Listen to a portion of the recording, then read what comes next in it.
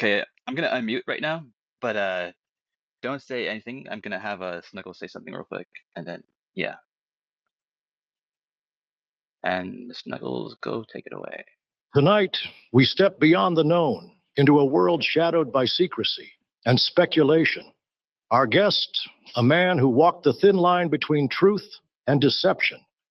Rick Doty, former U.S. Air Force Special Investigator, whose career has been woven into the very fabric of government secrecy, UFO cover-ups, and encounters few dare speak of. Join us now as we pull back the curtain and ask the questions many fear to answer. Live, here on Twitter Spaces. Welcome to a journey into the unexplained. Robert Stack, Unsolved Mysteries. Anyway, the great and wonderful Rick Doty. Good, thanks for hanging out with us again tonight. Well, thank Do you, you want to Logan, be for having me. Of course, man. You know you're always welcome. I love hanging out with you guys. Dr. Dulce, and do you want to be a co-host? You too, Rick? Yeah, I'll be a I'm gonna send you an co-host. invite. That's fine. Cool. All right, so Yep, I just accepted your invite, but I don't see it yet. oh, I see you as co-host already. There it is. I'm there now. So can Rick, I start do it you off? want to talk about anything in particular, or yeah, go ahead. I wanted to ask Yeah. Rick about. Go ahead, Rick. Let me say, I've been inundated with a question or comments about something that I said a week or 10 days ago about going out and on a Skywatcher's adventure, and I've been questioned about that. When I said I went out twice on Skywatcher adventure, I used Skywatchers generically as going out and watching the skies. I had no connection. I have no connection at all with Jake Barber. I did not go out with Jay Barber's team or group. I went out with people who I knew. Lauren Fenton, I'm sure most of you know her. I've been out with her watching the stars. I call it sky watching, and with Tommy Reese and Michael Morris, who aren't known much within the UFO community, but they have a group, a private group that go out and does what Jake Barber claims that he does. So I just want to make that clear that I did not, nor have I ever been out with Jake Barber on his sky watching adventures. When I said sky watchers, I meant just generically that I went out to watch the sky. So I just wanted to clear that up. Oh yeah, because I think the rumor thing that I heard, I think, was that you went out there and that you were like, "This is like nonsense," or it just wasn't like working or whatever they say it is, right? And I guess that was the rumor, but that's not true, right? So yeah, I don't know. Well, yeah, we went out and they promised me on both occasions that they would bring in something, but when I went out, nothing ever happened. We saw one strange thing in the sky, and that was it. So that's what I had said before. Oh, so it was like just a misunderstanding of something that you had said in a space? Yes. Oh, Yeah, okay. that's it. Okay. All right. Go ahead there. Was there anything that you guys wanted to talk about tonight in particular? Well, let me ask a question if you don't mind. Jesus, Logan. So, Rick, with that said, do you know anybody, or do you know anybody that knows somebody that's been out with the actual Skywatcher group, Alex and Jake Barber and all those guys? And what can you share with us as far as your thoughts, feelings, impressions, opinions about the actual Skywatcher group? Well, I do know somebody who I'm very good friends with who has gone out with that group before, and I am in constant contact with that person. He's former military, not really heavily involved in UAPs or UFOs, but the subject interests him. So I do know that he's been out there, and he tells his story. And I hate to tell other people's stories, but they have had some sort of experience on a couple occasions where they saw an object in the sky and they used some kind of method, psionic method, to to contact that object, and the object did some things that they wanted it to do. But to actually call in something, bring it to Earth, he's never seen him do that. So I'll just leave it at that. There's a lot more to what he wants would say if he was on the space. In fact, I actually invited him here, and I don't see him yet. Hopefully, he'll show up not too long, and then let him tell his own story about what happened out there. Okay, I just want to say real quick, Orbs, I let you up and you got your hand up. I get it, but the way we typically do these spaces is we kind of have a little bit of a conversation and then we start doing the Q&A. So if you just want to hold your questions for a few seconds. So Rick, what do you know about this whistle thing? Now, I think the whistle thing is interesting because, on a side note, Bigfoot have this thing that they do with this whistling. And so do you believe there is, we'll call it a technology or some sort of system that where they can whistle and somehow it's communicating with the non-human intelligence? Do you know anything about that? Only what I've read. I don't know anything personal. One of the groups, Tommy's group, that when we went out with Tommy's group, they had a helmet that they claimed to, if you put it on, you and think about certain things, concentrate on something, you're supposed to be able to communicate those thoughts to the ETs. I didn't. I wore it once for a short period of time. It didn't do anything for me. I've seen other people use it, claim it works, but as far as a whistle or anything like that, I only know what I've read, but I haven't seen something like that work. Okay, now my other question would be is they did put out recently, I think it's 6 or 7 different shapes of the different types of objects that they allege to have seen or encountered or whatever. One of them was the jellyfish, and none of them were actual flying saucers, quote, like from the 50s. Have you seen that list, and what are your thoughts about that list? I've seen the list. Many people have sent it to me. So yeah, I've seen it. I've looked at it. I I don't relate any of those shapes to anything that I've read in classified documents or seen in classified documents or seen at Area 51. So there's nothing comparison to the real stuff that I've seen. So that's about all I can say about that. But do you think it's possible, though, that with what CERN's been doing and the possibility of other races or whatever, interdimensionals, ultra terrestrials, whatever you want to call them, that there are what I'll use the word new types of objects, crafts, whatever you want to call them, that might be appearing now that weren't appearing back in your day? Do you think that's a possibility?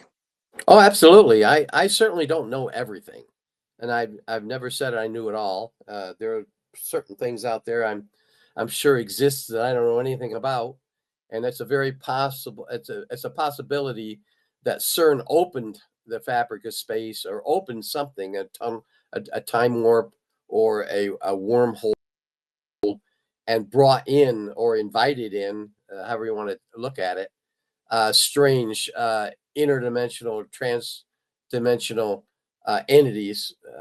That's very possible, and I've spoke to some people like Dr. Putoff, my former employer, about it, and others in our advanced working group, and they think that's very possible that something like that could have happened. Okay, let's go with Orbs by Thought. Go ahead, Orbs by Thought. We'll fire away. Hey Rick, I was fortunate enough to be invited out to the second event by Alex, and we did see some pretty fantastic anomalies out there. And I was out there for 48 hours, but yeah, they used the psionics, kind of typical psionic strategy, but they did have the dog whistle running during the day, and then psionics at night. But I just wanted to ask, like, for the guy that you know, is it Mike, or are you able to say the name, or are you waiting for them to join? Is it Jordan? You know, who do you kind of remain in contact with Skywatcher? I'll let I'll let him speak for himself. If he comes on, which I hope he does here in a little bit, I'll let him identify himself. Wait, hold on. Say that again. Is there some unanticipated guests that are going to be showing up? Well, I don't know if he's Well, going to be a witnesses. guest. Yeah, just a witness, somebody that has been out with Jake, and he's a friend of mine. This guy is a friend of mine, and I invited him to space tonight. In fact, I spoke with him uh, about 25 minutes ago, and told him how to get on. He's not real familiar with X, but I told him how to get on and join in. And if I see him, we can bring him up and let him tell his side of it. Good Okay, I want to times. ask Orbs by Thought. Do you have a name that I can call you, or you just want to be called Orbs by Thought? You can just go with Orbs or John. Okay, John.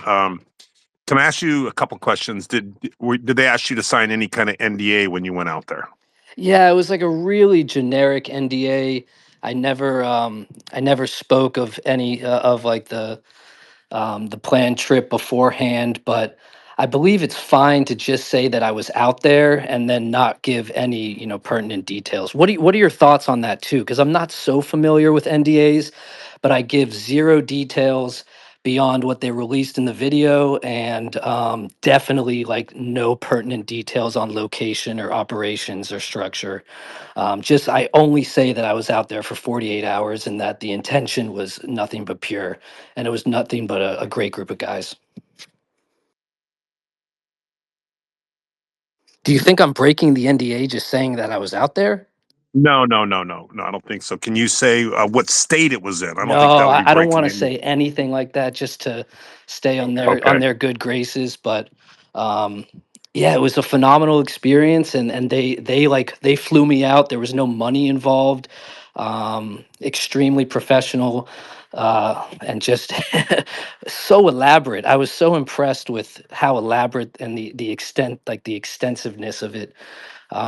And then yeah, we did the psionics. We saw stuff. Uh, I hope that they release more because there was more, but I wanted to ask Rick, what do you know anything about the jellyfish? Because I heard some, there's a past with the jellyfish. Let's just say that, and it's not all pleasant. Have you heard about uh, any negatives with the jelly? No, I've never heard anything about the jellyfish, nor have I ever seen anything in any classified documents that I can talk about that regarding anything shaped like a jellyfish. No.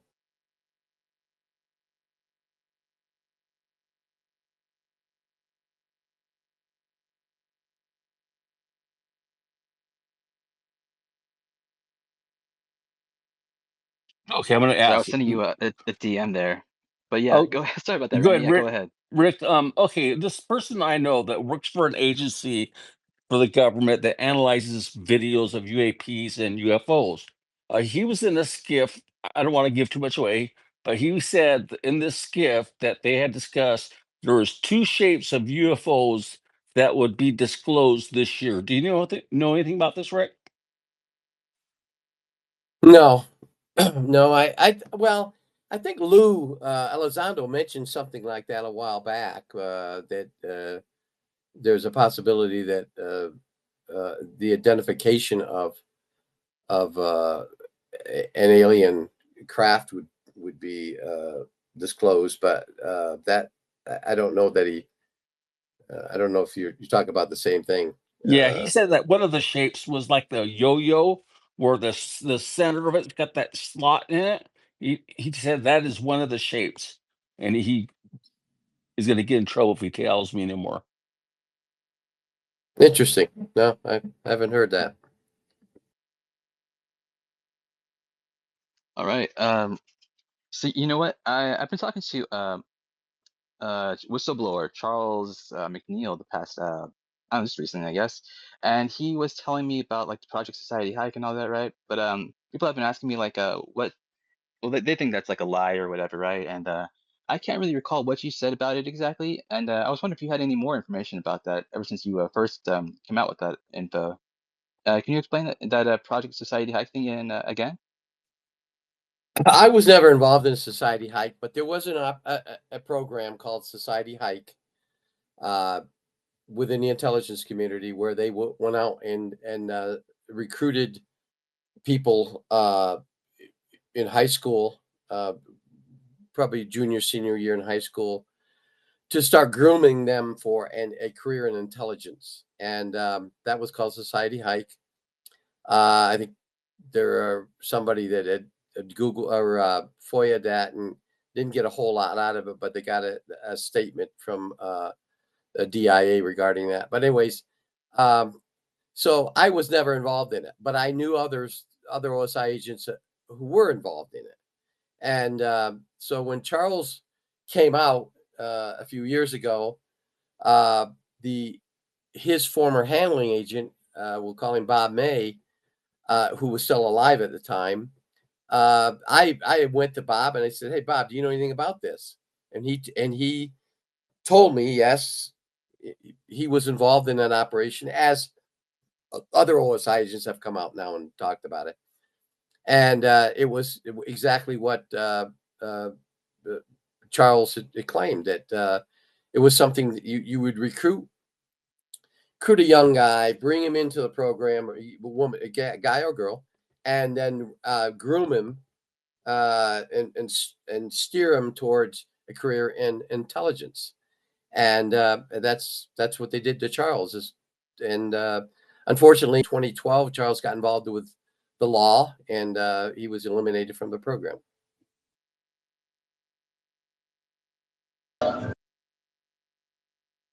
One love. Yeah, I had your mic open, but cool. So I mean, people would say to me that like there's no way, that's like super far fetched. Why would they like have this program for like this to like happen with like this kid? Like, why would they tell this kid? I think it was VC Smart who was chastising me actually, but yeah, I mean, this isn't too uncommon for like this kind of thing to happen with intelligence, is it?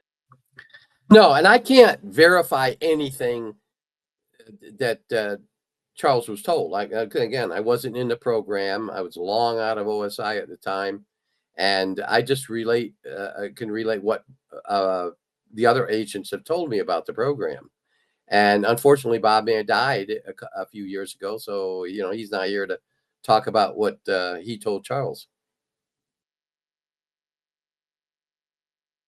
But But yeah, you're saying that, did Bob specifically say that yes, Charles I handled him, or did he say that there's a program? No, he talked about Charles. He talked in great lengths about Charles.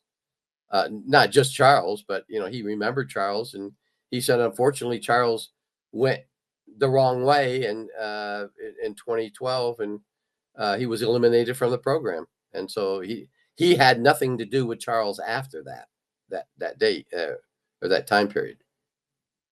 Is Society Hike kinda like step 2 for the GATE program? Because I actually looked up, like, the GATE program, and it is, like, a legit thing, right?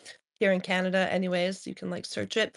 And that's kinda like I think that's for, like, younger children, though, but it's where, like, if they have, like, a really high intelligence, they have, like, better opportunity, essentially, right? So it's called the GATE program, I'm not sure if you heard of that. No, I haven't heard it, but it's something similar to that. It kind of coincides with a program that the government had, or the Air Force had, way back in the 50s and 60s. Curtis LeMay, who was a commander of the Strategic Air Command back in those days, um, started a program to recruit uh, pilots, future Air Force pilots, who would be responsible for maybe a one-way trip into the Soviet Union to bomb it with nuclear weapons. And that started they started recruiting them on a high school, or in high school, and followed them all through college and right through the military career as a pilot. And they thought that if they recruit you early, then uh, they groom you for that position later in life. And so that's similar to what the Society Hike was. David Adair mentioned Curtis LeMay dealing with him when he was 17, and that whole story about whatever it was that was underground in 1971. It looks, and we've talked about this before. I don't think it's really a secret, although the details are probably classified. As a matter of fact, from what I understand, it's a lifetime classification, but it's probably likely. Would you say that David Adair was recruited into a program like that? Do you think, Rick?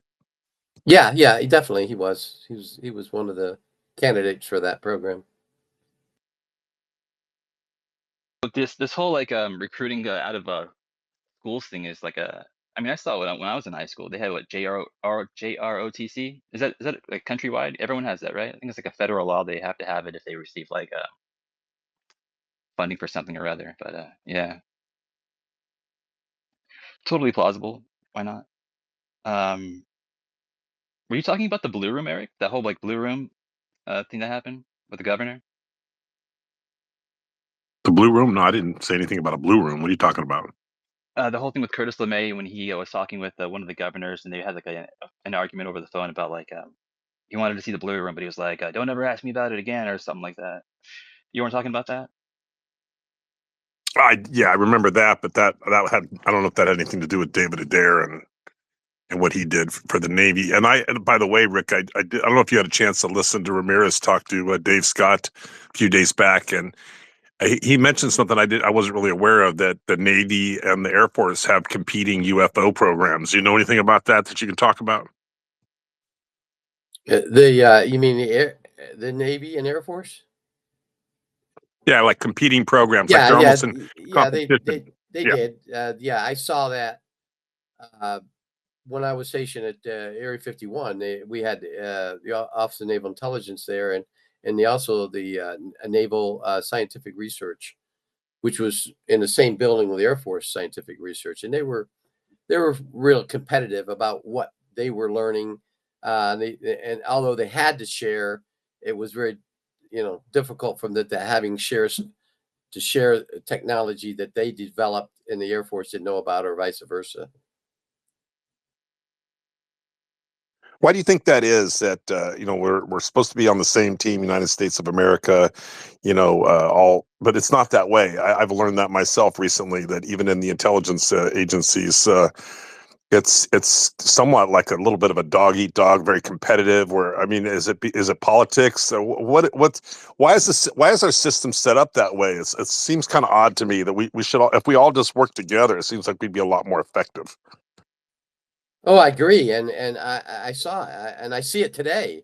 I see it in the different branches of government. The new branch, the Space Force, they don't like to share with the Air Force, and they don't want to get on the bandwagon on disclosure. They initially did.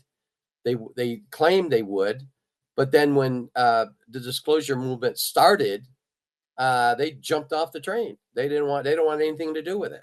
And the DIA and the CIA are really competitive intelligence agencies. Although they have different missions, they're still very competitive, and they really don't like to work with each other. But they have to in order to get the mission done. Just like the FBI and the CIA, they were years ago, before 9/11, they were enemies. They didn't want to be in the same room together. But after 9/11, they realized that they have to work together to protect the United States. And so, but there's always a competitive nature between intelligence communities and branches of the military. Does it have anything to do with, like, the companies that, like, they might be involved with, like, contracts in certain areas or with certain branches? Like, is it the submarine guys, they're backed by a company that doesn't wanna share secrets with maybe, like, a plane company or something? Like, I feel like there's gotta be a reason, like a money reason for that to be happening, because it doesn't make, like you said, it doesn't really make sense for us to be, like, fighting any of us to be fighting one another, The whether that fa- be within your own country or even neighboring countries. Like, we should be working together, and it always comes down to, like, secrets, right? Like a patent, like, see, like, being, you got to be one step ahead of, your enemy, right? Which I get that too, because it is important. That's an important aspect of it as well. But the I don't know. CIA Yeah, doesn't want to work with anyone. Yeah, You want to answer that, Rick? is that why the DIA was formed? No, the DIA was formed in 1961 because of an incident that happened prior to the Cuban Missile Crisis, where the military had the United States Air Force had intelligence, military intelligence about the capability of the Cuban Navy, and they didn't share it with anybody because there wasn't any entity to share it with. The Navy had similar information, and which could have cost if we had gone to war with Cuba or Russia, there would have been it would have been a nightmare scenario. But because of that and some other reasons, Kennedy decided to form a separate branch of intelligence called the Defense Intelligence Agency and place all military intelligence within a centralized agency called the Defense Intelligence Agency. Now, you have to remember that President Kennedy, did not like the CIA. I mean, he was disgusted with the Bay of Pigs and what the fiasco the CIA did, and he was also disgusted with some operations that the CIA would have ran if they had the proper maybe training. The CIA could have done things differently in some other intelligence operations, and that upset Kennedy. And in a number of books, Kennedy made it very clear that he didn't like the CIA. So people thought that once the DIA was formed, Kennedy was going to do away with the CIA. But also, don't you think also that, for example, a guy like Dulles, Alan Dulles, and the Dulles brothers, that for whatever their reasons were, they, in other words, it could be a few bad apples, we'll say, in a certain agency that can cause the public to think that the entire agency is bad. And the other question I wanted to ask you is, can the CIA and the DIA run or any agency within the United States run counterintelligence to cover up UFO activities against each other? Can that be done, or has it been done? Oh, absolutely. I see it done. I see it being done today. There's a really complicated program of disinformation occurring within the United States right now against UFO groups, and sometimes against each other within the government, because they don't want disclosure. The CIA doesn't want disclosure. The DIA, maybe some things can be disclosed, but not everything. Space Force will not even cooperate with ARO or any of the government groups. They won't even send representatives to Congress or House hearings because they don't want to talk about it. They want to keep it hidden. They think it should be hidden, and then other people come out. You see people come out, and I'm not going to name them, but they come out and they talk on social media about being critics of the program or UFOs. I know that some of those people are, in fact, being paid by the government to do that. They're being funded by the government to disinform you or me and others. And anybody that's really been following this subject for a long time, and I know a lot of people in this room have, they can hear people talk on social media or on a YouTube or on a podcast about some critical analysis of a sighting, discouraging people to even believe in it, or discouraging people to talk about the subject. Those people are being paid by the government. I can guarantee you they are. I'm not going to name them, not going to embarrass them, but they are. And that's disinformation. Well, it seems like more deception. In other words, some of these people, I'm just going to say, I'm not saying for sure Jeremy Corbell, but I'll just use his name as an example. It appears they're given information that appears as though, certain people get excited that, this, that, and the other, and we're inching closer to disclosure. But in reality, it really seems to me like just a campaign, a stalling campaign. Like we're going to give you like you haven't eaten for a week. Here we're going to give you like a half a bowl of oatmeal, and you get to eat that all day long, but that's all you're going to get. That's kind of what. So I mean, who's really pushing disclosure right now? I mean, it seems like we're getting blocked from all angles. Well, the best type of deception operations you could run is recruiting somebody like Jeremy or others, and use them as an unwitting source. Tell them information that they're believing is true, but because you're the agent, that it's all bullshit. Or excuse my language, and so these people go out and start talking and telling the public what they're being told, trying to make the public believe in something that in fact is false or disinformation. That's the ideal deception operation the government wants to run, and they are running it. Do you think they do the same thing with, like, debunkers where, like, they might find someone who wants to just discredit things, like, say, "Oh, they're all whatever," and then maybe just, like, make friends with them to, like, just, be present for the forming of the ideologies of the subject and whole, really. Yes, yes, Rick, I have a absolutely. I big did. mouth. They might I tell did that me. back in. Hey, welcome. Very nice to see you again. Hey, hold on. Let's go with hands now because we got three people speaking at once. Just a minute, Randy, go ahead, and then we'll let this No, I'll person. pass. What does I'm it say good. here? This. Okay, go ahead. This is a good sign. Go ahead. He's No, I gone just now. booted his ass down. Yeah. He We'll let him It- come back up unless you know yeah, who he he I'll can come go, is. back I up. don't know. Yeah, Eric. for sure. I would say, Rick, like me, I'm a person that's very talkative, got a big mouth. I think I'd be like the type of person they would want to give disinformation to, because then I'd be the type of person. Oh, I'd go tell Logan, I'd tell Ocean, I'd tell Snuggles. Yeah, yeah. Next thing you know, everybody. I'm sorry. That's why I booted him Dude, down. He can't help himself. I don't know. Maybe he can't hear us, or maybe he doesn't No, he understand the can't. He protocols. I don't can't. know. That's just how he operates. It's all good. He's a little retarded, I think. But yeah, sorry. Go ahead, Rand.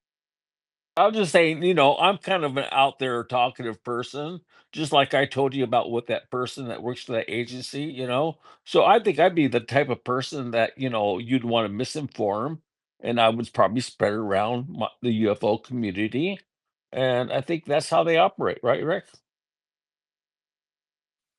Oh, absolutely. Back in the late 70s, when I was targeting different groups, APRO or MUFON, MUFON was relatively new, or NICAP, I'd go after the people that were on fence, so to speak, not really sure to believe it or not believe it, and I tried to convince them one way or the other, whichever way I wanted to uh, disinform the group, and so that you pick the person and let that person talk, and they're the ones that are doing your job for you, and yeah, so you look at different people with different personalities. Okay, so I let a few people up just to let you know, Neil. When you get a chance to speak, just kind of read the room, keep it to a minimum. Don't go rambling too long. But Orb's got his hand up. Go ahead, Orbs. We were talking about disclosure. Rick, did you ever hear of a timeline where the NHI themselves will initiate disclosure? No, no, never have. Great question, though. I love that question. Yeah, it is a good question. If we had the ability to communicate and have strong communications with a particular ET race, I think that's something that we would be asking them for, and I don't know that we do. Again, I don't know at all, and if we do have a communication link between us and a particular species, I hope that that's one of the questions or one of the things that we would be working on, their timeline. When do they want to disclose themselves to us? Well, you Hey, kind of hey, confused me right there, Rick. hey, Hold on a Ricky. second. Let me just follow up. Hold on. I thought that we were talking to the Ebens and having communication with the Ebens, and they were exchanging technology and all that. I mean, do we forget about that part, Rick, or what are you talking about? Well, we did at one time when EBA 1 was with us from 47 to 52. Now, we may still have, like I said, I don't know everything. And maybe if we still have communications with them, and we have established it, I'm almost positive of that. Maybe they have some kind of timeline, but I mean, I just don't know that. I mean, I've never been briefed in that, and that occurred a long time ago. But I understand that since then we've had contact with other species. I think now at least 9 officially, and maybe we do have some form of communications with these other species. We did with the Ebens, whether they're still here with us or not, I don't know. Okay, Open Eye, go ahead. Yeah, Ricky, the alien implants is kind of like a witchcraft thing. I want to explain to all the people how it works. Magic and witchcraft is very real. They're still in our bodies. See, what happens is they cannot do nothing in the invisible realm without stealing our body to do evil, like, getting a sword, you got to get an arm, leg, and they steal our legs and stuff because there's a spiritual realm war going on. Like, I use static and frequencies on my my speaker and static on my radio and to stop the frequency, and you could go underwater, like, in the jacuzzi, stop the alien implants from working. I've been doing that, and they're physically attacking me too as well. But there's the power of the word, just like the movie Dune. How they had to gag, they gag you and stuff. And I've seen a lot of magical stuff and a lot of miracles. And there's a great war going on. And these giants are big. They're huge. And they got the little bitty people too. So, but the problem is the government made a deal with the bad aliens because they fooled y'all with magic. Their technology is like magic to anybody. So that's what I wanted to tell you. Okay, hold on, Neil. Yeah, you don't have a question for Rick. You just wanted to share that with us, or do you have a question for Rick? Yeah. Well, I wanted to see if maybe he knows something about what I just told him. Maybe he could elaborate about the technology of aliens and witchcraft and alien implants, because it's very real.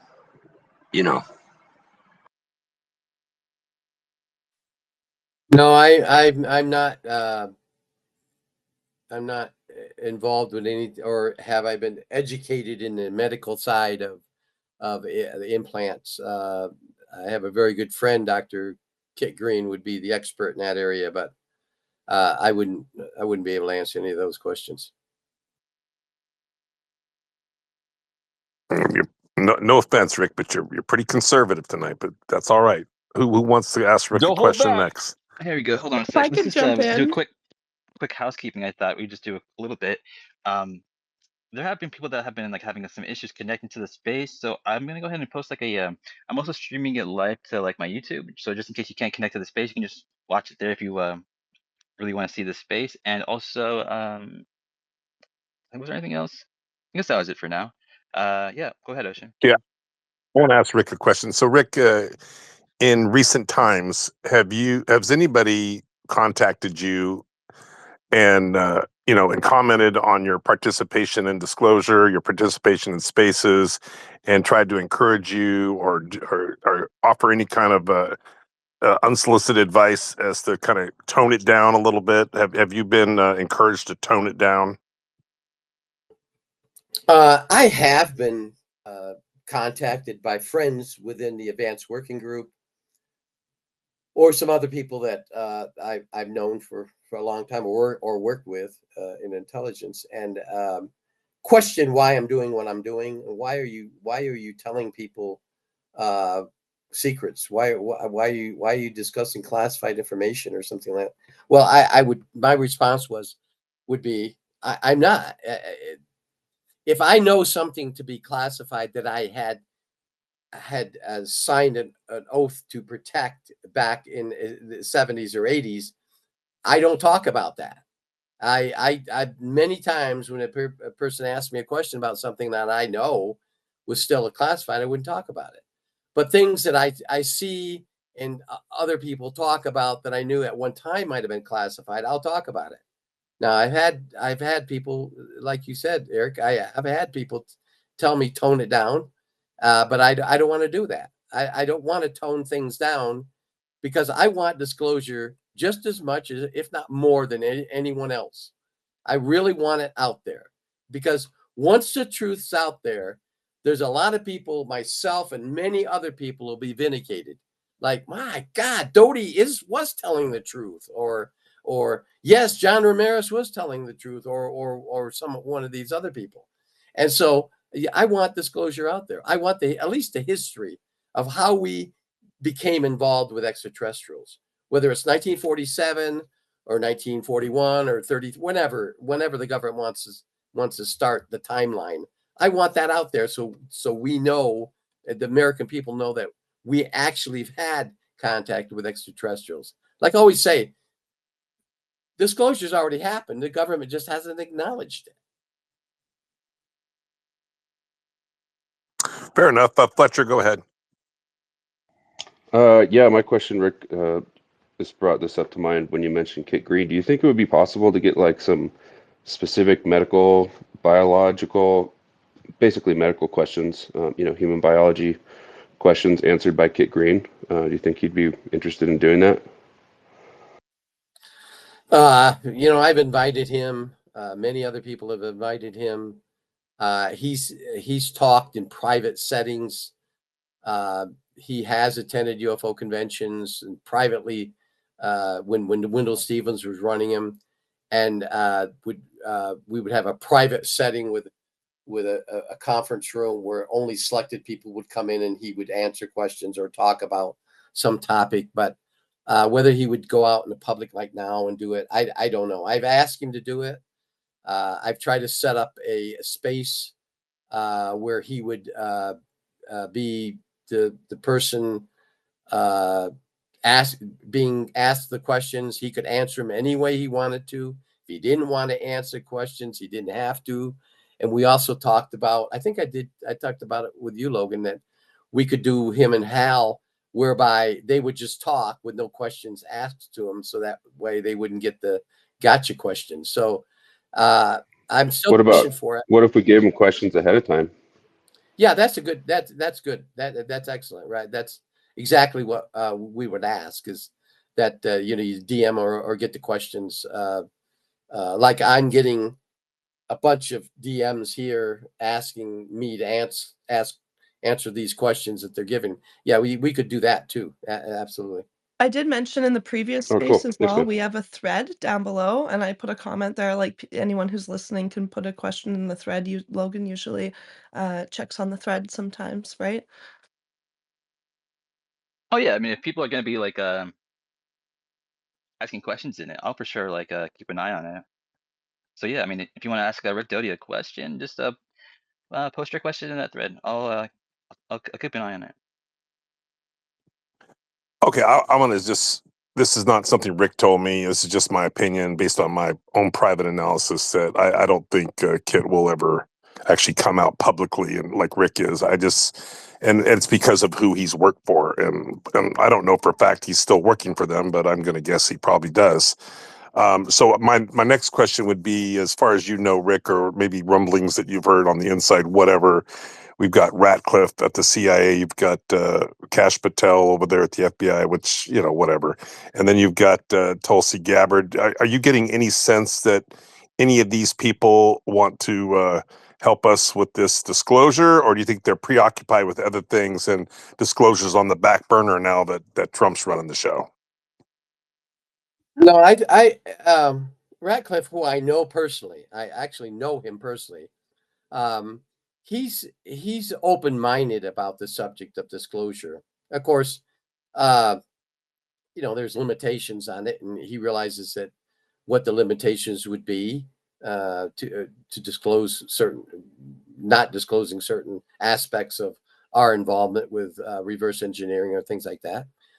So I think he's I'm not going to call him pro disclosure, but I think he would be open minded to it. I don't know about the others. The Peshta, I don't know him. I don't know. I know people that will claim that Trump is for disclosure, but only in a certain certain realm. So that's all I can say about that. I don't know Trump personally, and now there are other people that think that if and I'm apolitical, okay, I don't take sides, but there's a possibility if Biden had won, Biden, I'm not talking about Harris. If Biden would have stayed in the race, I think his scientific advisor would have convinced him to open up and possibly disclose something, and that's based on something that his former uh, uh, intelligent advisor told somebody else that kind of leaked out. So, but that never happened. That didn't happen. So we just Okay, so his scientific advisor is he now no longer the advisor for Trump, I assume? yeah, no, he's not an advisor for Trump. Can you tell us the name of the previous scientific advisor? You know Are you allowed what? to do that? Let me think about that, and I might reveal it. I Okay. think anybody could Google it and find out who he is. Yeah. He talked on a show in January, I think it was, or maybe February, about something entirely different.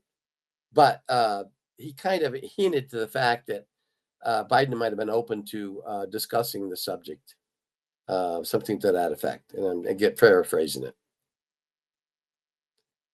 Go ahead, Rand.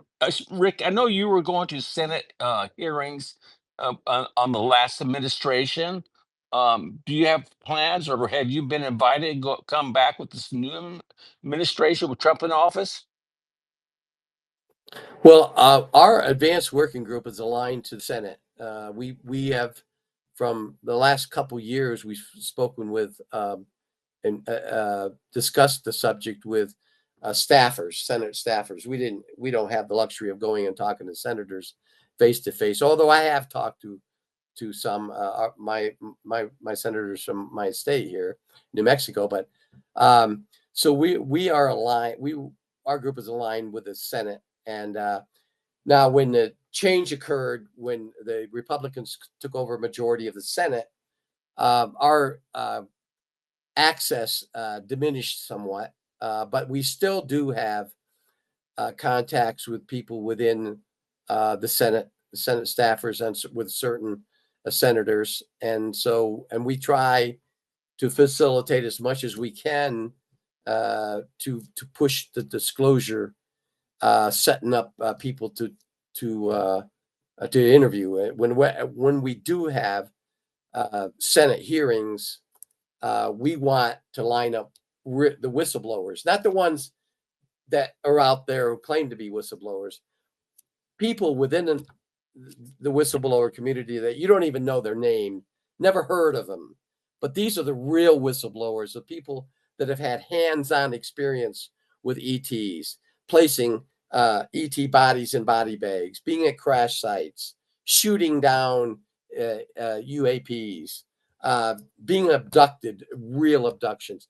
Those are the people that we want to testify in front of a hearing, whether it's a House or the Senate, because these people are going to tell the real stories. They're not going to tell stories about what somebody told them, or what their aunts, uncles, cousins, brothers, friend who's a pilot told them. These are firsthand experiences, and there's many of these out there waiting to talk. Thank you, Rick. I would love like a Okay, journal, before like if you could keep a journal of all of the experiences that you hear that are like firsthand experiences, and then it could be like a collaborative, it could be anonymous, right? Like I don't know. I just feel like I would love, there needs to be some type of documentation for it's not about having facts, but just people that go through things. Like, I think hearing their perspective, regardless of whether it's truth or not, just that perspective is important. My hand was up. I was just going to say Contact in the Desert is coming up so soon, and I'm so excited for it. Um, and last time we spoke, Rick, was like Christmas time. I think it was on Christmas vacation. So the JFK files came out, and I didn't read any of the files, but I did watch like the hearing when it happened, the beginning of it. So I'm curious what you thought about the hearing. And then also here in Canada, there's like the Canada Sky or Sky Canada, I'm not sure which, but project. And if you know anything about that, or like also, like, as a Canadian, where should I go to, like, pursue disclosure in my own country? Like, is there any advice you could have as for me? Because, like, I should be doing that here too, right? Like, there is, some UFO stuff that's happened here, so, yeah, and it's good to see you, and I'm enjoying the space, so. Well, thank you. The JFK files, I read, I mean, I didn't read all of them, but I nitpicked through them to what I thought would be the most interesting. And there are a lot of interesting release documents, and some relating to the UFO. You have to really dig, but you can find some mentions of it, or mentions of what the president had said about it. As far as Canada goes, I have a very, very good friend up there. His name is Mario Riggs. He was a former Canadian Intelligence Service officer. I think he served, I think, 30 years in the Canadian Intelligence Service, similar to the CIA. And he has probably, although he's not popular, I mean, he doesn't have a website or anything, but he's probably as very interested in the subject and probably knows a lot more than he would talk in public about it, because there were a lot of things happening in Canada over the years, going all the way back to 1951. An incident happened way up near White Horse, Yukon, and I mean, and then the Falcon Lake. incident, Falcon Lake Falcon incident. Lake incident, and the incident happened on the East Coast, Harbor, the Shag Harbor. Shag Shag Harbor, yeah. Harbor incident, the radar site 59 incident that others have talked about, a Dew Line radar site manned by Air Force and Canadian Forces people back in the 50s, late 50s, early 60s, I think it was. That something has landed there or crashed there. There's a lot of incidents if you really dig into it that have happened in Canada. I think they have their own MUFON. I don't remember now what it's called, but We have a different type of Freedom of Information Act, so, like, I don't know if I have the ability to, like, become, like, say, like, a blackvault.com, but for Canada, but I feel like we need that, and then, like, there's gotta be someone I can write to be like, "Please pursue disclosure." Like, I just wanna know how do I, be, like, a positive activist, like, in my own country type of thing, right? Because like, I should be doing that. Because yeah. I wish I knew. I don't know that much about Canada, although my relatives came from Nova Scotia. I should know, but I don't really. Let me check on it and see if I find something. I'll DM you if I can find something. All right. So, what's his name? Jesse Michaels just had his interview with Harold Malmgren that he released recently, and in it he talks about uh like the Knights of Malta, and he says how like there's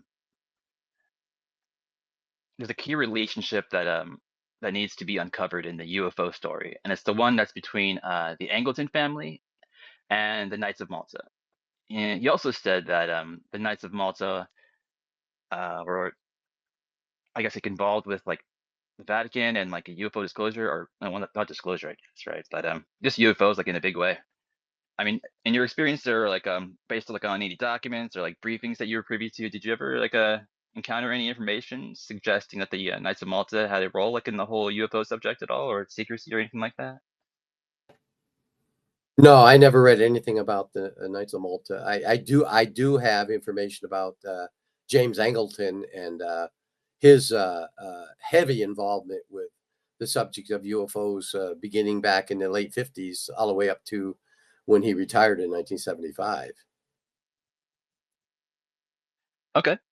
You want to talk about any of it in particular? Well, yeah, you know, in the now James Angleton was a CIA, a counterintelligence, counterespionage specialist. He started his intelligence career in World War II as an OSS officer, Army officer, OSS. He worked behind the lines. James was able to speak several different languages. When the CIA was formed in 1947, he was on the one of the top 35 that was hired on the payroll of the CIA in 47. And well, actually January of 48 it started. He recruited people. He was responsible for dropping agents behind the lines of the Soviet Union. Um, there was an incident that happened in Turkey, northeastern Turkey, in 1956, where something had crashed, and the we had military bases in Turkey at the time, and the consensus was that it was a Soviet test vehicle that had crashed in the mountains of northern Turkey. Well, Angleton went there because he was on a special team, and I think he spoke Turkish too. And when they got to the site, which was in a very remote area of Turkey, right near the border with the Soviet Union at the time, they found something that wasn't a Soviet craft. In fact, they had no idea what it was. But Angleton, because of his connections with people within the CIA during the early 50s that dealt with a Project Grudge and Sign, and then, of course, later Blue Book, Angleton knew about UFOs. He had been briefed. And so he immediately identified it as an extraterrestrial craft. And it was able to get that thing back to the United States and be analyzed by us, basically taking it out of Turkey's hand. So from that point on, Angleton always had his hand in the subject of UFOs. And he primarily dealt with them overseas. He wasn't involved in crash sites in the United States. When something happened, regardless of what the country was overseas, he'd have his hand into it, the CIA would, and they would get their own intelligence officers at the scene to investigate it. So that's James Angleton. Of course, he was involved with a lot of other different things, shady things, and during the hearings of 1974, he was aligned very closely with Nixon, and when Nixon fell, Angleton fell, and he was forced to retire. Go ahead, Red. Great. No, hold on, I'm curious. real quick. Hold on. There's this Turkey crash you're talking about. A year before that Turkey crash, there was another crash just the year before, right? Was that one a UFO crash as well?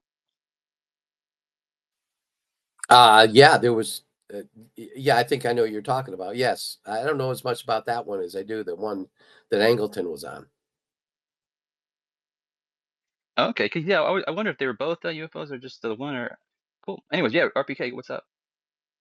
Cool. I got a couple questions, but first, great to see everyone here. Did you get a chance to watch the whole Jesse Michaels Malgren interview, Rick? And you have any thoughts on that? No, I did not watch it. I haven't watched it yet, so I can't really comment. Definitely recommend it. Thought it was pretty good, pretty amazing, actually. And then my other question was, oh yeah, I know Yeah, you've really said good. your book is in like kind of DOTY review and whatnot. I guess, yeah, it's a question. I'd really appreciate it if you included like some segments about your family history to the UFO stuff. Like I think you said you had an uncle and in Blue Book and stuff like that. I think that'd be really cool to have fleshed out somewhere. Okay, yeah, Major Edward Doty was my uncle. His prominency was investigating the Lonnie Zamora case of 1964. What's the guy's name again? Malgrim, Brad, that got interviewed on Jesse's. What's his name? Harold Malgren. Yeah, I haven't had a chance to watch it. Can you like highlight at least 2 or 3 things that stood out to you that you could bring up to Rick right now that might joggle his memory? Because I haven't had a chance to Sure. watch So it the either. TLDR is he was advisor for what Kennedy, LBJ, Nixon, and Ford a little bit. And basically, he just said that basically some of the Starfish Prime stuff did bring down a UFO. That JFK went to Los Alamos specifically about like kind of UFO stuff. He said he himself had held a UFO. And like what Logan was saying, he was talking about the Knights of Malta stuff a lot, which I think Corso was a Knight of Malta. A few other people they were mentioning were Knights of Malta. What about you, Logan? Anything else that stick out particularly from there? Um, no, we only saw the first half of it, right? So we still have to watch I do anyway, the second half. Have you Hey, watched the second half yet? I, I watched it. I watched it pretty carefully, and I was in. Oh, sorry, I think I just muted you. You got to put your hand up, bro. We're going with the hands. Yeah, no, I was saying I only saw the first half, so yeah, I don't know. What's the second half Nathaniel, go about? for it though. If you saw a bunch, what were the key Yeah. sticks out for you? Go ahead, Nathaniel. Then we'll go to Sarah after that. Yes, I don't want to jump ahead, but in line with that, if it's a live question, Malmgren in that interview said quite a bit. He spoke from his deathbed of just frankly about Majestic and others, what he called guardians of a secret. So that was one thing. The Knights of Malta, yes, of course. He also pointed to gravity research and several other aspects. I would point out the matter of fact and also the fact that there is corroborated evidence in Majestic. I think that is people need to reevaluate their priors and take the Majestic claims more seriously. It was my takeaway from whenever he said that. It was jaw dropping. He also handled UFO material and talked about that aspect. There's a lot in that video. Okay. Do you know anybody, Rick, that knew Malgram, or did you ever meet Malgram, or do you know any of the history of Malgram, or is this kind of a new name to you? No, I don't. I've never met him. I don't know of him, but I think there's people within the advanced working group that know him, or knew him. But I'd have to check on that. What about what he said about these? He made that claim that the Guardians, as it were, I guess, or the MJ12 people, they were watching him from like a young age. Apparently, do you know if that's a thing? No, I've never heard that. I've never heard that story. Whether they would be watching people. I think there's a story out there about the Men in Black picking on people or watching people in their younger age, but not MJ12. Yeah, that was curious to me as well. What's up, Sarah? Hey, thanks for hosting. Thanks for coming back, Rick. I hope you're doing okay. How you feeling? I got a little bit of a head cold, but other than that, I'm doing great. Are you drinking your orange juice? Oh, I'm drinking all sorts of. My wife has me drinking all sorts of uh, Concoctions? homeopathic concoctions. But good, very good. Got you taken care of. Okay, so you were commenting on the Malmgren, you guys, just then, and I didn't want to change topic, but just if you wouldn't mind, since you mentioned the Lonnie Zamora thing, that I still want to talk about Malmgren because I think it's kind of neat. If you guys wanted to, obviously. But with your uncle, was it your uncle maybe helping with the investigation of Lonnie's case? Yeah, he was a key Air Force officer that investigated it. Okay, so now I'm not sure if you're close with your uncle or if you've kind of heard this story secondhand in passing, but I was always curious with that particular case on the weird symbol mystery. Everyone, like, that's one of the things where it's kind of like in the lore of like, which symbol did Lonnie actually see? Was it the first one or the second one? Was it the one that was shaped like the A with the 3 lines through it, or was it the arrow up? Did your uncle ever have any input on that, you think, or that you remember? Well, my uncle passed away some years ago, but I've talked to him exclusively and exhaustively about the subject over the years before he passed away. And the triangle with the three lines is the actual symbol that Lonnie saw. Thank God you The other, remembered. yeah, the arrow one is not. I don't know where that came from. And that guy that came out some years ago and talked about the cases and trying to debunk it was he was a debunker. He didn't, and he talked about the arrow and other things. But the Lonnie Zamora case was an actual event. I mean, it was a landing. The Air Force considered it a true event, as did the FBI, because the FBI was also there. And Lonnie, I was friends with Lonnie for many years. He passed away, of course. But when you asked him 25 years later to tell you his story, it was an exact, almost word for word story that he told the OSI when they arrived at the scene in 1964. So he never changed his story one bit. Never, ever not one word. He told the I mean, exact I can same read story. people pretty good, and just having a look at that guy's face, I'm just like, it'd be really hard for this guy to tell a lie. He'd have to be a really good actor, you know. He gets, and again, like he saw a UFO. I mean, I wouldn't say that's especially rare these, you know, even back in the 60s, right? There was flaps all over the place, but I think his was just so publicized. And you know, having your case looked at by Blue Book or, you know, the government kind of adds a different, you know, spotlight on it. You know what I'm saying? So I would also like to add into the ring of the 60s cases.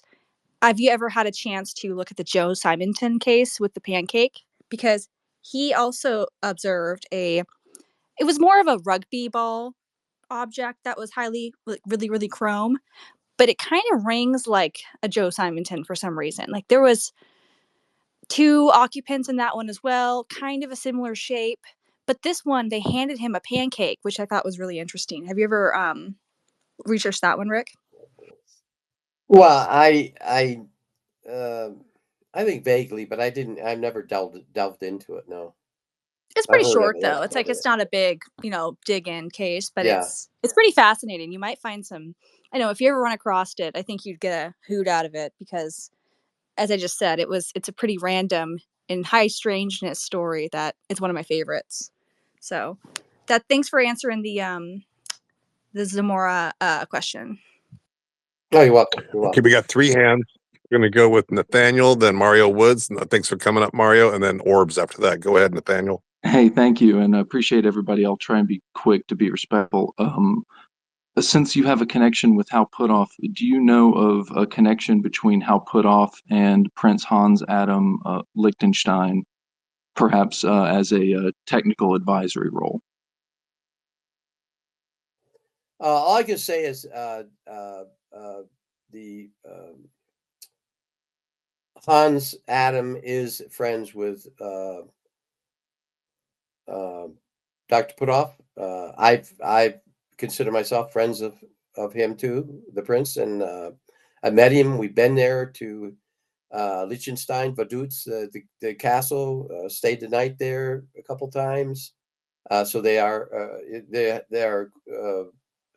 know each other. I'm not going to say what professional relationship they have, but they do know each other. If I may, another question. Yeah, follow up. Go ahead. Could you talk about your personal experience with the prince, and specifically maybe what role Switzerland has to play in the power structures of maybe private research? Well, I had a good relationship to the prince because number one, I spoke German, learned that in my service. I was always excited to meet up with him in Austin when he came over, or if we flew over there, um, and to speak German to him. And he was always so professional. He had a uh, a valid interest in the subject of ETs, and there's reasons behind that because of what Liechtenstein had done, not Switzerland, but Liechtenstein had done in the past to assist the United States. So, but there's a lot more to it that I'm not gonna talk about it because it's proprietary information. So, but there is a strong relationship to Liechtenstein and the subject. Thank you. One more follow-up, if I may, and I'd be happy to sit back and wait for other questions. You can follow up, and then I'd like to hear what you think. And I say think because I don't know you, what you think you know about Hans. But go ahead and follow up, and then I'd like to get your take on Hans. I appreciate that. I would love to tell you that, but I think it might be a waste of valuable time with Ricky here if we have good questions. But I'm not dodging the questions Okay. at all. I just would rather prioritize asking and getting his personal knowledge while we do have him. The follow-up question would be, the follow-up question was, pardon me, I just lost my train. Oh, yes. What kind of research was going on in Germany, Italy around the 1930s and 40s, to the best of your knowledge? What was the avant-garde or the bleeding edge of research in Europe prior to World War II? Geez, I don't know.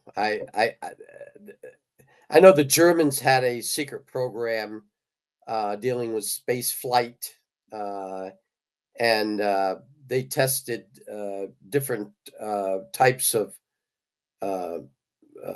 cockpits and the gravity, how gravity affects a human being, things like that. But I don't know what Italy and the other countries were doing. Thank you. Okay, is Mario still here, or did he drop down? Go ahead, Mario. I never saw Mario up here. Uh-oh, You see him up here? retard alert. Retard alert, class. Do you believe in a flying spaghetti monster too, bubblehead? I wasn't talking about. Was it a fake Mario? That was pretty good if that was. Oh, you know what? That psyched me out because I thought that was you doing that sound. Because that was so weird. Definitely wasn't me. And I saw that Mario had like 0 followers, 0 following. So I was like, maybe this is a fake or maybe it's really him. Yeah, I But don't let people up if they have. I think that's kind of sus to not have any followers. Like this is No, definitely I'm cool with letting people. I'll let anybody up because then they can expose themselves for who they are, and then we'll all know. It won't be a secret anymore. Yeah, Go, Dr. Dulce, okay. just leave it to me. I'll do it. Take care of it from now on. We'll just yeah, just be easier that way, I think. But who was next? Orbs, and then Fletcher. So Tim Taylor is kind of regarded as one of the most mysterious figures out there. He's been public a few times with Bledsoe. Do you know anything about Tim Taylor, his role, what he's involved with, and just do you know him as in general? No, I don't know him. Never met him. When I worked for Dr. Putoff, we went out to Skinwalker Ranch, but Bigelow owned it during the 90s. Taylor wasn't around then. I watched the show, but I don't know him personally. I know others that know him, and he's a very respected scientist. But I personally don't know him. Okay, let me ask you this, Rick. In terms of time travel research, do you think Tim would possibly know some things about time travel research? I think he worked on a project with others involving time travel. So he probably would know something about it, yes. He was talking about like time travel. I was just looking at this post. These researchers at the Seoul National University came up with this liquid particle composite called a particle armored liquid robot, which can deform, engulf, and merge without losing its structural integrity, enabling it to perform functions that are difficult for rigid robots. You know what? It's exactly like that robot from the Terminator. You know, like the liquid metal guy. It's just like That that. I reminds me of swear. Arrival, It's so the guys in spooky. the box, like that kind of liquidy. Oh, may I just address that like Terminator liquidy thing related as a question? Yeah, go for it. So in Hal Puthoff's, and I apologize, I'm using you as a proxy to get as close as I'll ever get to Hal Puthoff. His ultra terrestrial model paper was suggestive of a hidden elite hypothesis. And in that hypothesis, quote, there's a telltale sign of, you might say, UFO-related research institutes like Battelle, of concentrated development of new materials by Wright-Patterson Air Force Base, like nitinol. Nitinol, if you look it up, is this memory-shaped T1000 returns to form once deformed material. So I wonder about these kinds of weird materials we're talking about. I'm naming Battelle. I'm asking what you might be able to say about that, how Puthoff has conjectured that they are a part of a system. Yeah, the paper he wrote in 2022, the trans-dimensional, ultra-dimensional, I think it was a fantastic paper. It's been published. It's out there. You can Google and find it. There's a lot of great information. Even if you're not a scientist, you can still understand it. And there are companies out there that are experimenting with different types of materials that have memories. And I think we know that some of the crafts that we recovered, extraterrestrial crafts that we recovered, the outer shell has its own memories. It's all one flying machine, so to speak. Everything's connected between the outer shell and the interior avionics to the pilot through consciousness. And it's quite amazing.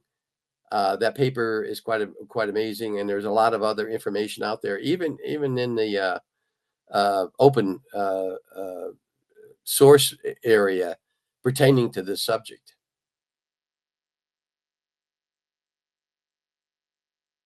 Go ahead, Fletcher. Yeah, Mario was that brought something else up to my mind. It sounded like, when he was explaining his incident, he was surprised at how fast you got there and how you beat him from the site to the doctor's office. You guys is there some kind of like teleportation technology? How do you get there so fast?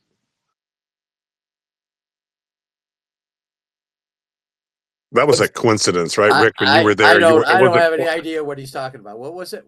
I lost him. Oh, he was just surprised at how quick you were there after the incident, and then he was also after that he was like, okay, they put him in the car and drove him straight from the site to the medical office where the surgeons were, and he said you they talking just about drove Mario straight there, Wood? and you beat him there. Oh, Yeah, okay. yeah. Okay. I'm sorry. I didn't catch that part. I was on a temporary duty assignment to Ellsworth. Had nothing to do with UFOs. It was an espionage investigation we were doing. I just happened to be in the OSI office. I was a younger agent. Jack Green, the case agent, asked me to do something, to go to the base hospital because Mario and the other airmen had been evaluated and examined at the base hospital on Ellsworth. And so they had records, I believe also x-rays. So I was asked to go over there to pick up the medical records and bring them back to the OSI office. Mario was there already, and he was being interviewed. I brought the records into the interview room. I gave them to Jack, and John Laschetti was the other agent, OSI agent involved. And they were interviewing him. And I stood there for, I don't know, 15 or 20 minutes listening, and got very interested in the subject and interested in what, experience that Mario went through. And then on a second occasion, I had access. I mean, I actually talked to Mario about something, and we were going to take him to another location. So that was really my only involvement with the Mario Woods incident. A few days later, left and went back to Kirtland. Oh, cool. Thanks. Just curious. Go ahead, Nathaniel. I thank you. I have a question from someone else, and maybe I can just save that for just one more moment. You talk about Kit Green and some of these companies. Do you know about any Chinese corollaries to crash retrieval, either in companies or corporations or their institutions? Do you know anything about perhaps, do you catch my drift here? Like a mirror element? No, no, the only thing I know about the Chinese connections to UAPs are some crash sites that occurred inside China that the intelligence community knew about, but I don't know what was recovered or any type of exact material that they're working on or any of those questions. I couldn't answer any of those. I know there was Operation Shady Rats, where I think there was like some people that stole information. I wonder if there was ever any UFO information, right? Because that would have been like government, but then also working with these companies to with the materials. Yeah, I learned about that one on YouTube. That one's really interesting, but yeah. And so you're aware that there's like stable fusion devices that have a coefficient of performance over 1 in use, right? Yes, yes. Excellent, excellent. Okay, here's a kind of a wild question from a listener. It may be fun. Have you ever been through a Stargate? No, no, never been. I'd love to go through one, but no, I never. If you ever Me get the too. chance, you have to tell us right away. Can I come too? I wanna where are Stargates? Do you know where It's at they are? stargates.google.com. It'll let you select your destination, your time, but you have to relative shift it, if you want to do a return trip. Do you know anything about Stargates, Rick? Well, we investigated one a long time ago when I was involved with. There was a Oh, time travel experiment being done at Kirtland Air Force Base by Sandia National Laboratories, which was a government contractor on the base. And this was in the 80s, and they advertised in a newspaper and in some magazines for anyone who claimed to be a time traveler, contact this number, Sandia National Laboratories, and if they could prove that they were really a time traveler, they would be paid money, and they'd get all sorts of kooks that would respond. But there was this one person that responded, and when this person responded, the project manager talked to him on the phone, and he seemed so credible. His name was turned over to us, and then we would have to do an investigation to determine if this guy is who he says he is. And I did the investigation with some other agents. Very remarkable. And we don't have time tonight to go for me to discuss it all, but this man lived in Barstow, California. Now Eric knows all about this case. He lived in a trailer, like a 12 by 60-foot trailer, near a gravel pit. And actually, he was allegedly employed at this gravel pit. And so we traced him to this location, this address, and this trailer. So myself and another agent went out there to interview him to see, in fact, if he can verify anything to do with time travel. So we went to his house. This trailer, knocked on the door. He answered. He's in a robe, this red robe that went from his shoulders down to the floor. A very Was, elaborate looking robe. was it there somebody else also in the house when you looked in the window, or Yeah, was that the there was second window? another. No, there was another person in there. So that's when we first went there. We couldn't get in. We knocked, and there was somebody in there, but we didn't. He didn't answer the door, and we couldn't break it. Hey, Are hey, we, so are we yeah, back on? Are we we back are. on? Yeah. I was gonna say like Hey, I felt like I apparently was in the elevator there for a minute. It was you might have good. been. So yeah, this is a good sign. I wanted to let you go ahead and ask a question since you are just like the king at interrupting people. No offense. Let's Yeah, just I get it mean, over with now. I it's a figured. yeah, it's a preemptive strike. I understand it. I don't Yeah, really yeah. have anything to ask. Is there like, can I get a subject? Well, I mean, maybe just ask the first thing that comes to mind. How much do I love you? Not in the gateway. No. I don't know. You tell me. This is news to me. Like this much. I'm spreading my hand. I didn't want to hear the end of that answer. I was getting nervous. Anyway, so yeah, if everyone wants to go ahead and like retweet this space, I guess. I was kicked from that last space before it crashed, and I didn't think I was gonna get back in because when I reconnected, it told me that the space had already ended. I was like, no, it ended. I was like, dang it. But then it somehow let me back in, and it was still going. So I was like, oh, okay, that's weird. But yeah, I don't know what was going on there. I think that person that came up and like trolled us a little bit, because I noticed he was hanging out at the bottom, so I kind of removed and blocked him. And right after I blocked him and removed him, that's when the space crashed. So maybe he got like pissed and came back and just kind of crashed the space or whatever. I don't know. Just theory. But yeah. Starts adding everyone here. Snuggles. Well, I was talking about something that maybe the government didn't want anybody to hear about the time travel incident. So That's maybe what that's someone why they told crashed me. it. They said feds crashed your space, guys, because you were just talking about knocking on the door, and then like literally the last thing you said in that space is, "Yeah, we knocked on Disclosure. the door so we couldn't break in." Boom, space crash. See, I'm they like, "Oh stop yeah, disclosure, Rick. that's sensitive information right there." But yeah, I don't know. Don't get in trouble for saying things. But It wouldn't be the first time he's told this story publicly. No, I've told it I know he's before, told and it to us before, and yeah, yeah.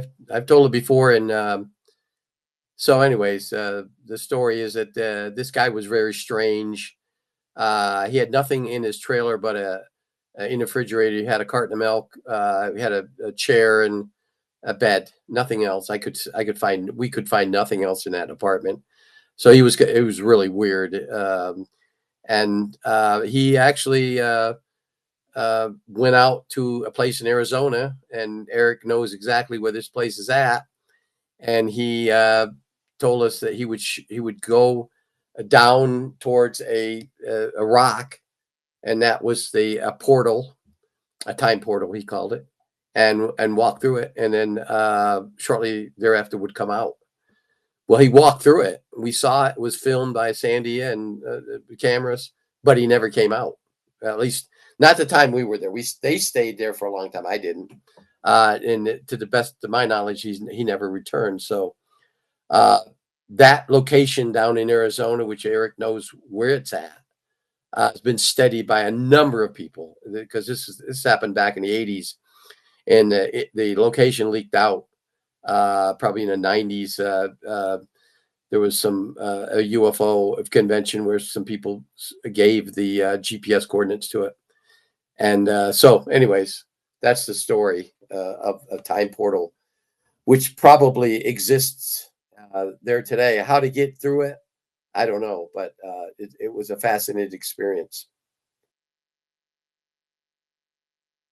All right, we got Nathaniel and Orbs. I don't know which one was first, but actually, Godsaw, Nathaniel. didn't you have your hand up?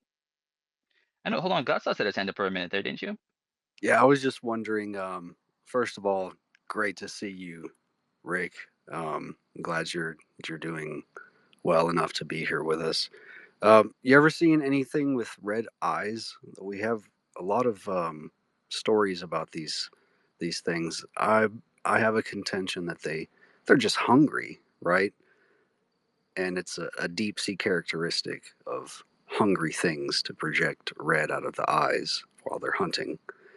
But a lot of people think it's demonic, and I was wondering, like, what's your opinion on the red-eyed visitors? Well, I've certainly heard the about the red eyes. I've never experienced it myself, but I've talked to people, witnesses who saw it, scared them to death. And the first thing they thought of was a demonic entity. In fact, one particular person I interviewed years ago about it said that they didn't they didn't connect it to a UFO or aliens. They did connect it to a demon or the devil himself. And so, because of the red eyes, that's the only story I know about it. I don't know any connection between a particular species of extraterrestrial and the red eyes.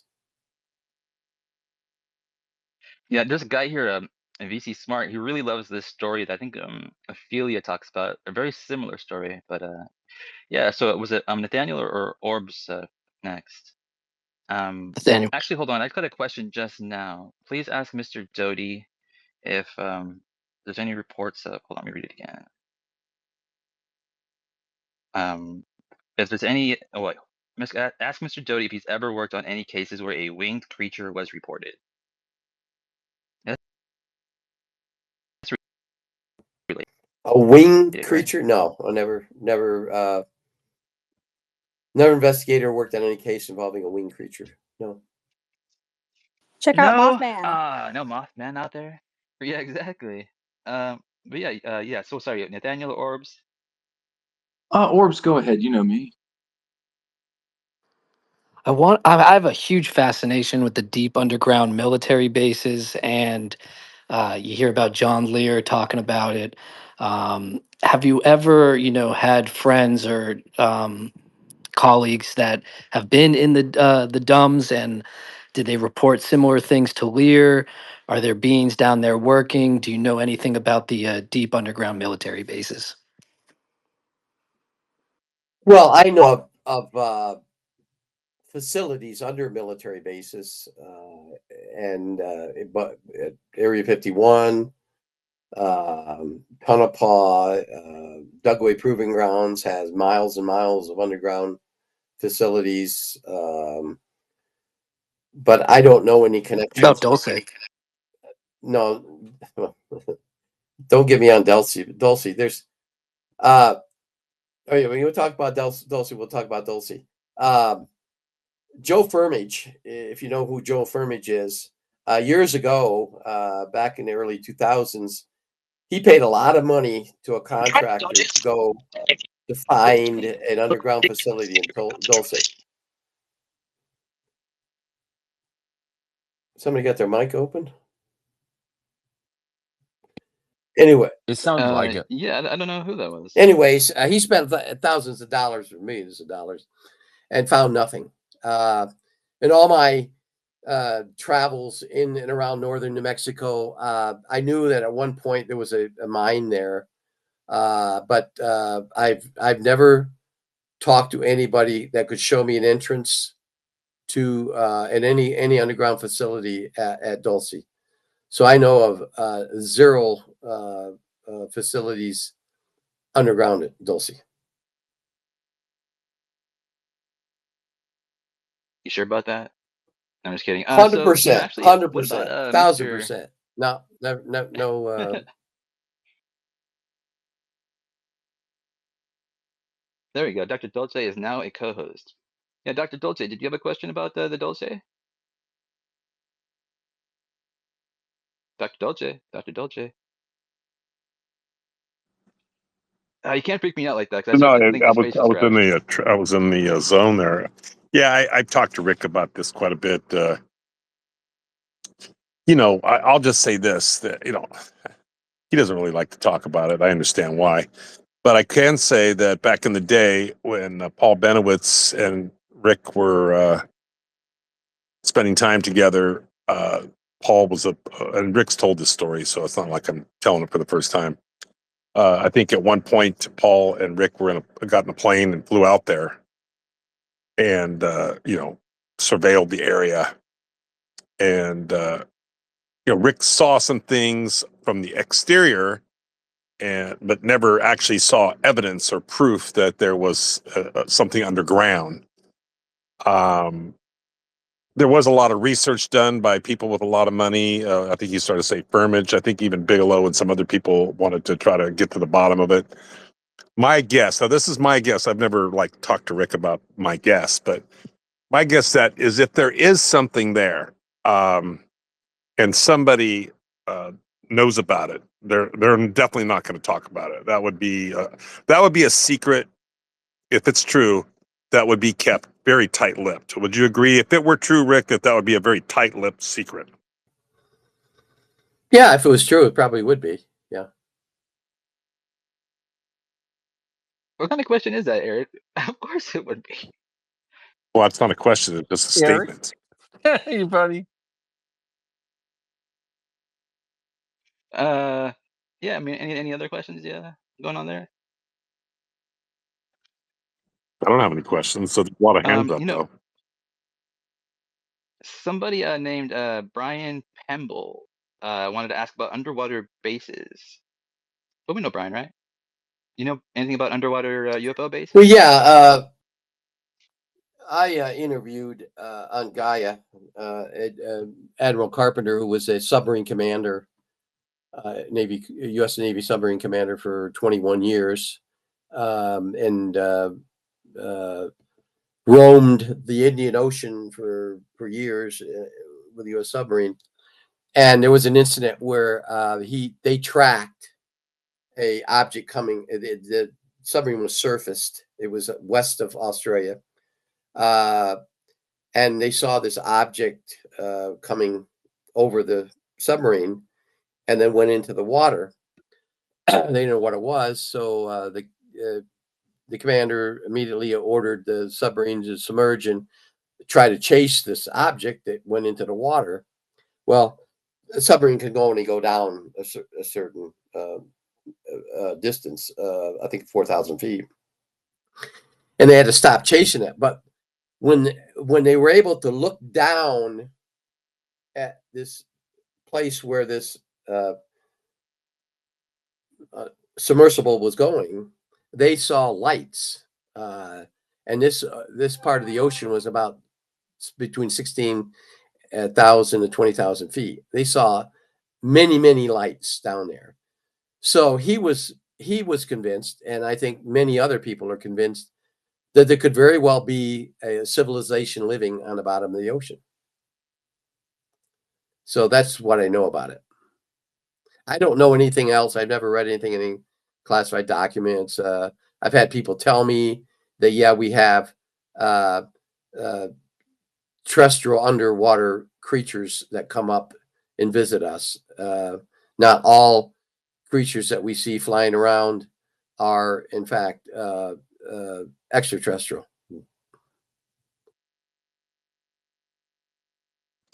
Awesome. Got a lot of hands up.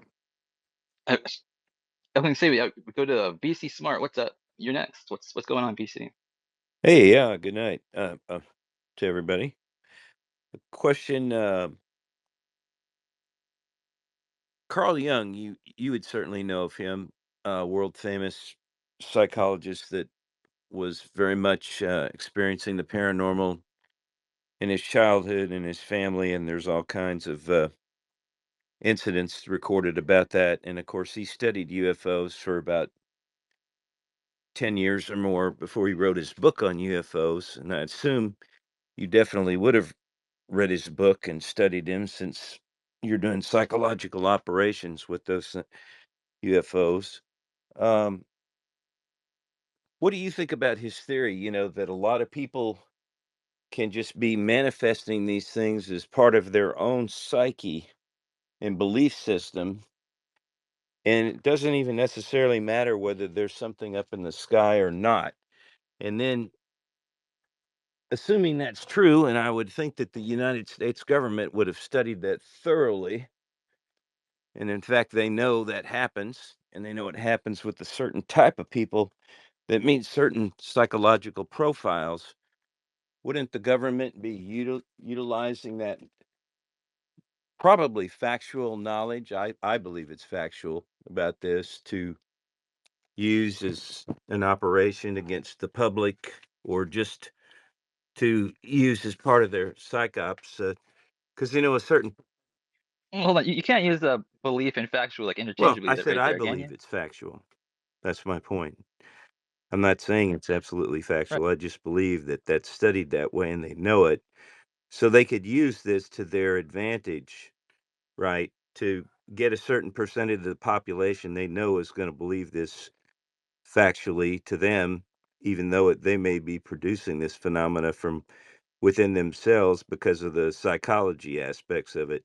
And what do you know about that as far as your, background and studies with Carl Jung? Have you found that a fascinating idea? And do you think the government has used that knowledge, which he believes uh, people do this? And what do you think about that idea? Well, I've never studied anything to do with Carl Jung. I think somebody gave me a book a long time ago, one of his books, which I don't think I've ever read it.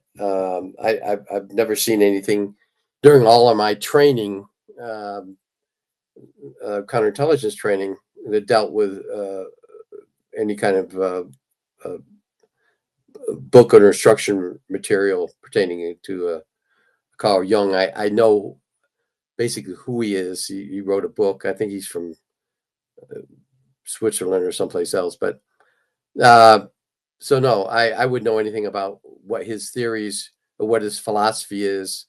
Uh, when we were dealing with or learning deception operations, or in counterintelligence training, you learn the psychology of deception, psychology of a human being. It's not a full psychology course, but it relates to how to evaluate a personality, a human, how to uh, manipulate certain types of personalities and things like that. But that didn't have anything to do with Carl Jung. Okay, we got John Strader in the house. You haven't had a chance to talk yet. John, go ahead. Thanks, Eric. Thanks, Logan, for the space. Rick, always great to see you in spaces. As a fellow New Mexican Albuquerquean, I love when you're here representing. So I'm on the road. So I have a couple quick things. So first off, very recently, Science Bob McGuire, and Jason Sands and Paul Ramirez told a story John Ramirez. of how John Ramirez. John Ramirez, I'm sorry, John Ramirez, CIA, ex-CIA, how they were in San Francisco at a UFO, an experiencer conference a few weeks back, and they had a run-in with a woman with black eyes who they felt seemed very off and sort of alien, and then they were trying to confront her, and then she just disappeared directly in front of their eyes. And I don't know if you'd heard that story, but I wanted to know what you think of that, story, and if there's similar types of stories, and if you believe that when you're at these UFO conferences, that there are aliens walking amongst us. That's question number one. Well, yeah, I am friends with John. Be appearing. He works on Gaia with me. I heard that story. There is strange people that hang out at UFO conventions. I've met many, many, many of them because I don't miss many UFO conventions. I've been attending most of them. And there's a woman by the name of Melissa Angleton. She has some other names. She does have black eyes. It's a and if you look into humans having black eyes, it's an anomaly, but it's not impossible. I mean, I don't know. It's a medical term. I can't remember what it's something about pigment, iris pigmentation or something. Anyways, I'm pretty sure I know who that woman is. She attends all of them. She's very, very mysterious. She always confronts people. She's confronted me many, many, many times. I'm not saying what the same person that they experience is this Melissa, but it sure sounds like it was Melissa, and she's a very, very, very strange person. Now, if somebody was to tell me she was an extraterrestrial, I wouldn't doubt it. She's very, very strange. Her fingers are she has fingernails, but they're not human looking fingernails. I don't think she has holes in her ear. She has earlobes, but I've looked at her sideways, and her interior of her ear looks really strange. So, and her hair is all different. Now, if this is the same person that Ramirez and Jason experienced with, that's probably her. But then again, I don't know if it's the same one. But there are other people, strange people that attend these events. What about the idea that she disappeared directly in front of them? That's amazing. That she never disappeared in front of me or the other people that were with me. But that is strange. If in fact she has the ability to disappear, then I would say that she was probably an extraterrestrial. Thank you for the answer, Rick. Very interesting. Yeah, Mr. Ramirez is actually going to do his first space, I think, tomorrow with Sarah. So hopefully you'll join in and be able to pop up and maybe ask him some questions. It'd be great to see you interact with him. It's going to be great to have him in spaces. I had heard him say before he would never go on X because he didn't feel it was safe. But I'm glad he's deciding to join us here and have a discussion with us.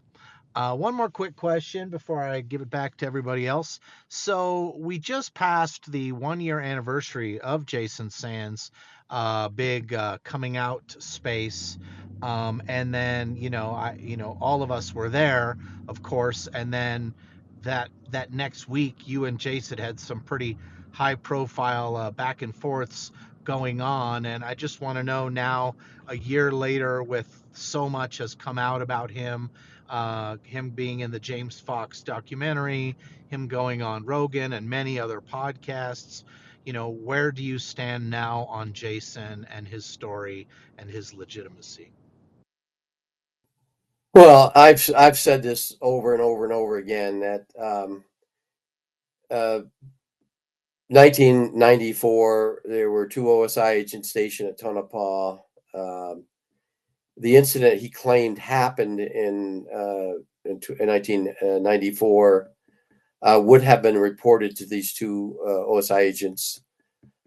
He told me matter of factly that him and another person reported it to these 2 OSI agents. But these 2 OSI agents are still alive. One still works within the intelligence community. One is retired.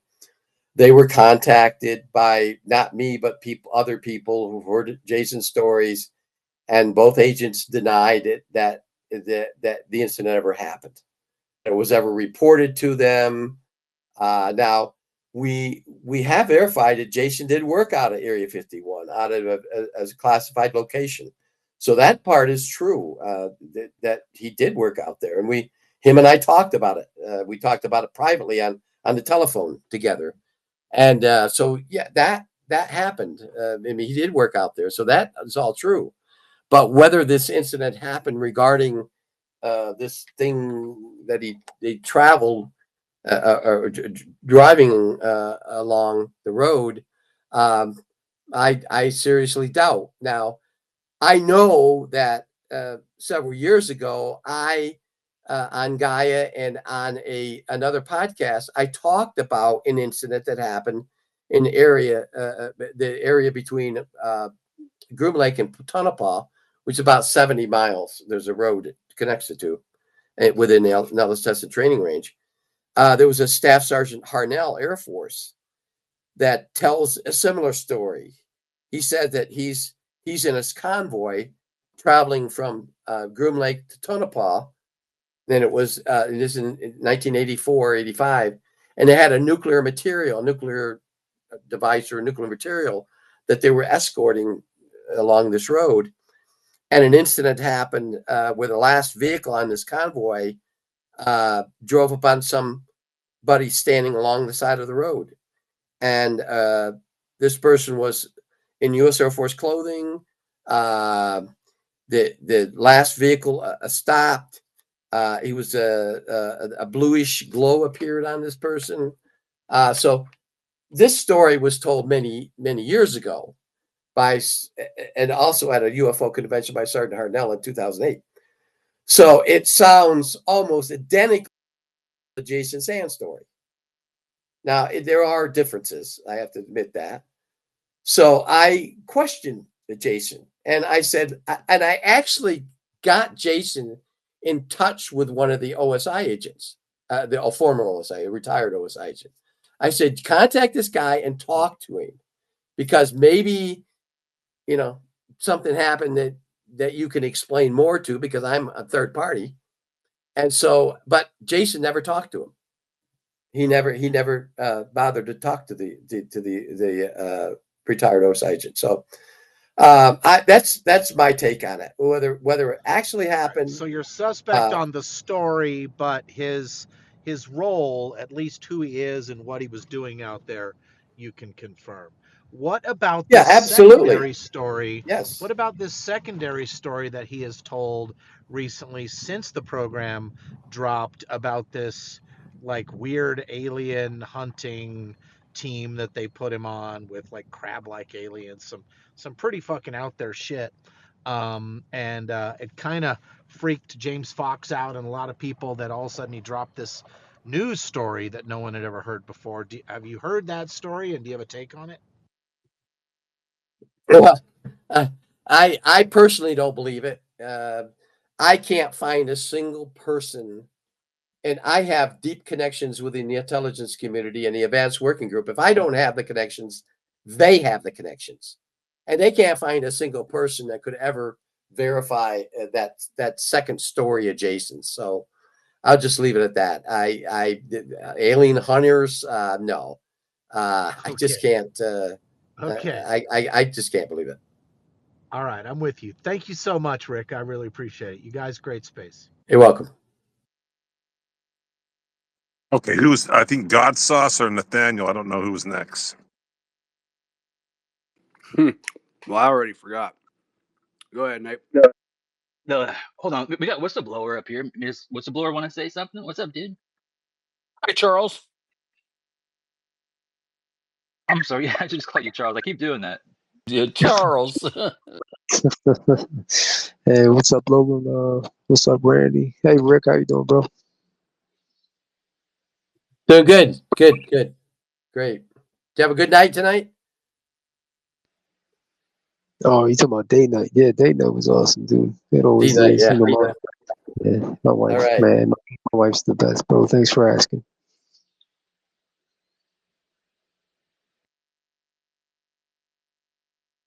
Okay, cool. Let's get to Nathaniel. Unless you Hold have on, a I question there, got a whistleblower. question for. I'm sorry, Charles. I got a question for Charles. Sure. Charles, I saw recently you tweeted because people were kind of coming at you, and you basically, I'm just paraphrasing, said that something to the effect that you didn't really choose to do this, as far as being the person that's bringing all this information out, and if you had it your way, you wouldn't. You would prefer not to have to do this. So I was curious. Can you, as best as you can, explain why it is you think, or have you been told why you're being asked to do this, and have you pushed back, and why you don't want to do it? Can you kind of? I just want to hear that part of your story, if you don't mind. Well, I think you read it wrong a little bit there. No one's ever asked me to do this at all. Yeah, I took it upon myself to do it.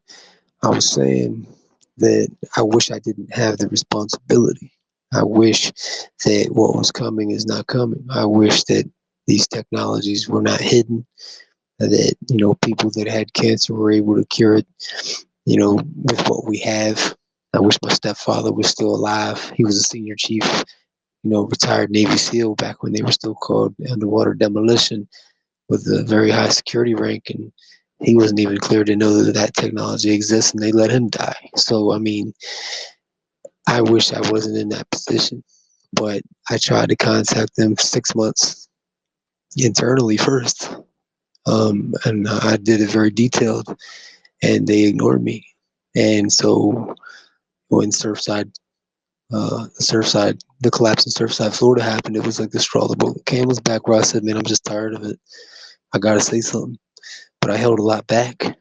And for like 4 years ago when I did that, I put my document together. It was like 30% of what I knew. It wasn't a lot, but it was detailed.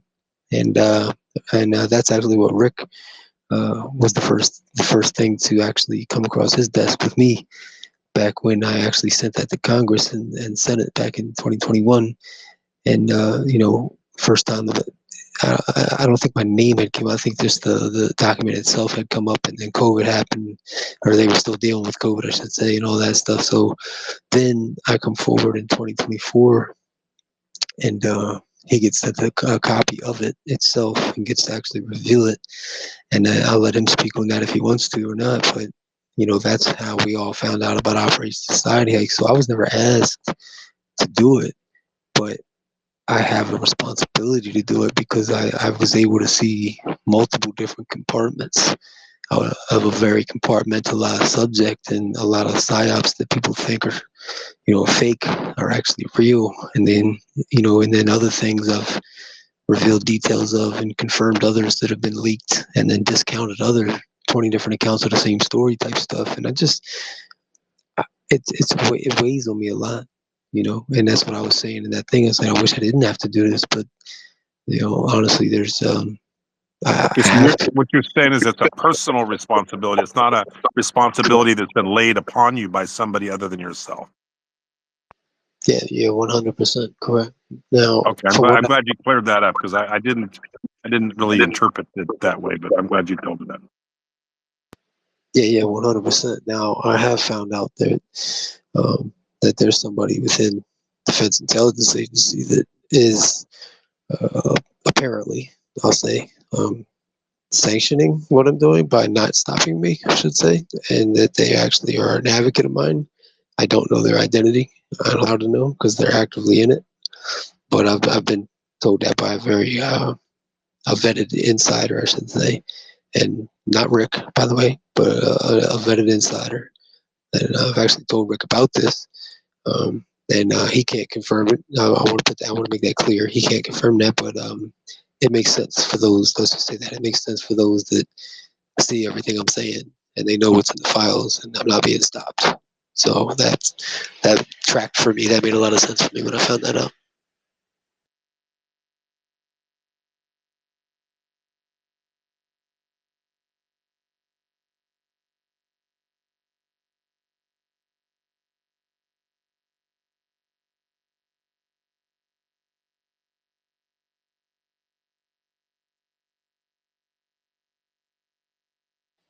That's it. I didn't have any more questions. Thank Thank you, Charles. you.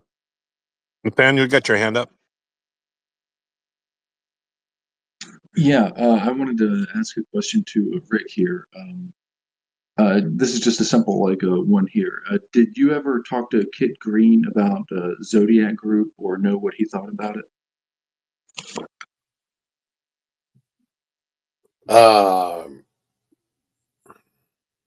Yeah, I have. I've discussed, but everything I talk, all the discussions with Kit are confidential, so I can't. I'm not going to say Okay, what all he right. thinks Well, we'll about just it. So. consider that we're just warming up, So, could you talk more about? Do you have any connection to the Liechtenstein Global Trust, or do you know anything about that connection with the prince? And could you elaborate on your relationship with the prince? You don't have to talk about other people's, but what is that connection to specifically free energy over unity, quote, research that he was doing? I know very, very, very little about that, and my relation to the prince was very social and professional. I met him back in '94. We maintained friendship when he came to the United States to visit Hal at the lab. I was there. I facilitated. He spoke fluent English, so I didn't have to translate anything. But um, we talked about a number of subjects. I was always fascinated by Liechtenstein's connection to Switzerland and Austria, and to during and what Liechtenstein did for the United States during World War II, and things like that. But I maintain friendship with him. I haven't seen him in a while, but I still consider him a friend. Um, that's Well, about all thank I you. can say Yeah. about him. What about any connections to Knights of Malta with people that you run in circles with? What have you come across with the Knights of Malta or Templars? Um, when I was in Switzerland, I ran across a guy that was connected to that group, and I spent some time talking to him about it. He was in Swiss intelligence. I find it fascinating that there are people out there that can connect certain world leaders to that group without these people ever acknowledging it. And but he fully acknowledged being connected to the group, and unfortunately, he passed away a few years ago. But that's the only connection I would ever I had. All right. You know that Pete Hegseth has a Knights of Malta tattoo on his right chest muscle. You been scoping out his body, or what's going on? I No, it's didn't know out that. there public. It's out there Yeah. publicly. You can see it. It's not a secret. Well, Ricky, you brought up the World War II connection. I mean, do you know about Brown Brothers Harriman and the CIA and the Council on Foreign Relations? What do you make of all that?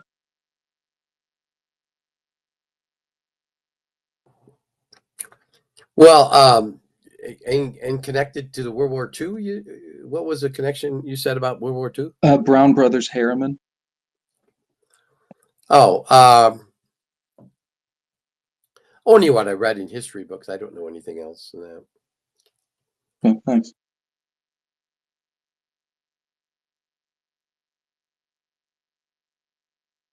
Go ahead, Orbs. I was speaking to someone extremely connected, and they were telling me, it's not all good. There has been some pretty rough events. Saw Fringe in the space post about it. She's down below, but the Colaris event, was that just like an intentional attack? I was told by this guy, I think he's in the NSA, that it's 100%. It 100% happened. Do you know if that was just like do you know anything about that as far as the intention? Was it an accident? Do you think they just got it mixed up with with a cow? Like, what do you know about the Colaris event? He also told me to look into the Sicily helicopter shootdown, the 411 initiative, something called the Aguadia event, and he gave me all these events where people have been harmed. But the Colaris event in particular, what do you know about that? I only know what I read. I don't know anything, any inside information about the Cloris event. I think it was a legitimate event. I think it happened. Extraterrestrial involvement. There's too many anomalies to say it was anything other than extraterrestrials. I think there were a number of different investigative agencies that went down there and investigated that, including Air Force Office of Special Investigations. If it wasn't anything, it was just some kind of an animal incident, they wouldn't have sent the OSI down there to investigate it. So I think there's a lot more to it that we don't know. Okay, I got a question. This could be counterintelligence, deception, whatever you want to call it, information that it was alleged. Of course, it's always the CIA that gets blamed for these things, but that they were conducting experiments. And do you know anything that is it possible that either before, during, or after that? We won't say the CIA. We'll say human technology was conducting experiments on the Brazilian people, or do you think it was strictly ET? No, that's a possibility. There is one person out there that talks about that it was in fact a experiment by an intelligence agency, both United States and Brazilian. So that I guess it's possible. I mean, I've known of a couple cases in my career where something was staged to look like an alien event, but it wasn't really. And it was for a particular reason, mostly involving espionage or something to that effect, or scaring somebody into telling us the truth. So I wouldn't put it past the government to do something like that. Yeah, Jacques Vallée points to like one of his famous interviews, I think, is with Mishlove. I think he talks about Gularis being like potentially like an intelligence thing or whatever. Well, the Canadian government did that too with the Montreal experiments and stuff. They were like totally testing on people and not telling them. So yeah, I think every country is doing that type of stuff, right? It's not just the states, but and then to each other to some extent, but I don't know, hopefully not with our allies. Okay, I got a question. Back to Liechtenstein and Switzerland and that whole area where Hans is located. Did you guys ever discuss, we'll call it the UFO problem? Did they talk about if they have a UFO problem, or did you ever hear any stories that would indicate that they have a problem with UFOs also? At one time, in 90s, I would say probably 96, 7 time frame, Switzerland, eastern Switzerland, of course, borders Liechtenstein.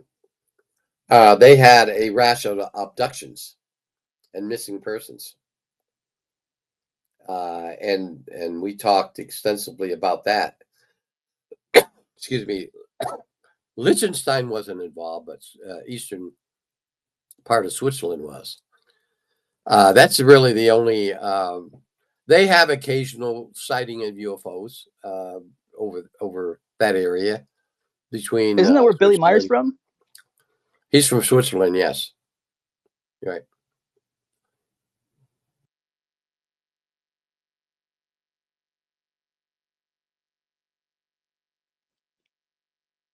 Are there any countries out there or locations that we don't usually talk about that you've heard of, maybe in a conversation with your friends, that have maybe some issues going on with UFOs, that they keep it so well quieted up or a secret that we just don't hear about? Are there any stories you can tell us about something that might be going on in other countries that we just don't hear about? Well, there's a lot going on in China that we don't hear about. They have probably twice as many UFO sightings and close encounters than that we have. But unfortunately, the press doesn't report those incidents in China. U.S. intelligence are aware of some of them, and of course, we have satellites watching China, and our satellites. I have to be careful here, but can track things over China, and they see things that are not terrestrial landing in China. So they have a problem. China has a problem. How they're addressing it, I don't know. I'm sure they are. There are smaller countries like Laos, the country of Laos. They had a rash of sightings up in northern Laos, right on the border with China a few years ago. Just a rash of sightings that people were seeing in some really very remote villages in northern Laos that don't even have telephones today. And so, and I'm sure there's probably other countries that I don't know about, but those are the two that I do know something about. Well, if you were an alien or if you were like some company testing, reverse engineered stuff, I feel like that's where you'd want to go, is where no one can take a picture of you, right? Like you're going to go to those areas where you're going to get away with it, unfortunately. Yeah, that's possible. Or Antarctica or the Arctic. And there's a lot going on down in Antarctica we know about. And I'm sure that there's remote areas of Greenland that things are happening. And the rumor is a conspiracy right now within the government is that the reason we want Greenland, and the reason that the vice president went up to Greenland to try to convince the people in Greenland, the few thousands that live there, that they should come over to the United States, it's because of something that is hidden in eastern Greenland. Now, I don't know if that's true, but that's out there in the conspiracy theorists are spreading it. Did you see that thing on the news where apparently there's that guy in Antarctica that like was a part of a team, but he like lost his mind pretty much, and so now they're like sending him. They gotta like do a rescue mission because they're supposed to be there like 18 months or something. You know what I mean? Like they go for a long time, and I saw it on the news. They're like, yeah, we gotta go rescue this guy because he's like, I don't know, freaking out. You must have to have like a real strong like mentality to be in these environments that are remote or like I don't know, go through those types of experiences, right? Yeah, if you know, in military personnel go through a lot of different training. I know what we did when I went through intelligence operations course. You know, a year of training, and I mean, you have to go through a psychological test to get in to the training, and they try to prepare you for everything, and so if you're prepared for it, you can withstand and endure it. And most military people and intelligence people can do that, endure it. But then again, there's a breaking point for everyone. Tell me, like, while we're on the topic of this, I was talking to Eric. I probably shouldn't even say his name, but what do you make of the claims out there that these neutrino detectors are being turned into laser weapons? Well, I know some scientists that say that's true. I don't know anything about it, but there are a couple scientists out there within our advanced working group that says that that's a possibility. Did they explain how that could be a possibility? No, they didn't go into details on it. Bummer. Ray Panda, what's that? Hello, everyone. In some of my videos, I cover how the National Enquirer was kind of an intelligence op with Generoso Pope Jr. and a lot of the big UFO stories first appeared in there. Like when they found out Bill Moore was writing that Roswell book, they were the first ones ever to publish a Jesse Marcel interview. And what we just talked about, two Colares, they were the first ones ever in America to publish about that. Was there any kind of relationship you knew about, Rick, with the National Enquirer when you were in like the 1980s, or any kind of like Air Force to tabloid media pipeline that you knew about? I'm sure there were, but I wasn't personally involved. That we had probably had um, other agents doing that. I can see that it would be worthwhile to the intelligence community to plant stories. I certainly didn't do it, but I'm sure the intelligence community probably did. I think there's no coincidence that the news and three-letter agencies both have three letters. It's like, come on. That's hilarious. The new. Hmm. Did you have another follow-up question, Ray Panda? No, that was it. Thank you. Cool. Let's go to Sarah then, and then Giaka after that. Hey, I heard you mention the Greenland thing and the rumor and stuff, and curious if you've heard of the Camp Century over there in Greenland, the big underground city under ice that used to like house nuclear reactors and everything. It's from like the Soviet, I think it was from the 60s. Are you familiar with that? Yeah, I heard heard that story. Thule, Greenland, Thule Air Base was a major Air Force base. A minor base was Soderham. Another, both of them were SAC bases, Strategic Air Command bases. They were built in the 50s and 60s. And apparently in the early 70s, there was a contractor who, this guy actually spoke at a UFO convention many years ago. He said his company built underground facilities at both of those bases in Greenland, vast caverns that opened up to store different things in there, and whether it was nuclear weapons or whatever. So I think that part of it is true. I think there is some underground facilities there. Yeah, they described it as a small city under the ice. So there was like lodging. There were, it wasn't just like a lab, right? It was sound. I mean, we don't have a lot of footage or pictures of it, but apparently they've rediscovered it, which I don't believe. But apparently it's humongous, and imagine how difficult it is to build under under that kind of terrain is just Well, yeah, that incredible. area of the world is bedrock, right? So, like, maybe that's like an underworld entrance up there. Maybe that's one of the ways to get to Well, that's kind of what Antarctica. I'm thinking, Yeah. Ocean. Like, if we want to consider, caverns in the earth, you could have that as kind of the first, rung, and it travels down. And then there's a special something down there. Who the fuck knows, right? Well, Thule Air Base was built on 196 feet of snow. So, and it varied. I mean, they had to build the runway. So, like in the summertime, although it doesn't get really warm up there, it might thaw a little bit. So, there was some kind of a construction technique that could adjust for heights. But and what's under the 196 feet is probably bedrock, like you said. But at that 196 feet, you could probably build a city under it.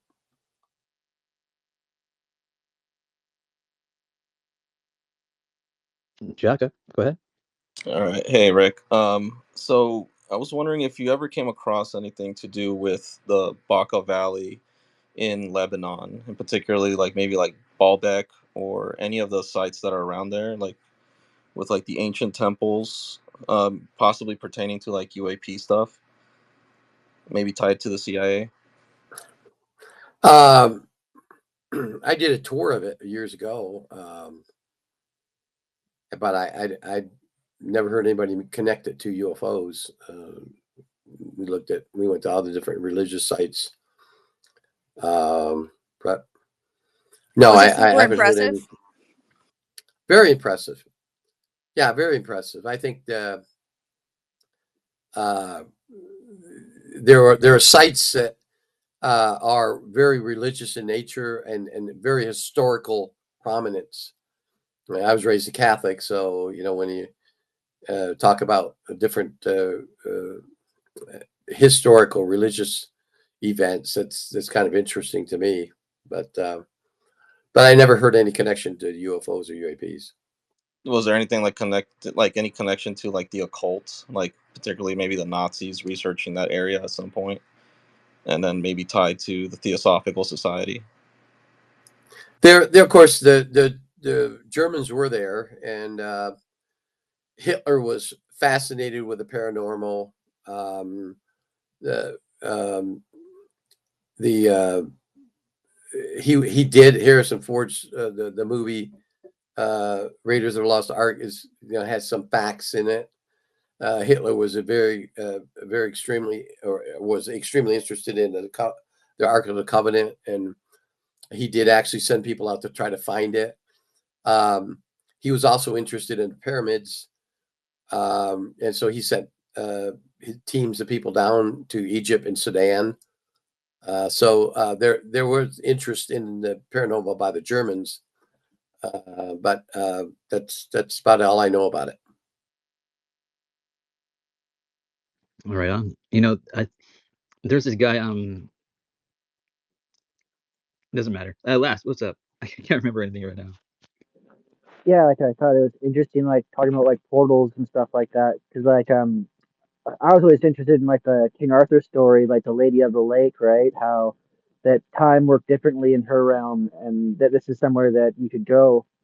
And yeah, like I was curious if you knew of any other stories or any other lore of any other portals from around Earth, because it seems like there must be First Nation stories from America, I would assume. I just haven't come across them.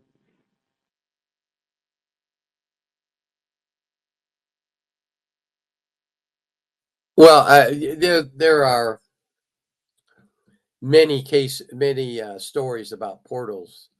Whether they're true or not, I can't verify it. But the one in Arizona, I probably can say that there is a portal there. How to get through it, I don't know.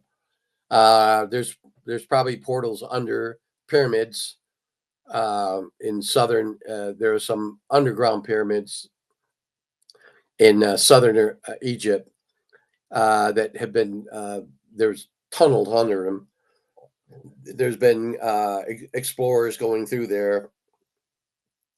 One particular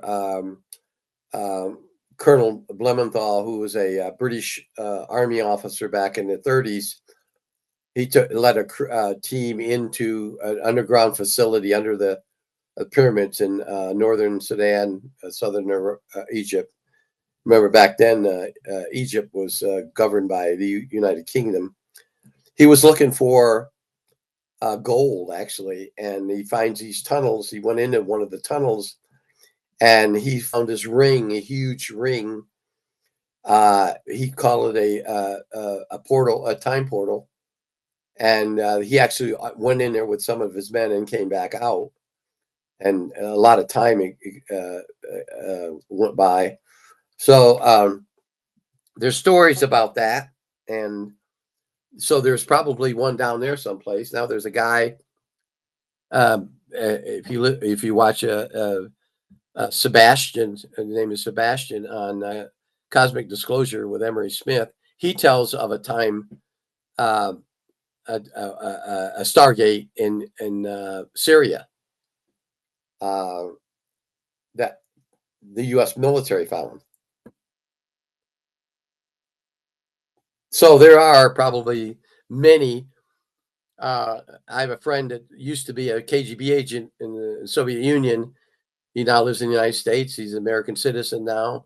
You know, we chat a lot. He lives not far from me here in New Mexico, and he talks about the KGB finding he calls them time tunnels inside the Soviet Union back in the 70s. So I guess they're probably all over. Do you have any information on the Syria one by any chance? No, I think you'd have to listen to Sebastian. He fully explains it in his one of his episodes on Gaia, but I can't. You know, I don't want to talk for him or tell his story. Good for you. That is a good thing to do. Red Panda, what's up? Hello, I was hoping maybe we could get some elaboration on this clip from friend of the show, Thomas Fessler. Let me just play Yeah, and it's children. I mean, there's missing children. There's thousands and thousands of children that go missing every year. Some of it can be easily explained, but a lot of it can't be. All these kids around the world, the hundreds of thousands of people who literally go missing every single year. Where are they all going? I'll rephrase a little bit. Could humans or access to humans have been exchanged for technology? We talked about this earlier in the show. Yeah. You've been playing with it. Okay, so I think it's probably one of the heavier topics, right? And probably one of the things we're never going to hear about from Disclosure Land. But it sounds like there was agreements made, right? Like, so do you believe that there was like official acknowledgement from the government to like basically that exchange of humans for technology? Well, I can't, I can't say that the government ever did that. I think there's a possibility with one particular species if we had contact with him. But if you study,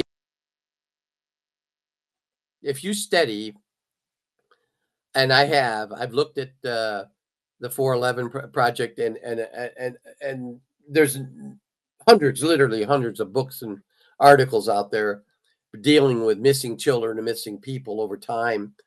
And it's amazing. I didn't realize it until I started this several years ago, how many children went missing.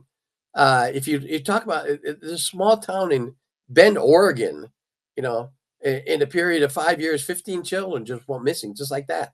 Were never seen again. Seattle.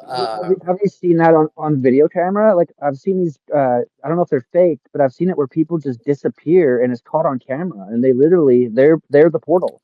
They just open up, and that's what Thoth was talking about.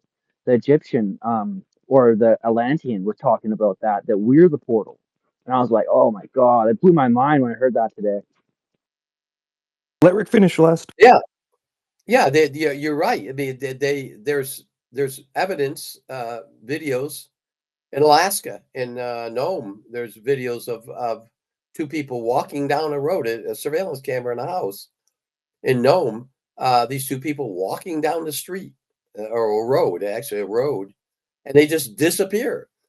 And the people living in this house with the surveillance camera, they were actually watching the camera. They ran down there to see what the heck happened to them. These people have never been found since. So yeah, what happened to? Is there a portal? Is there some kind of a time warp that you walk into?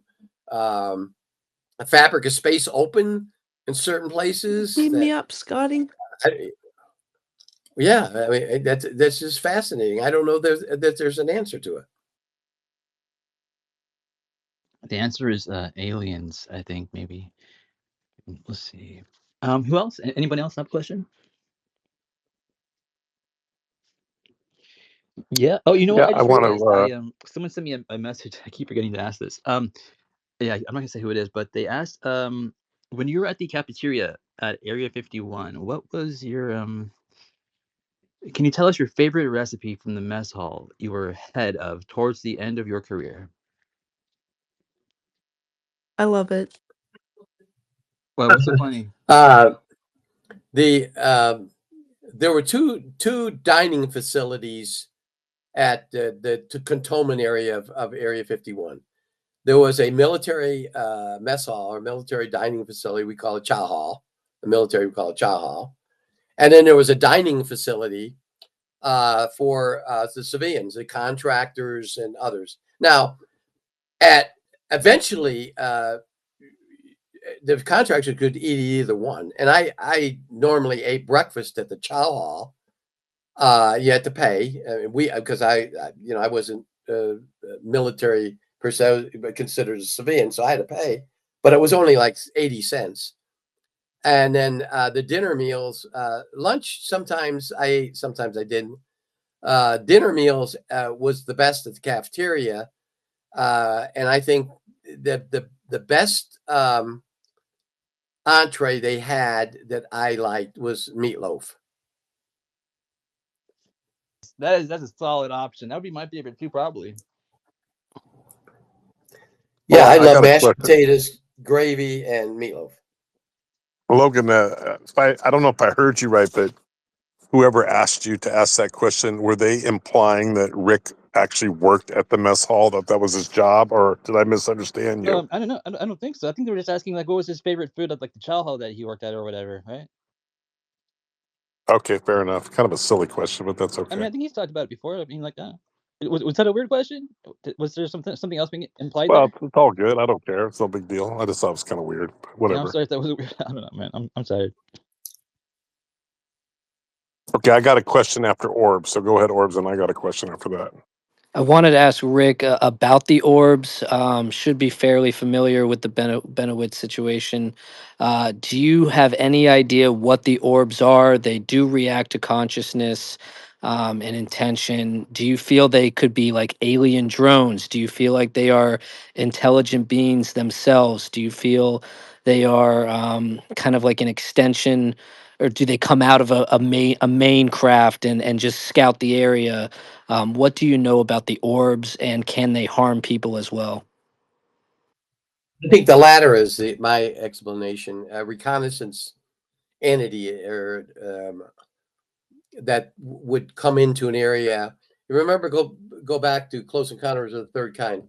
The when the landing was going to happen at the place in Wyoming, these little balls or orbs would come in, kind of check things out first. I think they're reconnaissance. I think the DET send them in, kind of sniff the area to make sure that there's no hostilities, and then then the craft comes in.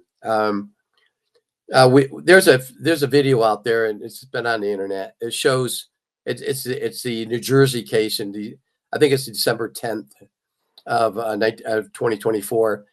Anyways, you see these drones flying, and then they go away, and then these orbs come in.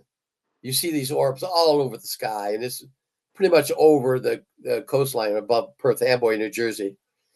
And then the orbs go away, and then these strange blobs or balls of plasma come in. Yep. So what are they? What could they be? I think they have to be extraterrestrial. I don't think we have that technology. They are. When I was out at the event number 2, I handed my phone over to Mike, and Mike's an expert with videos, and he started messing with my videos as far as contrast and exposure. And next to the fire orb on video, I have like 20 minutes of it. They're just zipping around. It's crazy. But Mike is exposed these two gray beings next to the fire orb, and they just sort of like phase in when he messed with the exposure and contrast, and we're both standing there looking at the phone. And yeah, I was like, holy shit, I think these beings can they also just like phase in and out of reality, because the camera exposed them when we messed with the contrast, and they were down there, maybe 10 feet off, maybe 3-4 feet off the ground, right next to the fire orb. Do you know anything about fire orbs as well? And yeah, has there been reports and these beings? And I have like a screenshot of it, and they're also on video. Huge, massive gray head with the incredibly skinny neck, skinny arm, and then a shorter one next to it. Sort of like glowy eyes as well for the shorter one. But have you ever like seen evidence of orbs with gray beings next to it? Um, I don't know. Do people like still come to you and get advice on orbs? What are your thoughts there? They ask me, I get a lot, hundreds of emails a week, and they ask me questions about that. I can't always answer. I'm not an expert in that area of orbs, but I can give them my interpretation of it. One of the things and I'm probably giving away a secret here, the government considers some extraterrestrials as they call them dimension shifters. They can shift from one dimension to another. They seem invisible to us, but they actually are in a dimension where they still can see us. We just can't see them, and then they shift back into our dimension. So when when uh, when somebody says, "Well, I saw this creature here," and then it disappears in your reality, or well, actually, it just goes to a different dimension. Some of these extraterrestrials are so advanced; they're thousands of years more advanced than we are, and they figured out a way to move from one dimension to another to hide or to fool us in some way. And we can't get in the mind of somebody that's some entity that's thousands of years more advanced than we are. Awesome. Yeah, I'll post the beings up in the nest. And just a follow up real quick. Did you ever have a hitchhiker effect with Paul where the orbs visited you as well? Have you had experiences yourself with orbs? No, I didn't. Now, when the incident happened inside Paul Benowitz's house, where the orb appeared, there was Jerry Miller and another agent called Steve. He was next to me on the couch. Steve, 2 days later, had an orb follow him in his car at night, right in front of him, like in front of the windshield. And it happened for like he said a minute or two, but I never had one. A bummer. Did you say that J. Allen Hynek? Like, while we're on the topic, like I forget who it was because I always try to remember who it was. I think it was J. Allen Hynek that was also at Paul Benowitz's house, like installing stuff on his computer or something Isn't like he a this. Canadian? Maybe. No, wait, no, No. he's American. No, he didn't. He didn't install the computer. He gave it to him as a gift of Oh, computer screen, not an actual computer. Right? Rick was just a computer Yeah, monitor. Oh, yeah. I'm In thinking of fact, I Hellier. have a Yeah. question. I have a question here from somebody. I have a lot of questions that people have DM'd me, but one of them is almost exactly. I mean, it's the same person that sent you this.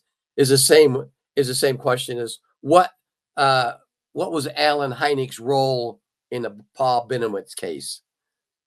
Okay, Alan Hynek and Leo Sprinkle came to Albuquerque to visit Paul right in the middle of this case, the project Operation Seven Lambs, and what they saw Paul set up both at his house and his lab, and Hynek decided to give Paul a computer screen, a monitor. The one he had when Paul was using was an older one, and so he did. Alan gave it to him. Now this is unbeknownst, and U.S. intelligence. We didn't know anything about this. We didn't know about the connection between Paul and Alan Hynek and Leo Sprinkle. So I came to visit Paul a week or so later, and I noticed he had a new monitor. And I said, Paul, where'd you get the monitor? He said, oh, Alan Hynek gave it to me. Well, bells started going off. I said, oh, Alan Hynek gave it to you? When was he here? And Paul told me. So I said, well, let me take this monitor back to the office. And we have technical intelligence. We have technical people back at OSI. We call it technical services. And so we took it back, and I gave it to one of the technicians, Teresa. She's a computer expert. I said, check this out, make sure there's no bugs in it. And so she did. She took it apart, put it back together, and said, no, there's no bug in it. So I gave it back to Paul. But so Alan and Leo kept visiting Paul, bringing him things, bringing him a document that Alan had from his days in Blue Book. And Paul would read this document. It was a real thick manual, so to speak. It was an Air Force unclassified manual, but it had scientific data in it. The study of the unclassified study of the UFO phenomena. So it had a lot of scientific stuff in there. Eventually, when I make contact with Paul, he tells me that Leo's bringing him all this stuff and Alan Hynek. So I said, that's bullshit. They shouldn't be doing this. So then myself and Jerry Brown, who was FBI agent involved in this case too, we went out and visited Alan and Leo. They were staying at a hotel just off the base. And we kind of read them the riot act. They were interfering with a classified government operation, and they need to cease and desist. And they did, and they left. And so that was Alan Hynek's connection to the Paul Benowitz case. Fascinating to hear. That was amazing, actually. Wow. Yep. This Any other? bullshit. He can't interfere with this. I'm gonna go talk his ass down. Yeah, I mean, was there any like other colorful characters that kind of wandered through that Rick, that area at that time? Rick, you want to tell about the time when you had assigned Bill to do some work and Hynek got in the way, and Bill threatened to kick Hynek's ass, and Hynek came to you and said, you gotta. Yeah. Bill Moore. We actually brought Bill Moore in to make contact with Paul as a kind of an outsider. Now, Paul knew of Bill because, of course, he read the Philadelphia Experiment and the new book that Bill had written about Roswell. And so we brought him in. We set Bill in to make contact with Paul. And they were, Paul accepted Bill, didn't connect him to us or U.S. intelligence. And so Bill was getting information from Paul that we probably couldn't get. But at one point, Bill comes to visit, and Hynek's there. And Hynek and Bill Moore never got along. And so there was a confrontation, and Bill told in a parking lot, the Thunder Scientific parking lot, that Bill said to Alan, listen, old man, I'll fucking kick your ass if you ever interfere with me or Paul Benowitz again. And so that's there's a lot more to it, but that's in a nutshell, that's what happened. Logan, don't you dare clip that. I know you're going to clip that, Logan. It's already being turned into a Pixar animation as we speak. Yeah, I could tell Red's going to clip that. It'll be like viral by tomorrow or tonight, probably. Okay, we got a lot of hands up. Who's that? Brian? I want to hear from Brian. Where's Bill Moore? Is Bill Moore like willing to come out and talk Bill with us? Bill Moore's part of the Witness Protection Program, I think now. I'm kidding, of course, but you never know. Brian, let Brian talk. Brian's got his hand up. Hey, great space, everybody, and thank you for having me. Rick, you know that I've been doing some research with Jon Stewart on the alien interview. And with the recent Harold Malmgren interview about the Knights of Malta, and obviously they were given their power from the Pope back in the day. There's one question that concerns me as far as the Carthusian monks that I know we've talked about many a times. Can the U.S. intelligence community, the U.S. government, get a Carthusian monk out of their monastery to go and do work for them? Or do you believe that that order had to have come down from either the superior of the monastery or more specifically the Vatican? No, I have information that the government has a solid connection with with the Carthusian monastery. So if they needed a monk for something, they could get him. They could activate him, so to speak. Yeah. So I think it could just come from the government, some entity within the government. I don't, I'm not. I don't want you to think I know where, but some entity within the government could do that. DIA or CIA or OSI, somebody could say, "Hey, listen, we need you to do this," and then they would come out. One of the trained Carthusian monks would come out and do it. I think that's the way it operates. I don't think they have to go to the Vatican. Okay, great, Rico. Thank you. That's going to save me a lot of research. Speaking of the Vatican, the Knights of Malta, you wouldn't happen to be in their like membership there, would you, Rick? No, definitely not. Okay, might have had an in. What's up, Hollow Cipher? What's good? What up, y'all? I'll launch right into it. Rick, and considering you're, bilingual in German, were you ever appointed or privy to some of the documents pertaining to the 1930 to 1940 research era? And then I'll follow that up just to scale where you're at with what was going on research-wise at that time. No, I've never had any access to anything like that. No. Okay, so I guess my follow-up question might veil to no conclusion, but I'll ask anyways. Were you ever like at least see any documents to confirm what the working groups in Germany at the time, for example, the Vril and the Annerbe were doing research wise? Were you able to confirm any of that? No. No.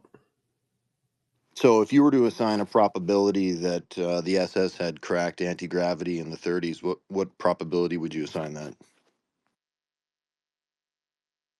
Oh well, I think the Germans did a lot of I mean, in open sources. I mean, I have a book back here right behind me in my bookcase. The scientific history of the Third Reich.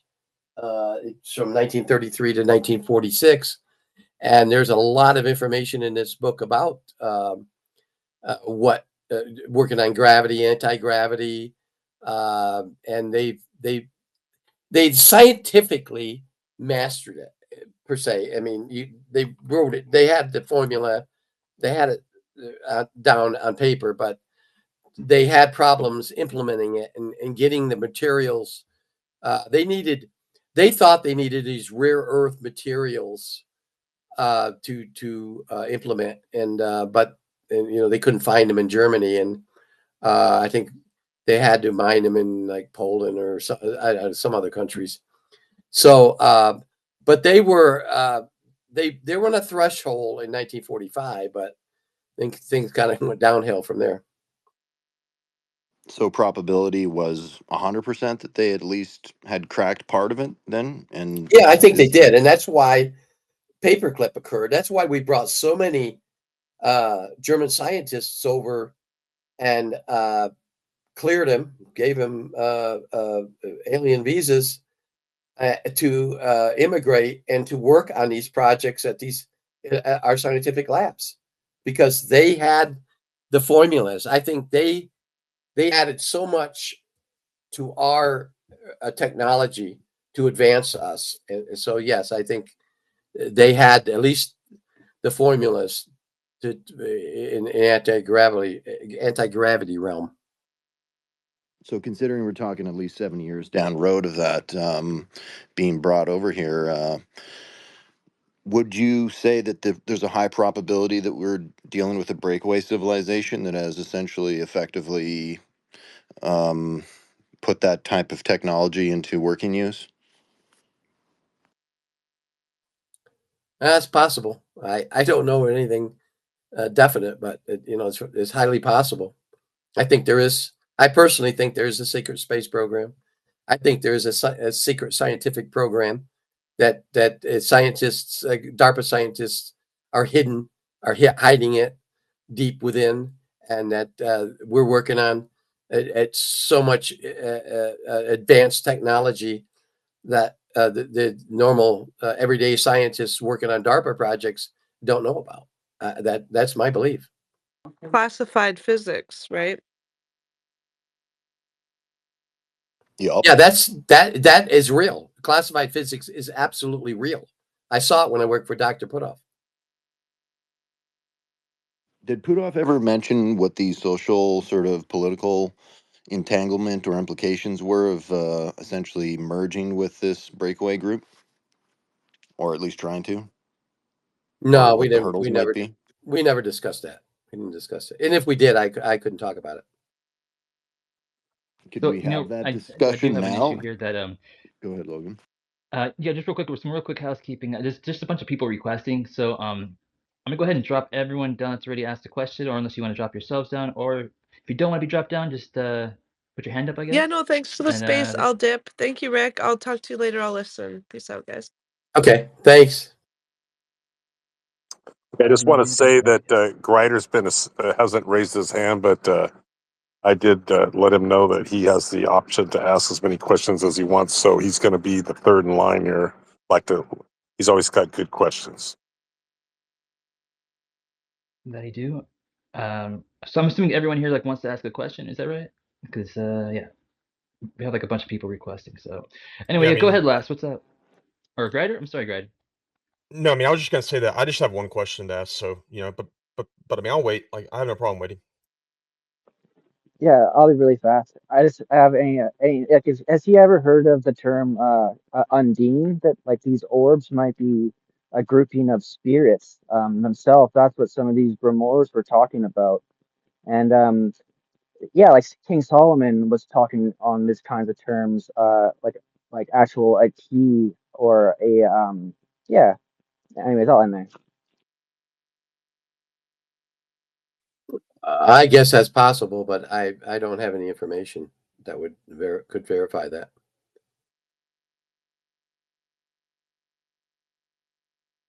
Okay, I have an anonymous question here. They said, has Rick ever laid eyes on the document referenced in Chris Mellon's signal exchange regarding the still classified 50s memo written by Secretary of the Air Force, which maintains the UFO cover-up? Yes, I did. Okay, and part two is, what, if anything, worries or concerns Rick about ufology today? In what ways over the years has this subject gotten better or worse? How do you feel the rise of social media and AI has affected all the above? Well, social media definitely has affected disclosure. There's so many people out there that make up stories about UFOs or events and spread disinformation that really distorts the disclosure process. Um, back in the 50s, 60s, and 70s, if you can trace, Richard Dolan did a great job in discussing this. So I don't want to take all his glory, but he talks about what if we didn't have social media today, like we didn't have back in the 50s and 60s and 70s, or even the 80s. Where would disclosure be? And that's a good question, because there wouldn't be disinformation spread around what we're listening here today, or on the internet, or on TikTok or X or Facebook or any of the other What's Up or WhatsApp or whatever that is. So that distorts, and that really puts a burden on the getting disclosure out there. Uh, what really worries me about this subject, I know some things that it bothers me about extraterrestrial contact, and what worries me is how, if if our government was to disclose what they knew about the connection between extraterrestrial visitation to Earth thousands of years ago, in connection with our religious beliefs, whatever it may be, or the lack of them, if the government was to release this, I think there would be a problem. I think you might say, "Oh, I can handle it," but we're talking about a society. We're talking about a religious society, different religious sects that might not be able to handle it. And what would happen? What would that cause? And that worries me. Let me follow up with that. Do you think it's possible that some of these other religions that are not of the Christian denomination, there seems to be, there are people out there in other countries that kind of hate Christians. Do you think that those people maybe believe that, from their perspective, I'm only just kind of hypothetical, or believe that the Christians have been brainwashed, they're full of shit, and that's why they, do you see that that's part of it, that some people have been conditioned to think that our religions are man-made and that we're crazy for believing in these things? Yeah, I think that's one point. That a very valid point. That that's what some people would think. You'd have a particular religion hostile against another one, and even more so than there is today. But that would be one of the dangers. It seems likely to me that if we're going to imagine that there's non-human entities that have affected the concept of religion, you got the Christians and then you've got the others, of course, that if there is a variety of races out there that would like to have a section of population that they choose to try to control, or whether they're trying to control however many people, that's the division. That seems to me to be the problem with humans and humanity, is we've been kind of infiltrated by ideology that's from outside the human realm. Does that seem reasonable, or was that far-fetched? No, that's reasonable. Absolutely. It's kind of the same way I think of it, and so I think we have to be careful if there is, in fact, some sort of a release or disclosure pertaining to that. It's just we have to be careful. I don't think we should probably. If I were in charge, I certainly don't think it's. It's important, but I don't know that it's kind of too late. You know what I mean? To try to bring. You know what I mean? I don't see what would be the benefit of even if they're lies that have been told. For example, maybe it's better that some lies just stay where they are. I don't know. Yeah, some things are better left unsaid. Let me. I have some questions asked me, and I want to get a couple of them in here. I think Brian Jackson is in. Yeah, he is. One of the questions is pertaining to Dr. Dan Crane. I understand that you work. This is a question that was posed to me on a DM. I understand you worked with Dr. Crane at Area 51 during the 80s. Well, number one, I never worked with Dr. Crane. I understand that Dr. Crane analyzed alien DNA.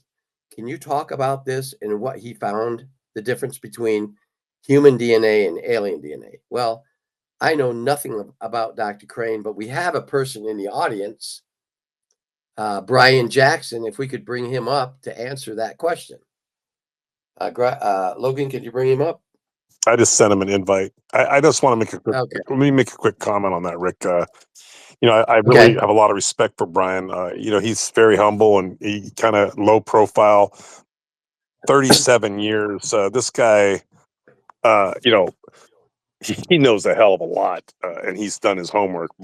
But the bottom line is that, I kind of got interested in Dan Burrish in recent months, and he sent me his research, and I've been kind of slowly going through it. And then I've even found some clips that are not really well known, where Dan Burrish is I don't know if you want to call him a pastor or a preacher or whatever, but he is an active pastor, and also he did a presentation at Caltech. It's not really out there. I'm surprised it's not really pumped in terms of, it should be pumped. I'm going to start pumping it, but ironically, I think it was about 20 years ago, and he doesn't use the name Crane. He uses Danny. There's another name, Seralis Burish, something or another. But anyway, and he talks about. I sent you the links earlier today, Rick, about they were studying when he was out there in the. We'll just say in the Area 51 area, so to speak. Maybe not exactly at Area 51, but there's some sites out there that he says that they were studying portals, and his presentation was incredible. I mean, the knowledge that he has about these scientific things, what it told me immediately was this guy's not a fraud. I mean, there's no way that he could have known all that and just made it all up. I mean, this guy is legit, in my opinion.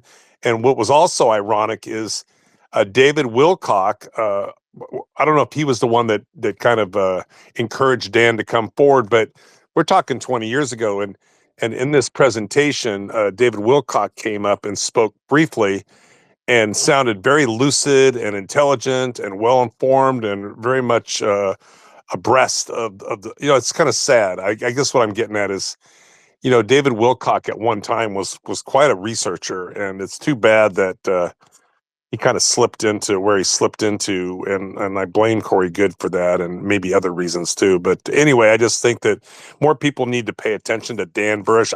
If I had to bet, I would say the guy's telling the truth. That's my take on Dan Burish. Hey, Dr. Me too. Dahlgren, were I'm any of those convinced. documents? Go ahead, Rick. Go ahead. I'm convinced that Dan or Burish or Crane, whatever you want to call him, is in fact the real thing. I've had other people tell me he was on the entry control list for Area 51 for the Nellis Test and Training Range in level, I think it was level 4. So he is. I think he is who he is. Says he is, and I know Brian has done a magnificent. He shared his research with me too. He's done a magnificent BurrisArchive.com. Yeah, right, exactly. So I hope he can come up and talk about it, Brian, if you wanted to. And he also has done a tremendous amount of research, which I wish he would talk more about on the abduction phenomenon and the. Yeah, Brian. I know he's kind of shy for some reason. I'm not really sure why. Holocaust, Holocipher. Do you want to talk? Yeah, sorry, I was just going to follow you up there with some of those Bursch's documents that you had. Were any of them covering Project Lotus at all? I haven't heard the word Lotus yet. I've probably only watched about 4 of the 12 videos that Brian has on his site. And so, I mean, you could literally spend. I'm going to tell you I'm going to tell you guys. I'm going to make a prediction right now, because Greider's the kind of guy who will dive into something and he will leave no stones unturned. So I'm really looking forward to when Greider really dives into this, and then he'll come out and he'll tell you guys, because he will not miss anything on this. I don't have the time like I used to be able to look at all these things, but I know Greider will, so I'm counting on him. I love that flip that you've had recently about Greider. That's great. Also, he shared a link to BurrisArchive.com. Brian did, so if you want to check that out, Burris, BURIS archive.com. Anyway, who was next? Was it Holocipher? No, citizens can go. I'll wait for RPK and citizens. I think it was me. I think I was next. Oh, actually, you're right. It was Greider. Yeah. What's up, Greider? Yeah. Hey. So, hey Rick. Hey Charles. Hey guys. Thanks for letting me up, Logan. And I think it was me actually, Greider. Sorry. I think it wasn't, buddy. No, definitely wasn't. It definitely was me. So, you can wait your turn. Rick, I have a question about cattle mutilations. Actually, something I know is not really the sexiest thing nowadays in ufology. Nobody really cares about it anymore, right? They kind of died off. But you're you were really active during that era. You know, Linda Howe, I mean, you were right there at ground zero at Kirtland, right? For all the cattle mutilations that were happening right around, the late 70s and 80s. And I have a theory that is just my own theory. I haven't been able to find anybody else that has talked about, this being a possibility, but it's all that I can come up with really. And I know it's like, a 30-year-old, flap or whatever, it's kind of dead news, but I find it interesting. And I, a theory that I thought was maybe it was tied to the Vietnam War and kind of the post Vietnam War shock of all the casualties and all the deaths that we had in the Vietnam War and the need for blood transfusions, right? The need for an alternative on the battlefield to blood transfusions. We were still in the Cold War. Uh, you know, uh, I mean, we could have gone to war with, the Soviets any day, is what it felt like back then, I'm sure, from what I've read. And I was thinking that maybe it was related to bovine hemoglobin, HBOX. It's like the hemoglobin based oxygen carriers that they create, or that they've been testing and trying to get to work with humans without causing hypertensive issues. And I think that's why, they ended up failing to produce an actual product, to market. But it was a 30-year, kind of thing where they were trying to develop these bovine hemoglobin based oxygen carriers. And I was thinking maybe, like Hemopure, and there were some other companies that were active during the 70s and 80s and 90s until they failed in it was like the late 90s. They failed and finally declared bankruptcy. But so, anyways, but Kirtland was ground zero kind of back then, right? I mean, that's where if there were any helicopters that, were going to be flown by the military out to these cattle mutilation sites, they would have been, I think Kirtland probably would have at least known about it, right? And I was thinking that, maybe that's what it was. Maybe it was the government or maybe one of these companies who the founders of these companies like Hemopure, the company that made that, I think it was BioPure was the name of the company. Those were former government scientists that founded that company. And I just want to know if you've heard anything possibly that could kind of lend like some credibility to this, because I'm at a dead end where I've read everything that I can about bovine, cattle mutilations. I've got no more material left, no more YouTube videos left, literally nothing. And I just can't find any way to substantiate it because, everybody that would have been involved seems like, they're kind of, gone with the wind. So does that make sense? Like, I don't know, is it like, am I barking up the wrong tree? Or, is there anything that you've heard that can corroborate that? Well, cattle mutilations, that was really a mystery for the longest time. Lynn Moulton Howell, and there was a local reporter in New Mexico, the Albuquerque Journal, who wrote some articles about it, but really didn't get a lot of publicity until people like Linda Howell did her story.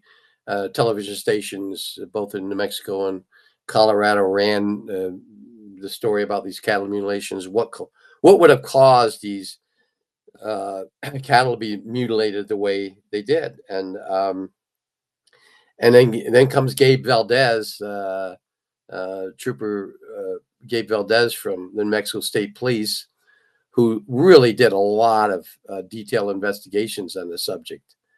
So now you real quick, jump to, and that's where the Dulce story kind of started, right? Was in essence yeah, through the cattle mutilations in the Dulce area. right, because he was stationed. Gabe Valdez was stationed at Dulce as a New Mexico State Police. Fantastic And book, by the way. yeah, exactly. And so now jump ahead to 20 years past, 20 years in the future. There was a guy, Alexander is, I think, I can't remember his first name. His last name was Alexander. He's actually from the UK, or actually Scotland. Anyway, he came to the United States, fascinated with the subject of cattle mutilations, did a lot of studies, this and that.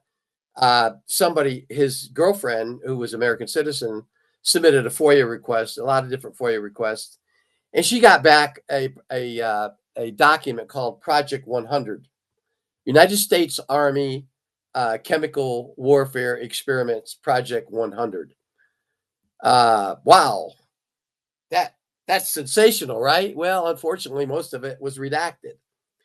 But there's two parts of that document. There's two paragraphs that mention Dulce, mentions Espanola, which is a community in northern New Mexico, and talks about Tres Piedras, which is another community in northern New Mexico, and there were cattle mutilations in those areas. But the entire document, most of it, it's redacted, so you can't really get into it. You can't figure out what it's all about. Now, does that connect the dots to cattle mutilations? Well, I don't know.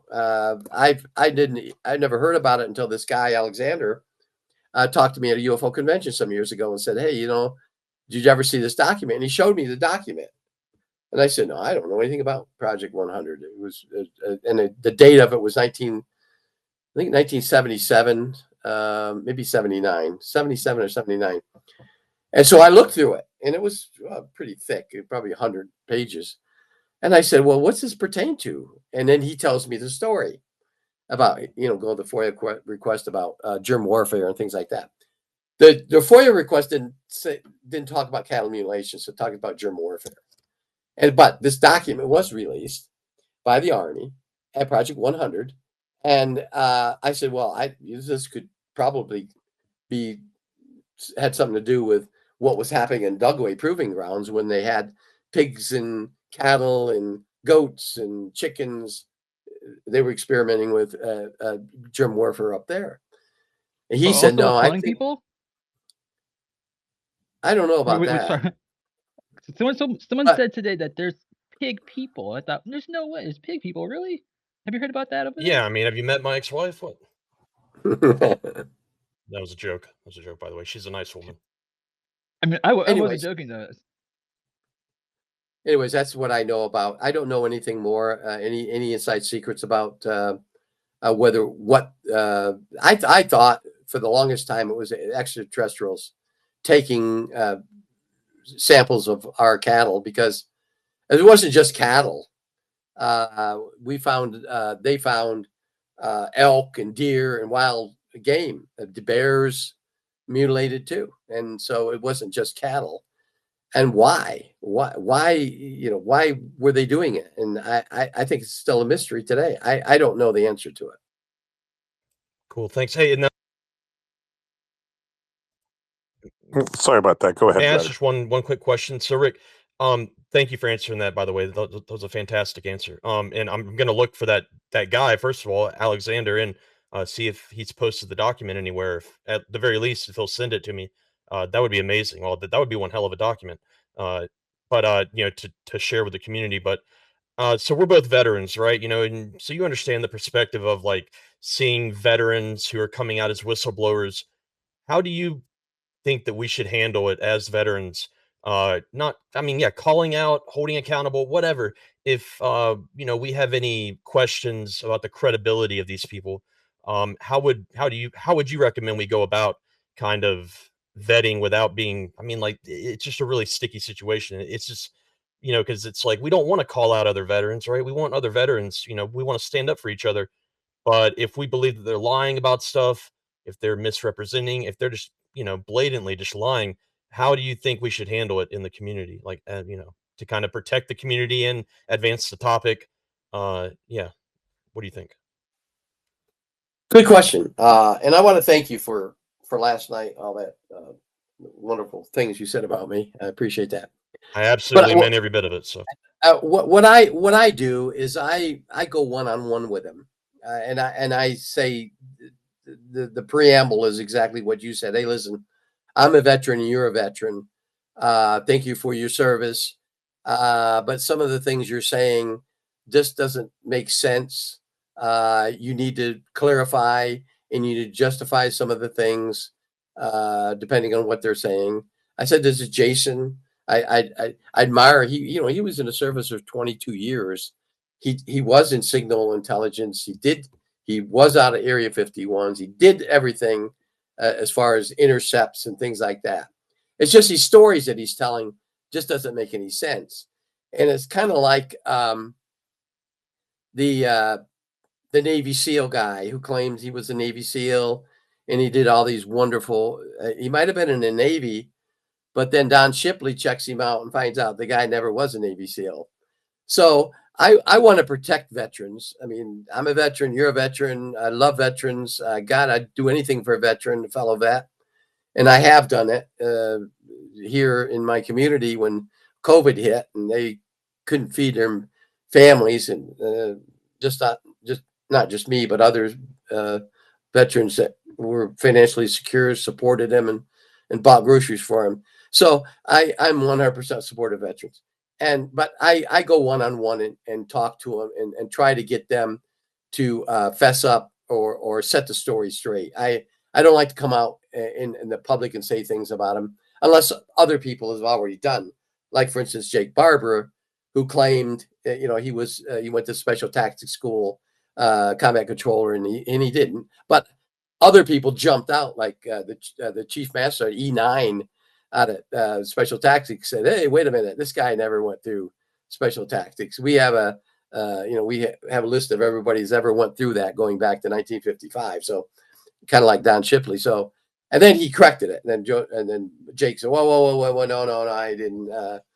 They got me afterwards." And so when you start a lie and people catch you in it, fess up, tell them, "Hey, I'm sorry.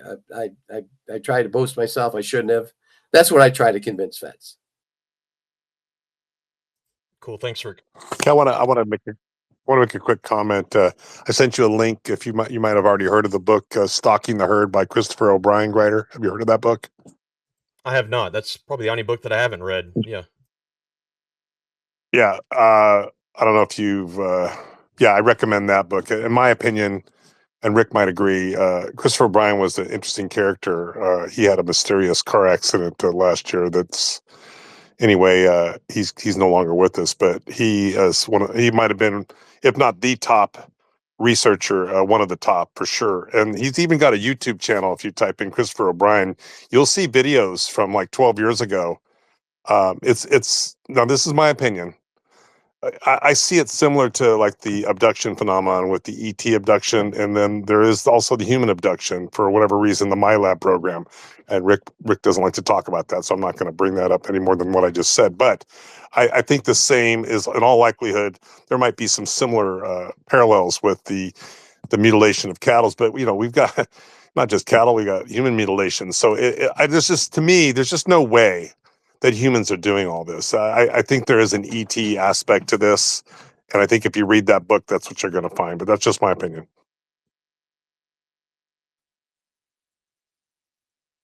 I agree with cattle mutilations. There's an ET connection. Then the helicopters, Oh, yeah. they do fly from they can fly from Kirtland, but believe it or not, there was a military unit, a classified military unit stationed at Los Alamos in the 70s and 80s, and they were pretty much a security unit that guarded the Los Alamos, and but they had helicopters and they had black helicopters. And another entity within the government had black helicopters during that time with the Department of Energy in the early 80s, when the Department of Energy was formed in 1977. But the Atomic Energy Commission before that had helicopters. So they could have used AEC or DOE helicopters in doing these strange things if it was a government. And Red probably knows. I'm going to let Red comment on this, but that Jacques Delay was in a thing back in, I think it was 74 or 76. They did a film, and Jacques was interviewing a lady that was abducted with three of her friends right through the car roof in Lompoc, California. But he also was out there in Colorado interviewing ranchers and that were shooting at these things that were coming and trying to take down their cattle or take their cattle. And then they would sometimes they'd find the cattle like way up on the mountain somewhere, and that way off the grid, and then they had a particular veterinarian guy that they interviewed. If you haven't seen, Fred, you know which one I'm talking about, Red? What's the name of that documentary? I'm not sure, but it's probably maybe UFOs over Earth, or I don't know actually. I think was she a pretty hippie girl, right? Yeah, brunette, kind of look like one of those young movie Yeah, she star was very kind of pretty. girls. I don't remember the name of it right now though. Sorry. Yeah, I'll find it and post it. But yeah, that anyway. I did have some questions though, if no one else is up. Go ahead. So Well, two. I'm here holding my hand for a while when you can't. I was holding it too, also, VC. I So mean, two. I was cut off by Grider. Hold on a second, guys. Logan, who I think Holocaust and Citizen were actually even before Red and VC. Is that correct, guys? Citizen, Holocaust. Which one of you I'm guys were pretty sure it's first? Hollow Zone, but I think it's a great. Hollow Zone. Yeah. Okay, let's do this. How about we'll go Hollow Zone, Citizen. Then No, we'll do a no, coin no. toss between. Well, I I'm think saying his name's Hollow Zone. I don't. I'm not. It's not his turn. I don't think it's Citizen's Don's turn. Has he even asked a question yet? Yeah, let Citizen's Don go. I don't think he said anything yet. What's up, Citizen's Don? And then we can go to the Hollow Zone afterwards. Hollow Cipher. okay. Permission to proceed, Dr. Dulce. Yeah, go for it. You got the floor, bro. Ricky, you mentioned earlier the device you tried, the helmet type thing that didn't work for you. Was this with respect to some kind of technology that was being tested or pioneered at the time with regard to like remote craft using neural networks of the human brain?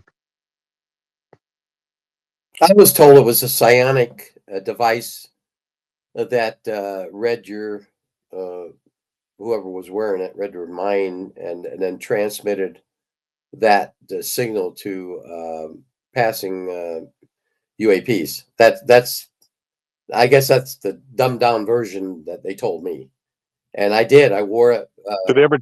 twice and sat out there and I did exactly what they told me to do. Think about this and that, and nothing ever happened.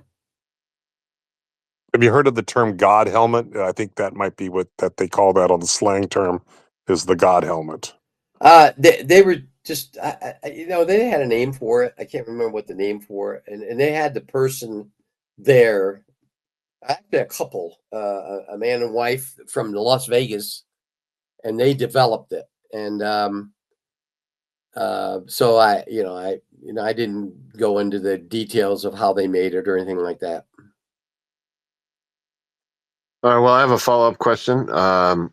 It'll be quick, and I was just having to do with, let's say, this possibility that there would be some kind of ET presence, subterranean, possibly in the New Mexico area, and there was maybe some documentation that came out just before the war, World War II, that there was some subterranean peoples that had been discovered in LA region. But have you ever come across anything like that in New Mexico region? Because it's interesting. I find it that there's been so much testing of nuclear weapons in that area. No, I've never heard of anything pertaining to subterranean humans. The only test that we nuclear test in New Mexico was the Trinity test and the one in Carlsbad some years later, but everything else was done in Nevada. I don't. I've never even heard about even in rumors about that.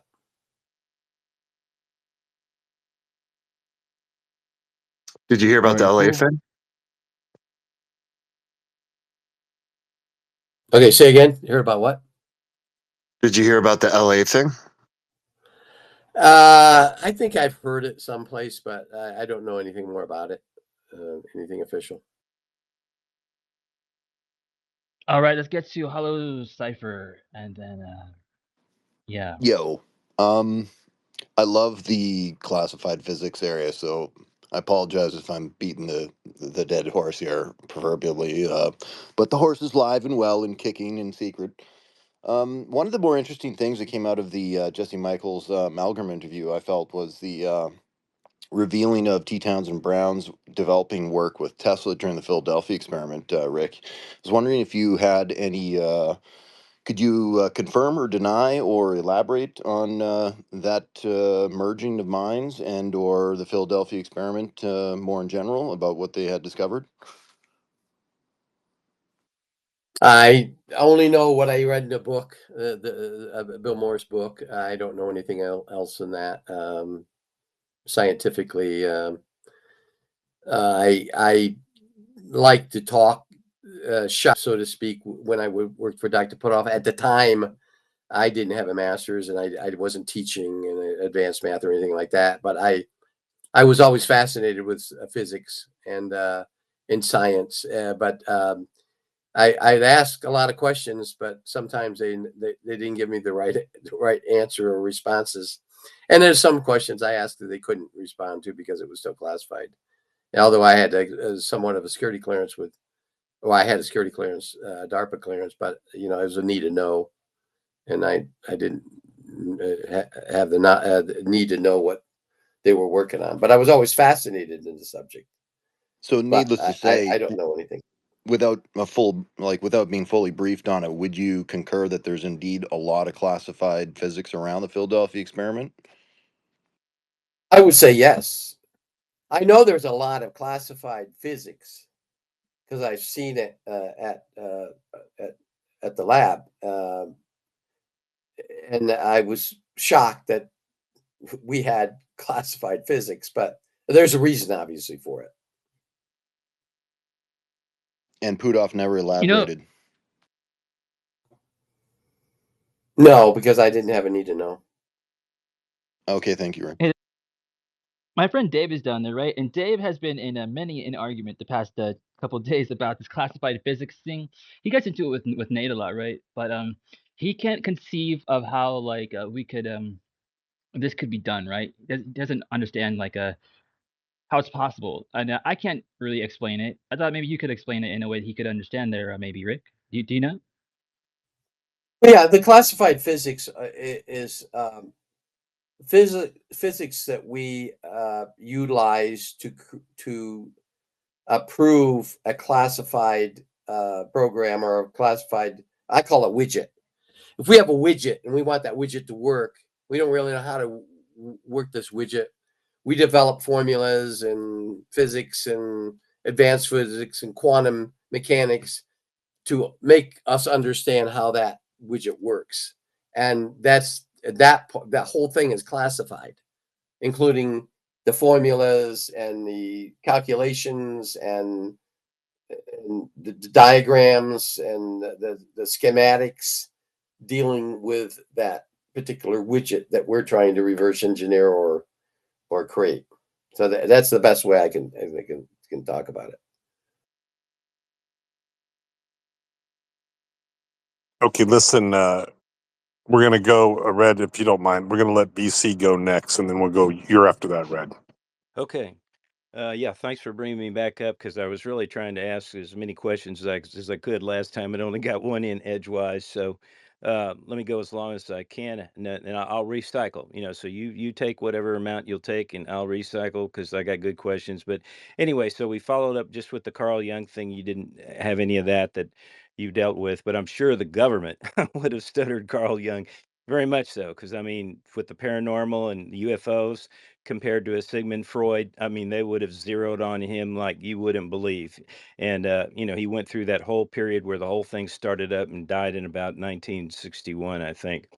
So the point I guess I was driving at, I mean, did you not learn anywhere in your briefings or anything else that people do manifest these things from their mind's eye point of view, and the government would know that and how to take advantage of that? Because just like any religion, there's always miracles or sightings or things like this. So this is already embedded in the consciousness of humankind, and it's just a known fact. I mean, in any religious circles, these things happen. So if you spin up a program on UFOs and ETs, a certain amount of the population is just going to totally believe in it and also have the ability through their mind's eye to manifest things like UFOs or even ETs. And I've experienced this myself. as an experiencer. So I'm just curious, at any of that in your background with that, and then I did have a couple of really more important questions that I'd like to follow up on, but go with that first. All the training that I went through in the intelligence operations course and the other courses that I went through dealt with operating or conducting intelligence operations, the psychology of a spy, the manipulation of humans through deception operations, things like that. And I've said this before. In fact, I did a whole presentation on this. During my training, a year of training, not one time did I ever hear anybody talk about UFOs or extraterrestrials or how we're supposed to deal with extraterrestrials or UFOs. The only thing that was ever mentioned to us in our training was a quick mention about Project Blue Book, Sign, and Grudge. That was it. My briefings regarding the subject of UFOs and the United States government involvement with extraterrestrials came in 1979 after I was already in the field. So there wasn't any psychological preparation for that. They gave us a briefing, a bunch of us, about what we knew, what the United States government knew about UFOs and the history, and that was it. So we didn't have any detailed philosophical or psychological training on dealing with extraterrestrials. Great, great. Yeah, thanks for that answer. And just that, I don't know if you said this multiple times elsewhere and all that, but I would just be curious if you wouldn't mind, just in a brief way, just some questions about other classified ops you work on. I realize you can't. Maybe you're still read into some programs and they're still classified or something you can't talk about. But I just was wondering, can you tell us about how many classified ops did you participate in or were read into, and how many are still classified? And then I just have a quick follow up, on that aspect of it that people will be curious about. But go ahead with that if you can. Are you talking about UFO, UAP related, or just any classified Yeah, programs? just any kind of operations that you were read into for classified. Yeah, and that we're a psychological operation.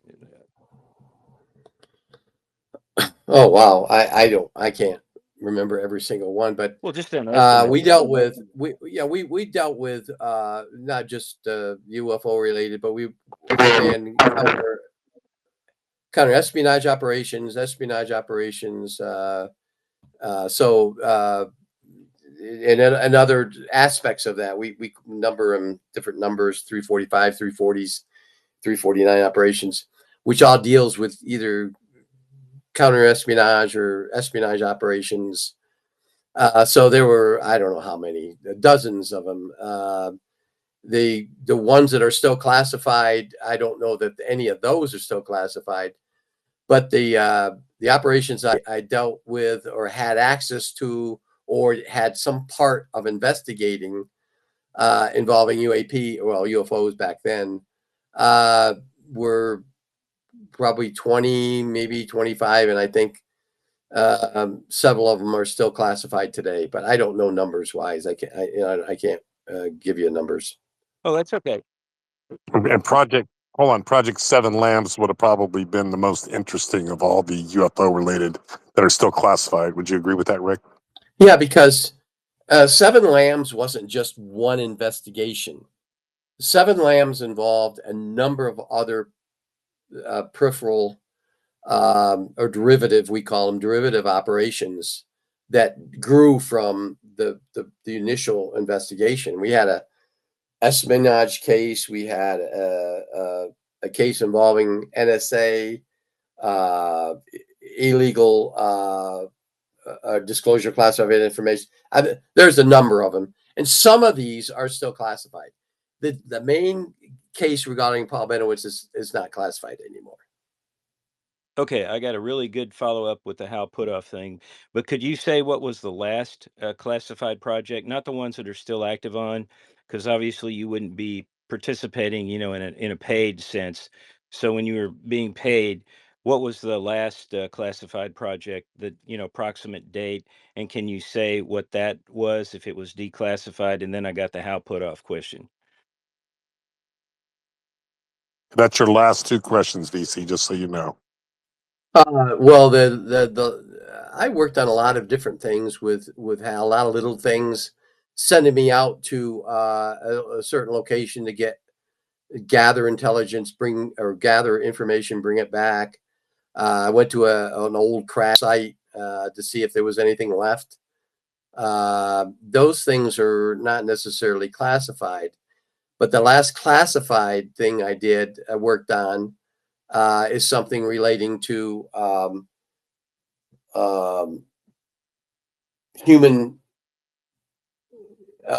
human response to extraterrestrial stimulus, and that's classified still. And I probably said too much there. That probably would be the last one that I had anything to do with. And that I'm just yeah. Okay, BC, that's your how Yeah, question's your yeah, last one. and Go ahead, just BC. you can confirm whether that was with the government or not, Doty. But the question on the put off is, yeah, last time we spoke, I don't know when Chase was doing the space, I had suggested maybe trying to get in contact with Hal Putoff since you know him so well, and I did see a really good interview that Jesse Michaels did with him, so I was surprised he went out in the public. He is willing to talk that way, and you thought you would be willing to maybe contact him to get a space we could do with him, all respectful and all that. And then some guy, now I don't know if this is a joke or not, okay, but some guy in this community has been going around with his videos. Jonathan, everybody knows who I'm talking about, has been around. And supposedly, and I don't know this, I haven't heard it that it's true or not, but so it was said, and I don't know if it's joking or not, but Dr. Dulce would or Eric would go try to get this guy's videos to Hal Putoff, and since you've got a connection to Hal Putoff, maybe that would be something you would consider. But other than that, I don't know the truth about that. But I hope you would maybe follow up still with the Hal Putoff thing, especially since he did the Jesse Michaels thing. So that would, he's getting pretty old. I don't know how his memory and everything is Dude, now. he's done a bunch of things lately. Yeah, well, that's good, but that's it's important because he is. Yeah. Yeah. Okay, BC, Okay, you're I'm kind of landing. I'm rambling now a landing little it. bit, I'm bro. landing it. Just kind of I'm bring it landing it home. in 20 Land the seconds. plane. All right. It's just that my point is before he hasn't come out in public where people could just ask typical questions. It's always, someone else. And he's also getting old. And before his memory may go or something like that, or he passes away, it would be good to get that out there because he's like a big central character in the whole field, as far as the physicist goes and everything else. So anyway, I just thought I'd throw that out there and consider that. And Okay, that was enough. And just so you know, VC, it was a joke. I made a joke, Rick. Just you were the other night. This guy's this guy Jonathan's got some videos that are very questionable. A few of them look like there's some potential. I don't know, but he's so gullible that I just couldn't resist. So I told him that I'd talk to you and I'd make sure that Hal and Kit got to see the videos, and I think VC bought into that little joke. So just so you know, Rick. Yeah, But we got hands well, up. let me Who's next? explain something real quick. Go ahead. Go Hal ahead. has a hell of a speaking fee too. So you gotta pay. And these podcasts that he goes on, he doesn't do them for free. Oh yeah, hell yeah, that's boss. Also, what about Ron Pandolfi? People have been asking me about Ron Pandolfi if he's good or bad, but I don't really know either way. What's your feeling about him? Ron is was a CIA analyst. He was never in the field. He was in the Weird Desk, kind of same thing with Kit and him worked together. And as I worked with him, not directly, he kind of went off the deep end. He got involved with Joe Fermi. He tried to build that gravity machine with him, took money from people that, and never paid back. And he's out there. He works for, I think, robotics company. Makes drone. Yeah, or Doesn't he have drones? drone, or He's got and his wife. yeah, and his wife Yeah, is apparently a Palladian. Yeah, from extraterrestrial. Very beautiful. Yep. from the planet Pleiades, and Yeah, and his whole staff are extraterrestrials too, aren't they? Don't they have a whole staff of yeah, Makes extraterrestrials? sense. and he spends a weekend on another planet, and he says it. He talks about it, and so yeah, you want to believe him, but I think he's out there. Yeah, apparently my microphone is like really terrible. So you want to take over, Dr. Dolce? Yeah, let's go with downhill, and then Sarah. Or, excuse me, was Sarah? Were you next? I'm sorry. Are you next, Sarah? I don't Yeah, I think remember. Sarah's next. Okay, I haven't been paying go, attention. I'm sorry, but yes, hello. yeah, go ahead, Sarah. Then downhill. Go ahead. Cool. So quick question, Rick. If you wanted to work in the Adjustment Bureau department of reality, how do you apply to the timeline Adjustment Bureau sort of jobs? Is there a special LinkedIn that someone needs to find? Like, is there a secret website? How do you apply for these jobs? Thanks. Are you talking about intelligence in the intelligence arena? What, Oh, I'm what job? sorry. How do you apply for time traveler gigs? Oh, time traveler gigs. That's a good question. Come on now. I don't know. If you find out, let me know. I don't know how you would Would you want to work get a gig. together? Yeah, I wouldn't mind time traveling. Sounds fun. It'd be more like Adjustment Bureau, but it still would have a little time travel. I'm thinking it's a lot of paperwork mostly. Probably. Everything in the government's paperwork. All right, thanks. Yeah, I wouldn't recommend. I wouldn't recommend doing any work for the government right now, Sarah. That's just my 2 cents. Do you really think But Red, the Adjustment Bureau would be a part of the government, though? I don't know. What if it's like, I wouldn't do anything. I wouldn't take any job with the government right now. That's just my opinion. well, what if it's outside of the I Who's was government, next, next? right? FBC. Okay, go two ahead. questions. Back to Hynek. Why do you think Hynek was even interested in the Benowitz thing? And then, well, part B of question one, what was your guys' like AFOSI view of him at that time, right? Like, because he was kind of at one point kind of doing what you guys are doing, and then now he was on the outside. Yeah, what is your thoughts on that whole dynamic? Well, I think Hynek realized that Paul Benowitz had tapped into something, and he and Hynek wanted to know what it was.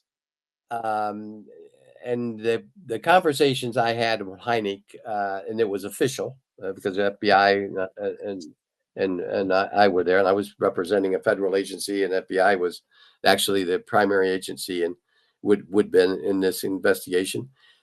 He was interested, and he wanted to help Paul.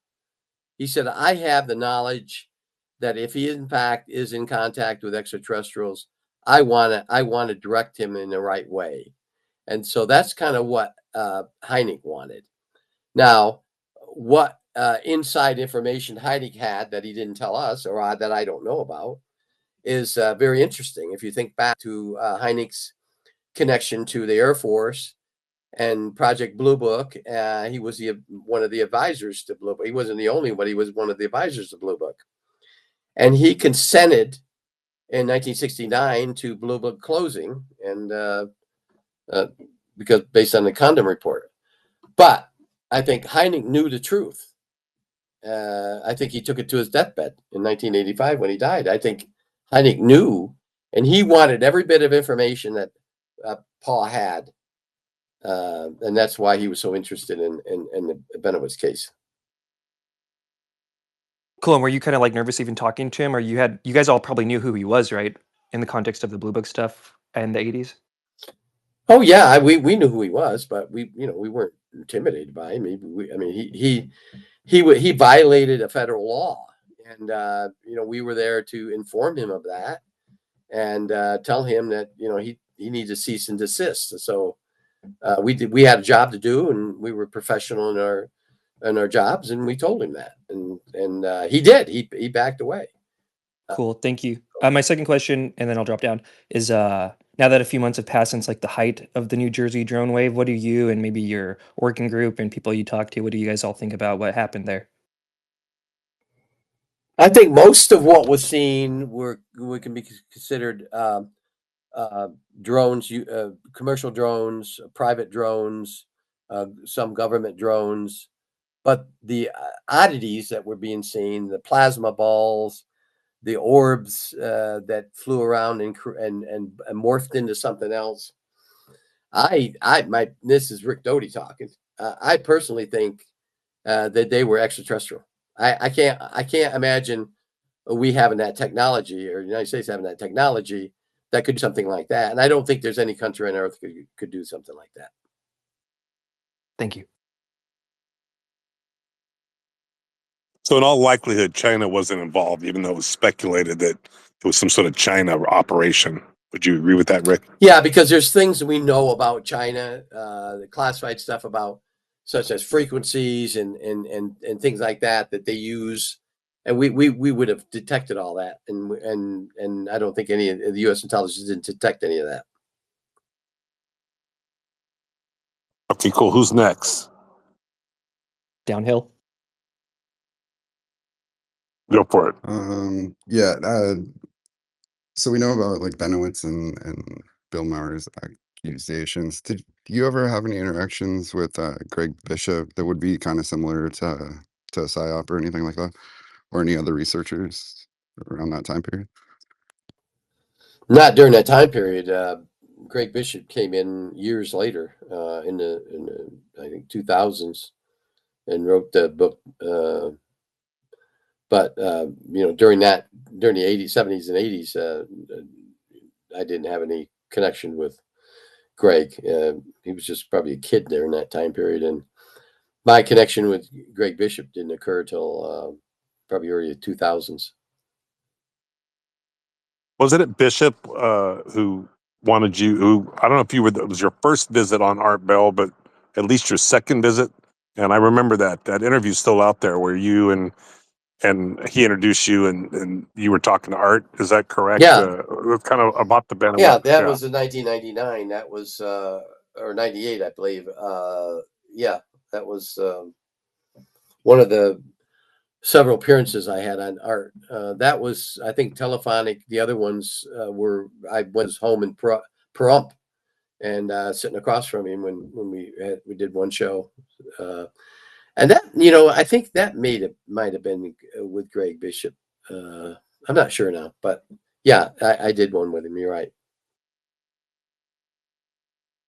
What I want to ask you a question. I never really, Bishop's kind of to me, he's a little bit mysterious. I've met him, very quiet, not somebody that really likes to, for whatever his reasons are, really, he's not, he did that one book, Project Beta, which there's a lot, in my opinion, there's a lot of controversy about the book because it's my opinion that, and that's a long story I won't go into, that Bill Moore gave Greg a lot of information that was not exactly true, and for whatever his reasons were. And I don't know whether Greg believed it at all or not, but he certainly wrote about it. But I mean, what's your take on Bishop as far as a researcher goes? I mean, can you share what your opinions are about him? Well, Greg had a strange mindset. He rather than being an investigator or researcher, you want to go out and gather information. So you want to listen to what people say, and ask them questions about their experience. Greg did just the opposite.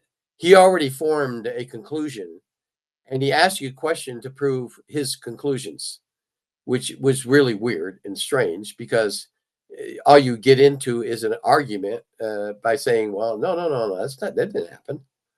I'm not going to agree with that." And so that's the strange part of Greg Bishop. In all likelihood, I'm just assuming this, that Moore got a hold of his mind and pretty much persuaded him to think certain things. And once Moore got a hold of him, then, and Moore was a smart man, obviously, and a great researcher. Then I'm guessing he was pretty biased at that point by the time he ran into you. Yeah, well, he was definitely. he already formed a conclusion on what happened, and he wanted me to tell him or reinforce what his story is, and I wouldn't do it. So, and I think Bill, you're right about Bill. Bill was a manipulator. Unfortunately, we trained him. We trained more to do things, and he was very good at it. He's very smart, very intelligent, and so we, told him to do this, and he did it, and he didn't have to. Uh, we didn't have to rehearse anything with Bill. You told him something once, and he did it, and he knew exactly, and then he could improvise from that point on. Yeah, in my opinion, if Bill had stayed in ufology, or at least being active, in the public and interviews and TV shows and things of that nature, he would have been amongst the top, if not the most top powerful figure. You aside, of course, but you know what I mean. As far as he had a personality and a knowledge and a certain presence about him that kind of was very commanding. It seemed like to me. Yeah, Bill got involved, and he did it for years, and then in 1989 he decided that was it. He wasn't going to do it anymore, and he just he left. He gave that speech, that very emotional, passionate, and troubling speech, and he left, and he didn't come back. There's been literally hundreds of researchers that try to look him up and try to confront him, and Bill just wouldn't take it. Bill threatened to call the police. He's called sheriffs on people that come to his door. He doesn't want to talk about it, and you're not going to get him to come out and talk about it. He's over with the subject. That's it.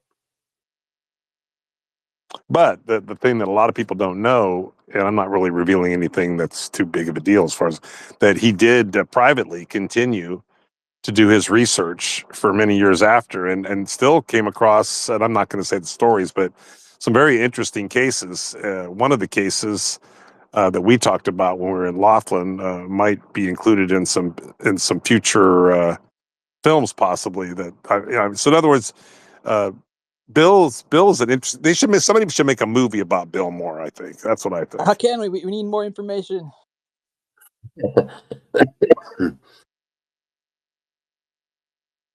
Okay, who's next? We got like a lot of hands up. Who's next? Paulo. Don't say. Okay, so Rick, when you were at Castle Vaduz, was there any discussion about continuity of government pertaining to either Earth changes or NHI intervention? Okay, repeat that. When I was where? Maybe I'm saying it wrong. Is it Castle Vaduz? Oh yeah, in Liechtenstein. Yeah, Yeah. was there Okay. was there any conversation pertaining to continuity of government as per Earth changes or NHI intervention? There, uh, the castle was huge, and they prepared. They were prepared for almost anything.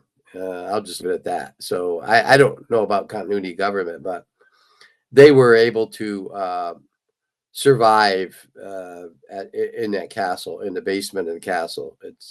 They had the most expensive art collection in the world, along with probably the best, uh, most expensive wine collection in the world, and along with uh, a labyrinth of facilities under the castle. So there was never any acknowledgement over the reason for the preparatorial oversight and awareness and intrigue. Not that I can remember them talking about. No. Okay, so next quick question is there any safe way to pursue over unity, fusion, anti-gravity? Like, was the working group ever willing to sort of spitball ideas as to how a lot of this classified physics would integrate into society? Did they have a game plan, or was this going to be left to public independent scientists? Do you have any comment on that? I'm not a scientist. I was never involved in that part of it, so I don't know whether any of it eventually leaked out. I'm sure some of it probably has, but I don't know any particular example. Is there any safe way to pursue it though for independent scientists? Like, is other than being involved in classified Nope. programs? All right. Nope. No, I don't think so. I don't think so. It's locked up pretty in the special access programs. I think that kind of pissed Eric Weinstein off a little bit too. That he wanted to be in that. He wanted to be on the team, and I don't think they want to let him on the team for some reason. I got a little question. I got a little footnote about Hans there. I was doing some Bigfoot research with this Bigfoot researcher out in the Legend of Boggy Creek out there in Arkansas, and we were out in this swampy, forested area driving around at night, and he goes. He goes, the guy that owns this property, he owns all this land out here. And I go, yeah, well, who's that? He goes, he's over there in Liechtenstein. His name's Hans something. And I'm like, what? So what's interesting is I didn't, I told Rick about this. I don't know if he remembers, but yeah, Hans owns a bunch of land out there where the legend of Boggy Creek monster lives. That's a true story, by the way. I didn't make that up. Oh, he owns a lot of land in the United States and Canada. Yeah, he does.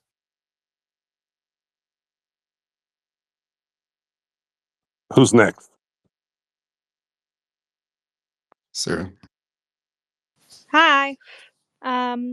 So question for Rick. Do you have any, so I know you're pretty busy, so I can't expect you to be watching TVs and movie all the time, like shows and stuff. But is there any like slightly accurate like TV show that maybe you knew a little bit more about the phenomenon that you could recommend, or maybe a movie? Well, that's X-Files. obvious, right? I'd say, yeah, the X-Files, obvious. The movie Arrival, that was based on some really Info. great information. I want to say classified information. It should have been, dude. I watched it. I was like, what the fuck? Yeah. But it based on something that the U.S. government already knew about, that life in the universe isn't just bipedal, or there's other forms of life that we know of in the universe. And this movie explained it in a really very well manner. Yeah, that movie was awesome. So thank you, for signing off on it. When I watched it, I've probably seen it a couple of times, and each time there's been enough, length of time since I've watched it with my research progressing. And the second watch through, I was just like, this is so absurdly like nuanced now. You know what I mean? Like how your perspective changes, and that movie just, I don't know, totally picking up that there's something more they knew there. So cool. My question is actually kind of related to that topic.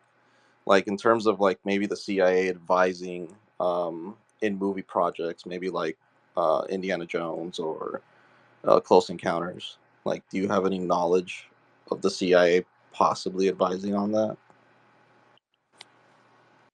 No, I don't have any Well, knowledge there's about that. Crypto's Conundrum, right? Yeah, that's that was a book. Not really a Very, movie very, though. very interesting. No, it's not a movie; it's a book. There were cases. There's going to be a movie coming out here. It hasn't even been. It hasn't even gone to production yet, but it's going to be about an operation, and nothing to do with UFOs, but about, and it's the CIA actually is writing the script, so to speak, on this movie. It's called Pocket Change. It's about a real incident that occurred in 1981, where we sent a commando team into Laos to search for POWs in 1981, which is after the war ended. And it's a remarkable story I know the one of the commandos that actually went in. He's still alive and kicking, and he tells a remarkable story. And although it was classified for many years, there was a book written about it. A woman did write a book in 2014 about it, but the full information wasn't. But now the CIA is cooperating 100% in getting that story out. Wait, so pertaining to like the movie Arrival, does that have anything to do with like what's being called the plasma apocalypse? The plasma apocalypse. I never heard of that. I don't know. Don't know anything about that. I thought they were more squid-like, because they had the ink, kind of psychic ink they were using. I don't know if they were plasmoid creatures, at least not off first glance.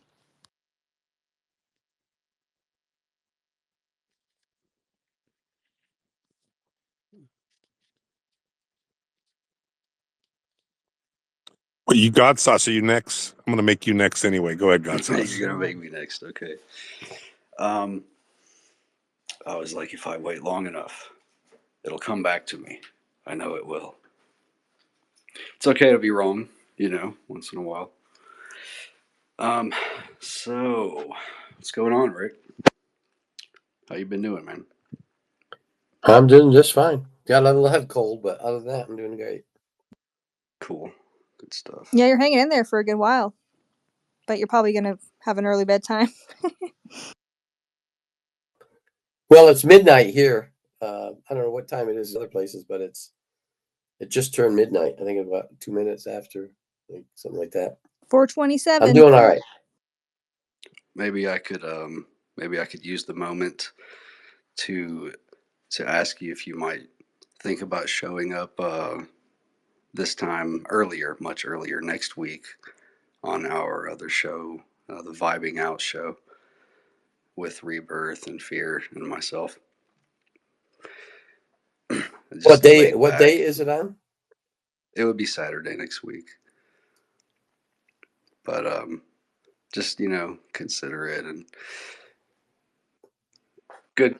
Just send him a link or send me a link, and I'll remind him. See if he's. I'll try to encourage him if he's available. Okay, awesome. See you.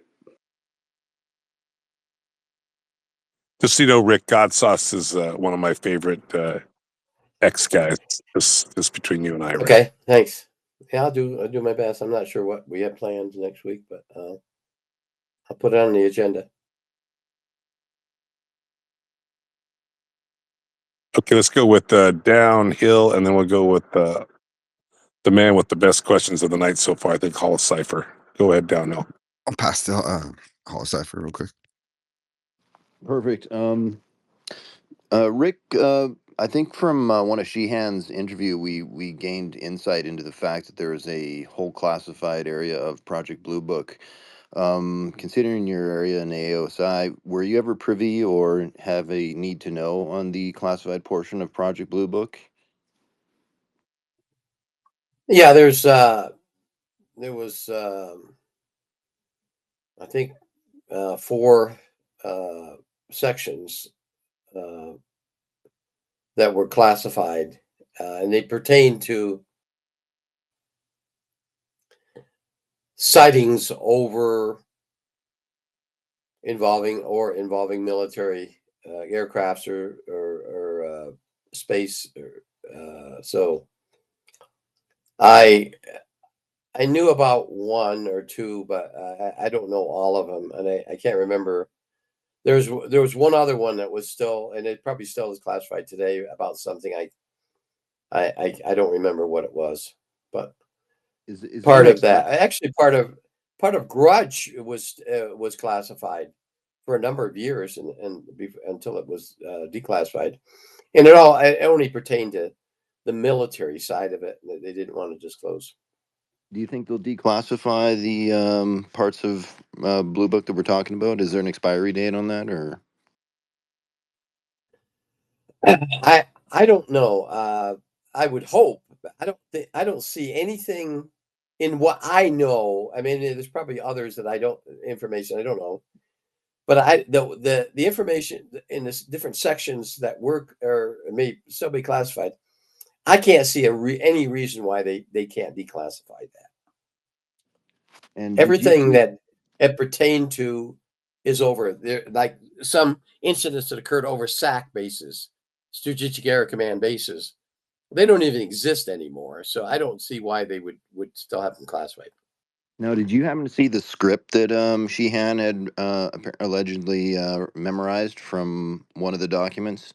He had written it down on a memo pad and then rewrote it for several other interviewees. But namely, I think the first time I saw it was in the Jesse Michaels interview. Did you happen to see that? What he had written down from that particular? He said it was from the from the classified section of Project Blue Book, and it was the script that was apparently seen on one of the crafts in a photo in the archive. I don't suppose you'd seen that, have you? Oh yeah, absolutely. I personally was on a panel with Danny a couple years ago in the UK, and he shared it with myself and others. We talked in great deal, probably till 3-4 o'clock in the morning about that and how he got what he got, and he later connected it to a crash site in Canada. So yeah, I know quite a bit about that. Can you elaborate on which crash site you're talking about in Canada? And can we just confirm the script is that even alphanumerics, or what is the source of that? Well, it pertained to a crash that happened at a dew line or near a distance early warning radar site in Canada back in 1959, 60. I can't remember which year it was. The craft was, I think, identified as that of a possible even. And there's probably more to it that I would let him explain, and I don't want to get it wrong. But can you confirm the script was even in nature, or are you not in a position to do that? Yeah, I'm not in position. I'm not sure. It has to come from him. Okay, thanks, Rick.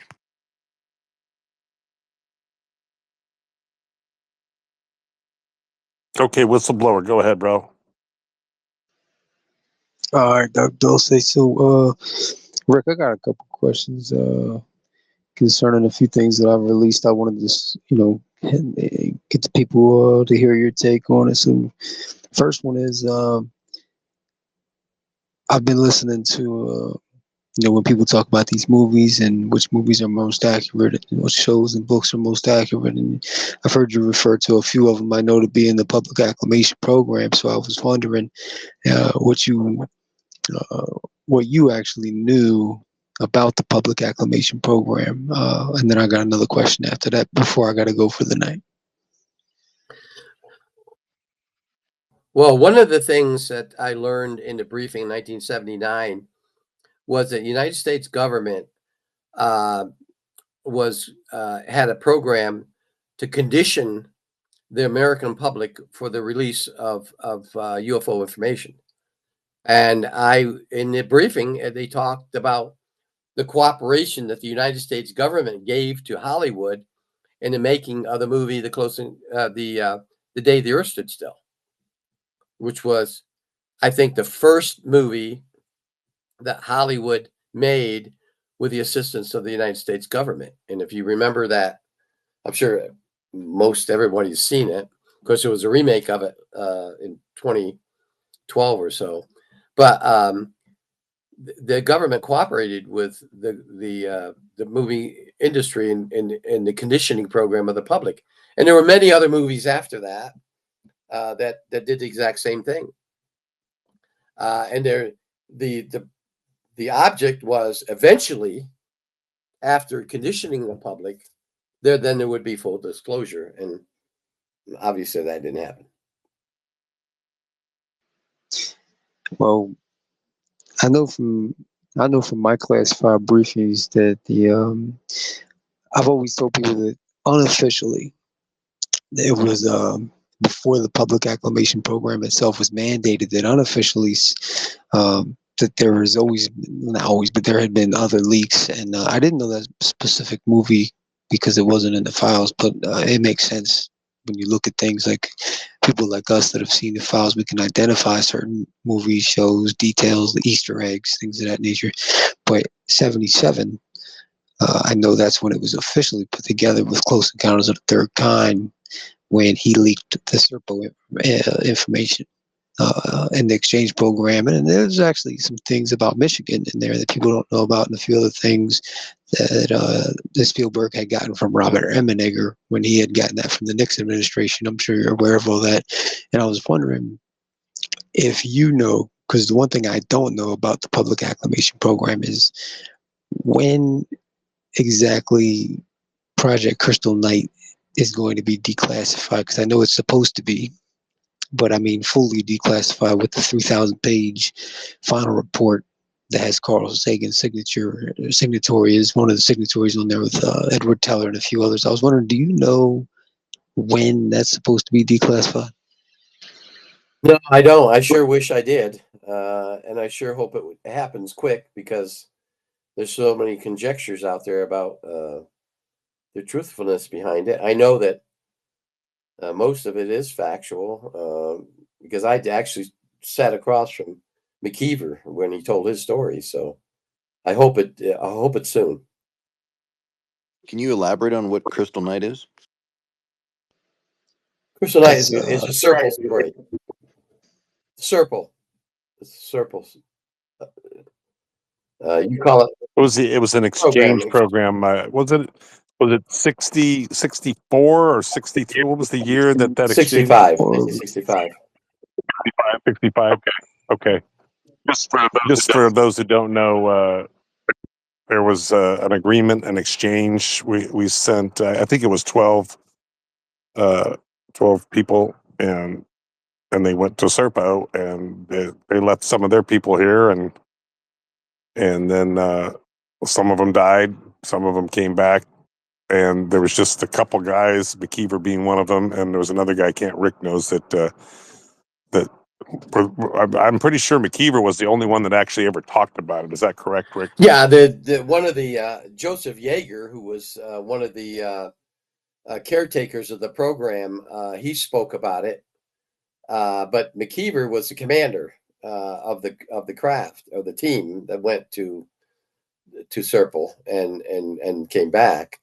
And he tells the story. He had thousands of cassette tapes.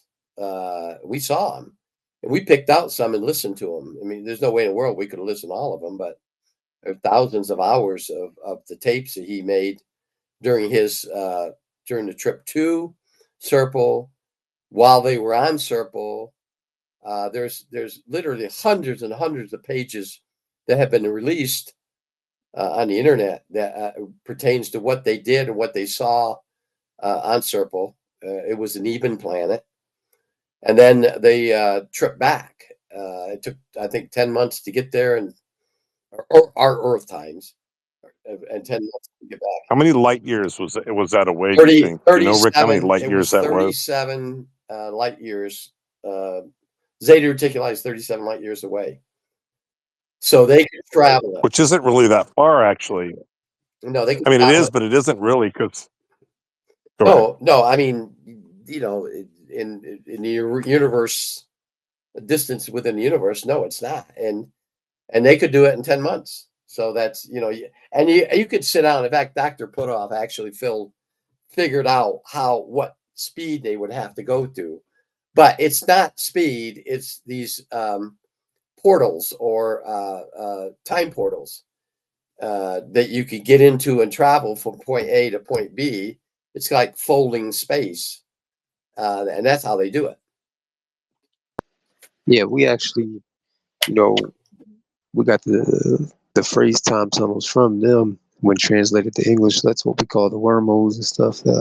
I think that's in my original document. But my second question is unrelated to that. I know you can't speak about the main one that I'm always speaking about. I know that's super classified, but Can you talk about any of the other false indication and warning operations that are perpetrated by the NRO's Delta team and even AFOSI? If you want to include, if you don't want to include them, I understand. But can you speak about any of the false INWs perpetrated on the American people and around the world? I know you can't talk about the big one though. What is INW, by the way, just before we get into Indication and warning operations, false flag operations. Well, all those operations would be highly classified. The ones that I knew about, ones I participated in, I don't talk about. But I see today, I can read and see things happening within the disclosure realm that would indicate to me that there is deception operations going on by our government against UFO groups today. Yeah. Who's our government? Like you say, it's our government. Like, who is it? Because it's not Congress, right? It's the military, or who? I don't know. That's a good question, Logan.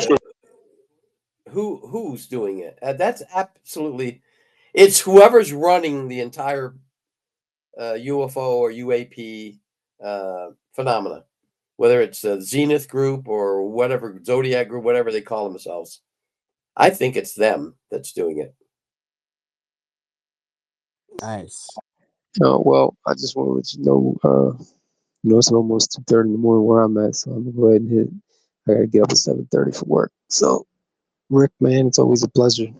Anytime. You already know I'll probably talk to you in the next couple of days. Dr. Dose, Dr. Dose, appreciate the invite and all that. Logan, always a pleasure.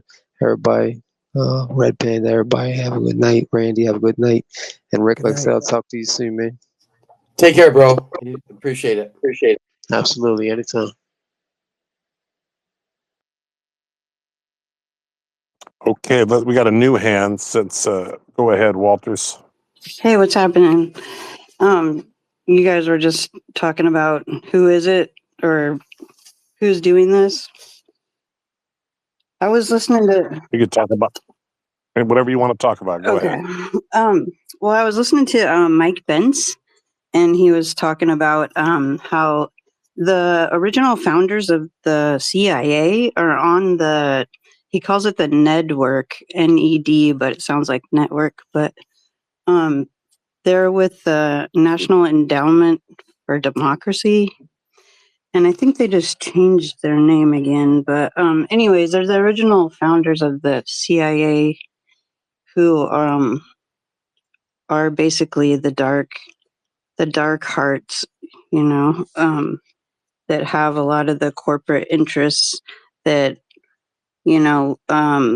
fly on the coattails of our State Department and then, use our tax money to set up like all kinds of different radio stations. They'll take over like a country's radio and their media, and then they'll set up strongholds where they'll have like predictive analytics, and then they get a regime change, and then they can reap all of the benefits of the country's resources, including trafficking or whatever, organs, drugs. Yeah, and that's what they do. But then they get to reap all the benefit. They keep it all and put it in their pockets. But they use our money in order to establish themselves in other countries. So I think it's them, along with they're very close with the Mossad and the Five Eyes too. And I think that national security is a joke on us, that they all have the security and we don't. And that's my 2 cents on that.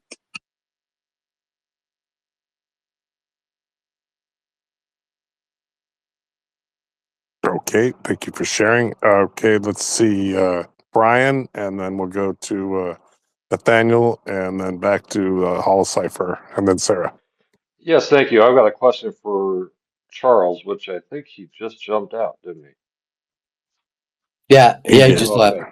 Shoot. All right, I was going to ask him about the public acclamation um, project, um, and that's a shame. So I apologize. I'm probably going to kind of waste my question because my question was for him. But Rick, perhaps have you ever heard the public acclamation project? Um, Apparently, there's another AFOSI agent, and that this is a real project. Is that anything that you're familiar with? That has been going on since the 90s, from what I hear. No, I heard there is a OSI agent that talks about this out there. That I don't know anything about it. I wasn't involved in it.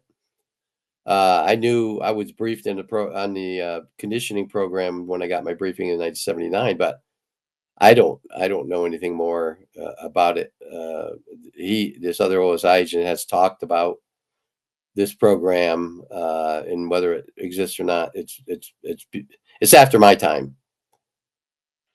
Yeah, and so once again, this relates to some of my research on the Victor alien interview, and I know that's not everybody's bag, but apparently that Victor may have been one of the MJ-12 people, and that was released on purpose as part of the public acclamation project. So I just wanted to bring that up, um, and I appreciate it.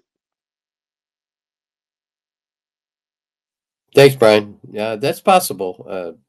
Very, very possible that I don't know about everything. It's possible that happened that way. Yeah, that's where my research is leading. So, yeah. Yeah, do you agree with everything I that needed to let you guys whistleblower know. Charles? Yeah, whistleblower Charles says when it comes to like, well, you can't like everything that can't be done, right? But he says that some things that are pretty, I don't know, like the CIA, no, the DIA was started because of hold on, I have to look it up. Sorry, who was next? I'll look it up and then while they're going. Yeah, I think it was Nathaniel and then Sarah, I believe. So here's what we're gonna do. I'm pretty sure. I'm getting the feeling that we're probably wrapping it up here pretty soon. We'll kind of go with this round of questions, and then if there's a few stragglers, and then we'll probably call it a night. Yeah, Yeah, it sounds good to me. Sounds good to me. Oh, you know what? Here, I found it. It is right here. Okay, I lied. Go ahead. Okay, I got you. I got a quick question for Rick. I wanted to ask Charles this, but I kind of forgot. Here's what I don't understand, Rick. So this Society Heights thing. So they're recruiting these kids and they're giving it. Okay, I'm just going to go along with what Charles says because I don't have any proof one way or the other. But then there's always this other part that you've talked about, and I've heard others talked about, where it's like, well, you get a briefing, and you get to know this, but you don't get to know that because you don't have a need to know. But I'm just have a hard time understanding how a kid, I don't know, at what age he got all these briefings and how long he was allegedly in this program, how they could justify that he would have a need to know all this. And I'm not trying to be a debunker or a skeptic or try to throw shade on the guy, but how do you imagine a guy like that or any guy like that would have a need to know all that? Good question. I don't know. I was super involved in the program. I can only go by what others have told me about it. OSI agents that were in the program, and as far as what information they were given, I don't know why. I think that probably some of the information they were given were for test purposes. I mean, to see if they can keep secrets. Things like that. But I can't explain all the information that Charles claims to know. I don't know. I wish I knew. His handler Bob May died some years ago, so we can't ask him why he gave him all that information. But and a lot of the information he is Charles talks about you can find on the internet, but there's a lot of information that he's talking about, which is factual, that you can't find on the internet. So, I don't know. I don't know what to. I don't know. I wasn't involved, so I can't. I can't say one. Bob May is not like a real. It's not his real name, right? Bob May. No, it's not. It's not his real name. His name is different, but he has a family and Oh yeah, of course. Yeah. we don't want.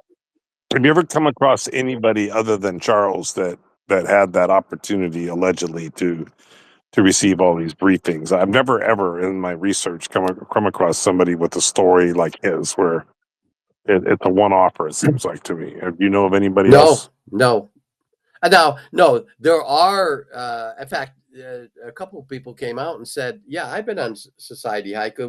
One of them on a YouTube video some time ago, last year or so, that said, "Yeah, I was involved in that program too, and I ended up going into intelligence, and I served 6 or 8 year, whatever it was, a time in U.S. intelligence." Yeah, that was legitimate, but he didn't talk about what he was given, all the classified stuff he was given. So, that's just one person, but so I can't speak for what Charles is saying. Some of the things he's saying is in fact true, and some I don't know. I can't answer it. Okay.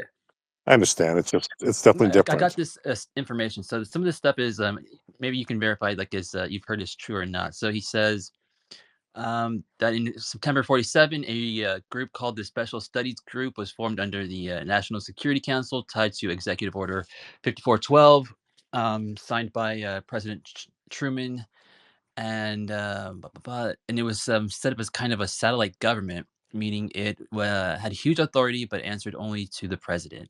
But after the president left office, the group apparently tried to break away and become more independent, and then that's when President Eisenhower tried to stop this by threatening to send special forces to the group's headquarters, originally in Dayton, Ohio, now in Cheyenne Mountain, Colorado. And they also say that Eisenhower was assassinated, and instead of dying of heart failure in '69, and that to regain control, Eisenhower supposedly instructed his defense secretary, a man named McMurray, um, who at the time I think the guy's name was Neil McElroy, who was the guy listed at the time anyway. But he had McMurray create a new intelligence agency inside the Pentagon, the DIA, and it was meant to rival the CIA because Eisenhower didn't trust the CIA anymore, who specifically blaming Dulles, who led the CIA, and is often blah blah blah. But yeah, how do you feel about those things that he said?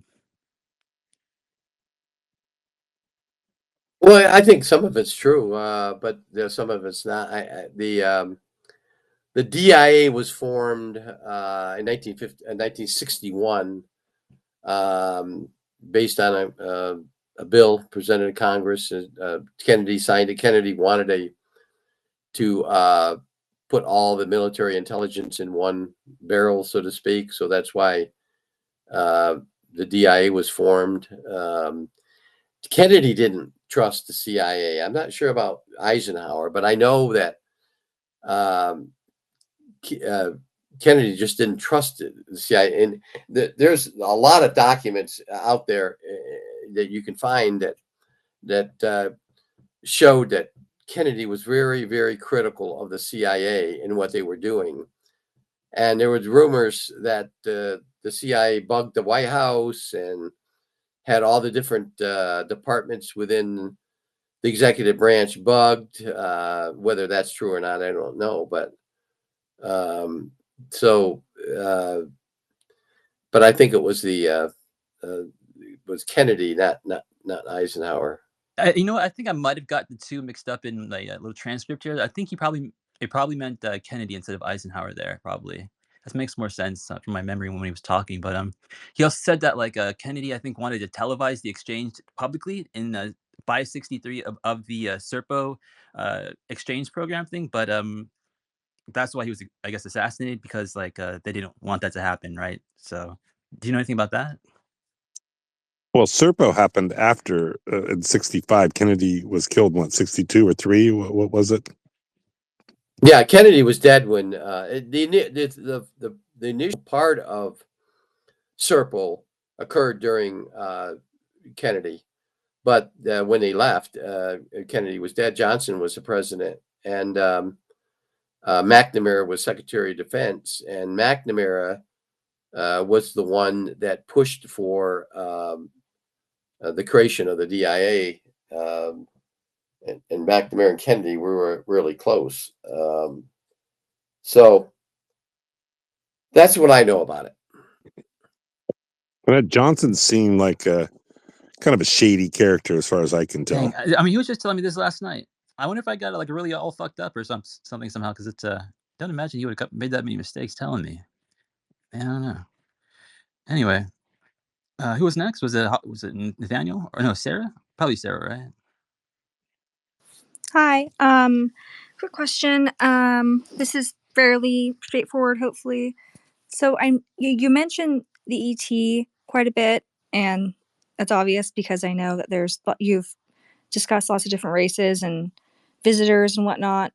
But I'm curious, when you were getting kind of the info on this, was there like a qualifier for what you or the working group or the government or whatever considered what an ET was? Like some of the parameters, such like do you have to like evolve on Earth, or do you have to stay here for a certain amount of time on Earth?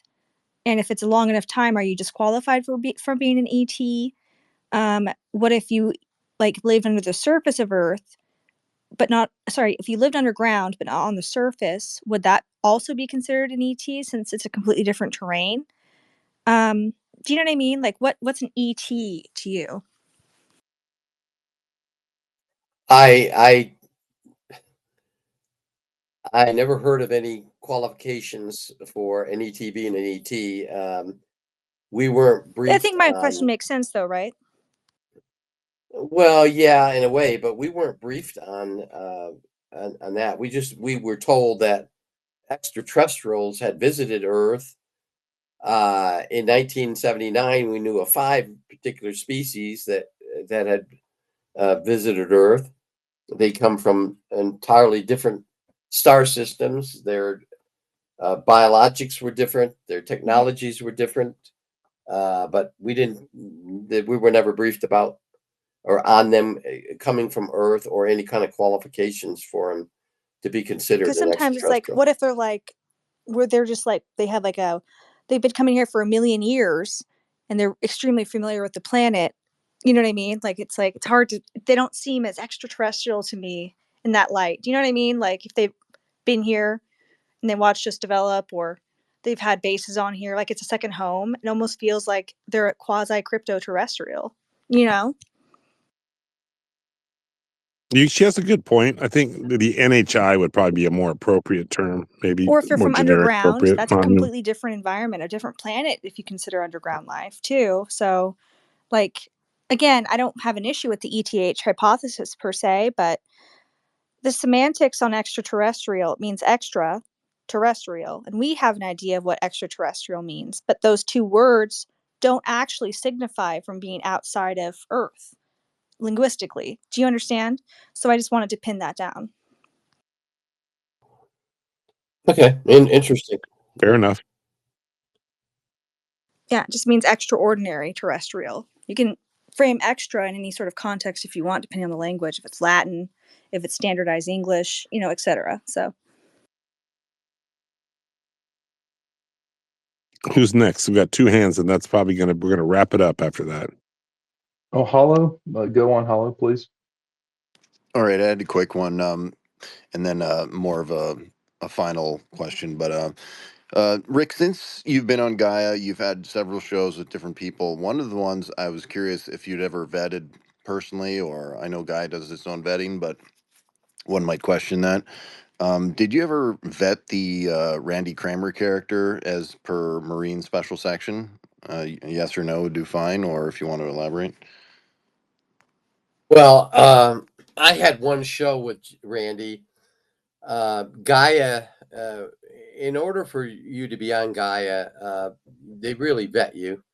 And he took 2 different polygraph examinations because initially nobody believed him, and he passed both polygraphs. He also took a stress test and passed that. So I can't verify anything that Randy says, and that's his thing. He has a lot of fan base, a big fan base on Gaia, like I do, and he tells his side of it. The secret space program, the United States Marine Corps has come out and said there's no such thing as a secret Marine Corps, but that's if there was, it would be classified. So I can't speak for him.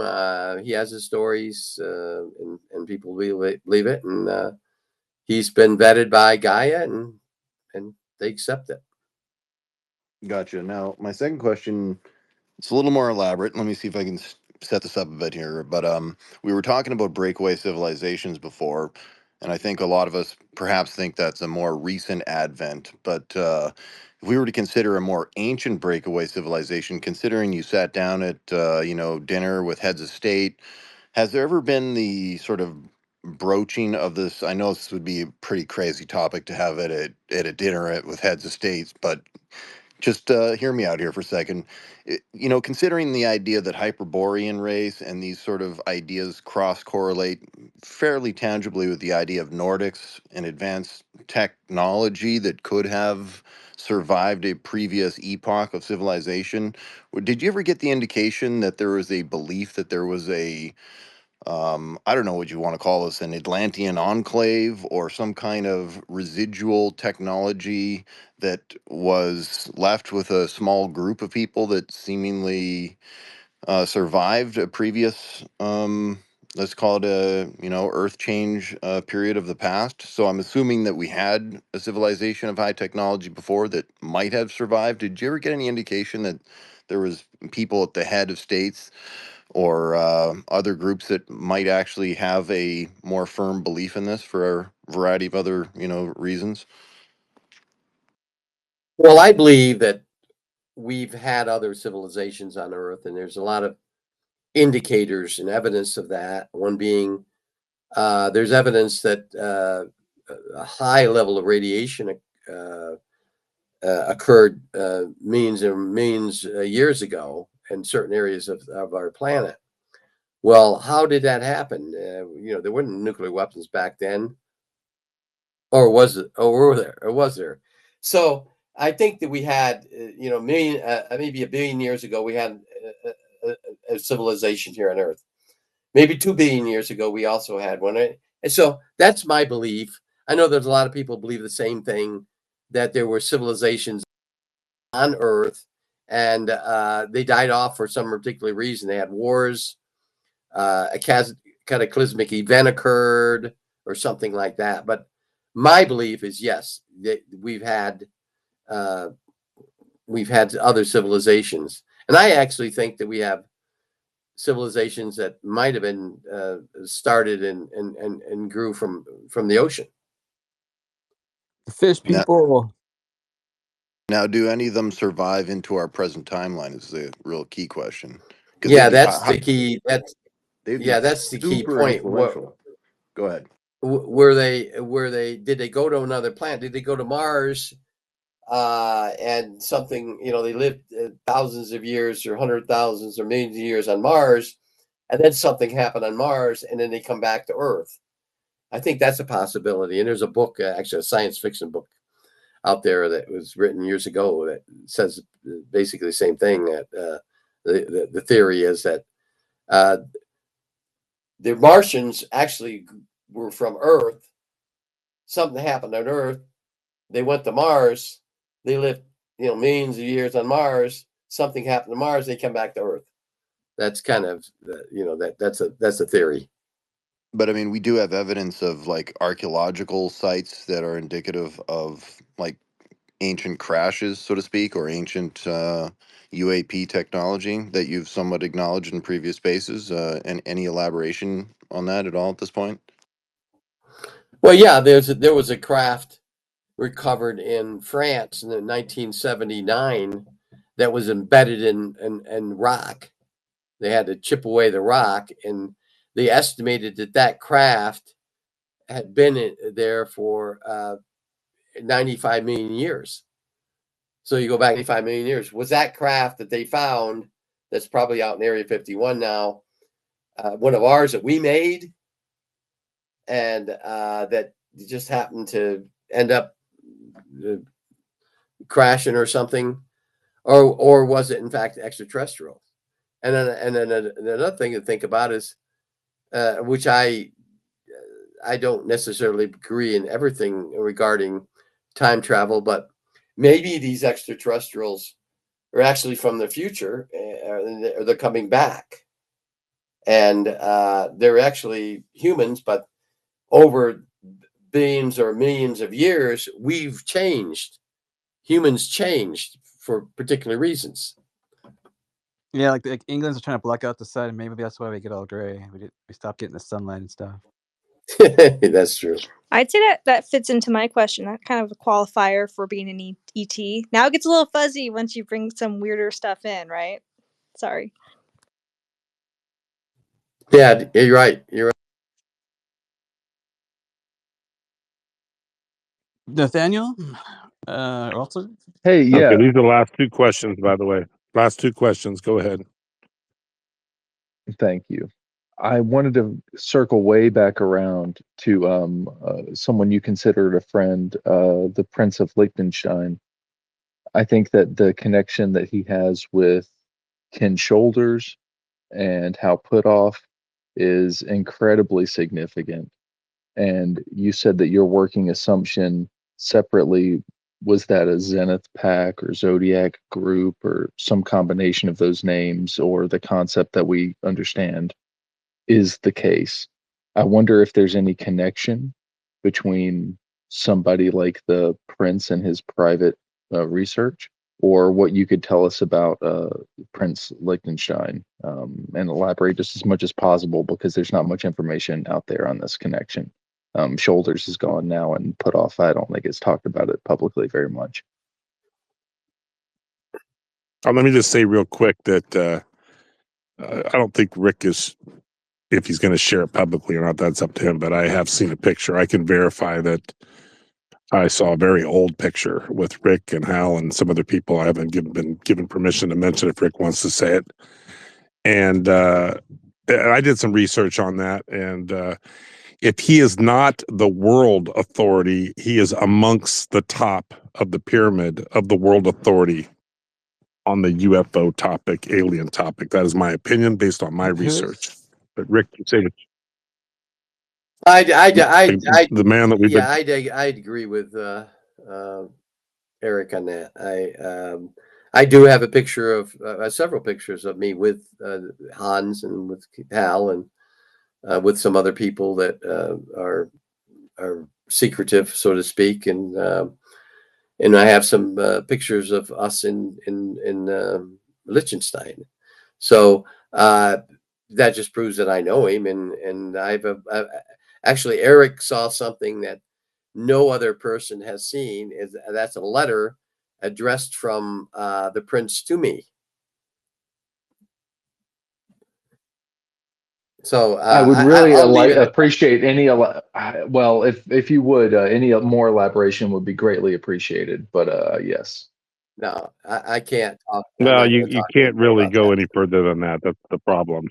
That's, believe me, it would be nice, but it's just not realistic. These people are still alive, and this is it's such an important topic that you just can't break promises and oaths and things of that nature with these types of people. That would be completely and he's foolish. a prince. I mean, that's like, right? Is he still like royalty or something?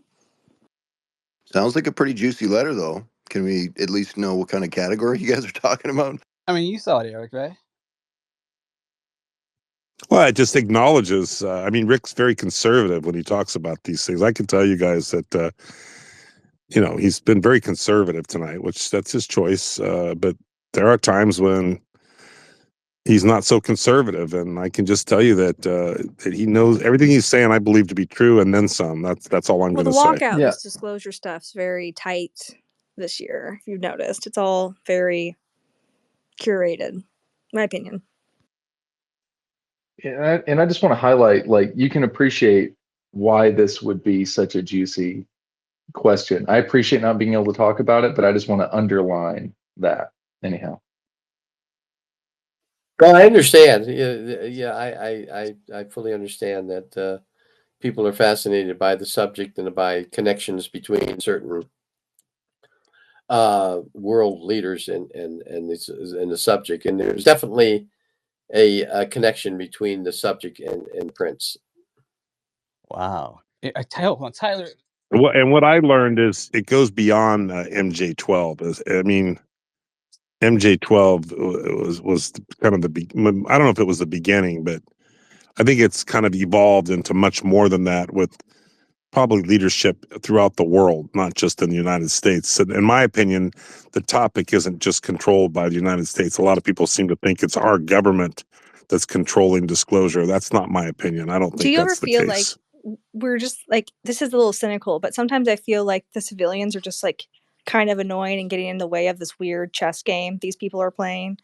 You know what I mean? Just like, oh, they're so annoying. You're just get the fuck out of here. You're on my board game. Can you leave? Like, it feels like we're so meaningless. You know what I mean? Like, get the fuck out of here. And we're trying to play 5D chess, and you're just like in our business. Like, that's how I get. That's what the impression I get from these fucks. I know Tyler's up here. Tyler, do you have something important to say? Well, yeah, thanks. I didn't know I had one of the last questions. I just wanted to quickly, I've been talking to Charles a lot, and I know some people are asking, how does he know so much stuff? And I just wanted to quote him on maybe why. He was being groomed to be a non-terrestrial officer in the secret space program. I guess this maybe precipitated the Space Force. Um, and I guess he had a personal relationship with his handling agent who was willing to share more than maybe he was supposed to. I know those are a couple things that maybe people didn't know about him, but my question actually segues exactly, I think, what you were saying, Logan, with the Majestic 12. I know that David Grush has been asked who he thinks is like leading the whole thing. And he has said that it is Dick Cheney. And also, Charles has said the same thing.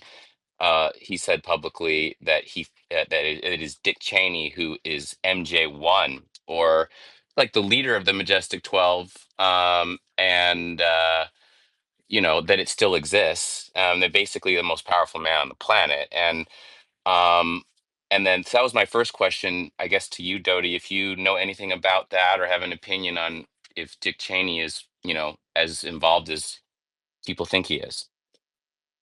I've never heard. Can I Yeah, answer that, Rick? I've never heard. I've never heard that.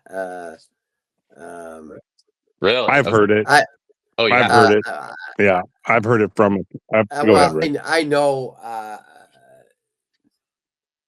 there's things that he's connected to that Cheney's connected to that could peripherally be suggested that it involves the Zodiac group or Zenith, whatever MJ12 is called now, but in a different aspect than you can imagine. It's not in what you think. There is another part of this that is out there that you can't. Well, I mean, maybe people can think about it and figure it out. It's more of a global thing, right, Rick? Right. Dick Cheney. Exactly. It wouldn't be. Yeah. It's more global. You're right. Absolutely. That's a good way to put it. Okay, and then my last question, kind of related to that, also from what Charles has been telling me, regarding the fake alien invasion. I was wondering what you know about that. Apparently, that is already kind of started up, kind of in New Jersey. They're gearing that up, and the goal. And tell me this. I know this sounds crazy. This is what what Charles has been saying, but there's like some galactic federation of light who is present on Earth, protecting the planet temporarily if we can prove that we are one people, and the expiration is 2027. And if we can't prove that by 2027, then they will give up. on us, and then the Tarantuloid is some like insectoid species in the universe that will just immediately enslave us once this galactic federation of light leaves. And like Majestic 12, or maybe a global group, I don't know, is trying to do this fake alien invasion. So everybody is at a desperate state, and they all go, okay, you know, all these aliens are here. They're going to kill us all unless we all unify, right? And so it's sort of a thing to get us all to unify. And then once we're all unified, then we actually get this like this ongoing protection that we actually need. And I wondered if you knew anything about that, if there's any truth to any of that in your view. It sounds like a science fiction novel. I know. I It don't know does. anything. I've never heard that Okay. that theory. I've heard a lot of different theories. I don't know what's going to happen. I was told by But a very 2027. well. I've been told by a very very good source that Yeah. something is going to happen between October of this year and August of 2027. That's what I was Okay. told, and I'll share that. But and this Okay. comes from a pretty good source within the Advanced Working Group, somebody who spent over 45 years in intelligence, including director of the Central Intelligence Agency. So Wow. I would almost go to the bank on that, but I don't know what it's going to be. Something's going to happen. And he's not. Something. Can you be more specific? Then Well, something is going to happen. I wish I could, but That's I what don't. James says. Actually, Okay. James said this. It's not something happening in 2027. That's when it ends. Actually, it's already begun. He said. Right. Right. That's the Exactly. expiration date. Exactly. Yeah. You're right, Logan. Exactly. I thought it was more like October through December for 2025 timeframe. All right. Not what I heard. Okay. Thank you. That was my only question. All right. Well, that's been a great night. I'll give you a Yeah. little more insight onto I think some of us would probably then want to know, well, how would they know this?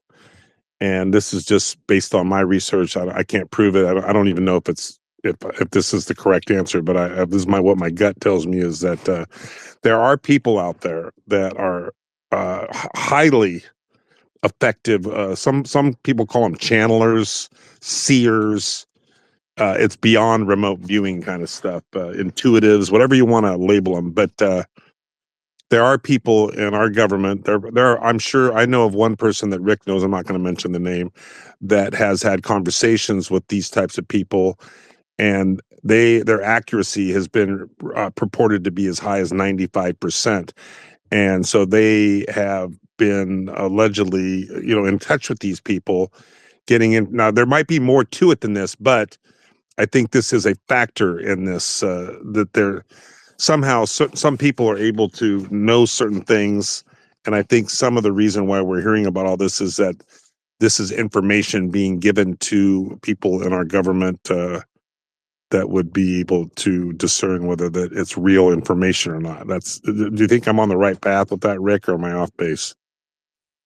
No, you're right on. You're right on. There are people that the public don't know about, don't know their names, who work within the government that have unique abilities, and we're not necessarily talking about remote viewer or thought projection acquisition experiencers, which is what developed out of remote viewing. But they're unique. They have a gift, and they can communicate. And if you consider that there are extraterrestrial species that have visited Earth that can't even talk, they don't even have voice boxes. But we have to communicate with them. How do we do that? We have to develop that technique. But there's some people within the government that has that unique ability to be able to communicate, and those are the people that are telling us what's going to happen in the future. So like a shaman. I mean, we've been doing this forever. I don't think it's just a government thing, right, guys? Right? Well, these people are government that I know of. I don't know about the shamans. Well, Whether they got you the live in same New information. Mexico or Arizona, right? I mean, there's tons of native Americans there. You know, they're You're always talking about Dan Sherman? come on. Right, Dan Sherman was that guy. He said he was what is that called? Like an empathic communicator or something like that with the ET between him and the government or something.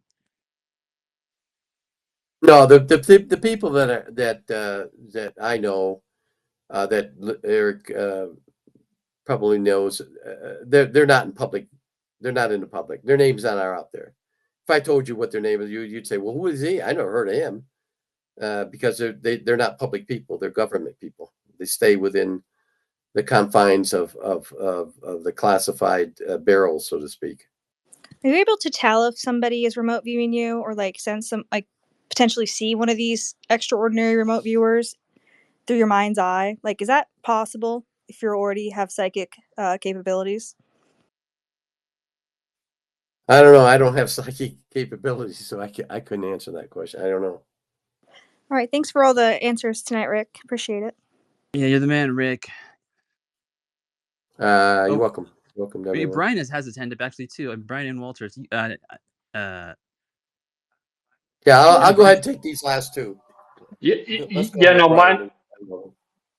Yeah, mine was not a question. I just want to jump off of what Eric said earlier. By the way, Rick, just for those of the people that may be skeptical on Rick or anything else, just so you know, Rick goes to Washington constantly.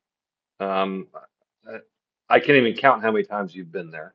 He's willing to put his right hand up under oath on this. I've asked him publicly on multiple occasions on this stuff.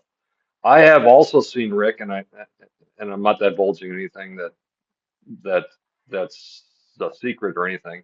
That Rick does know way more than what he's saying out here. But I've seen him get upset. I've seen him call people in the back and get info real time.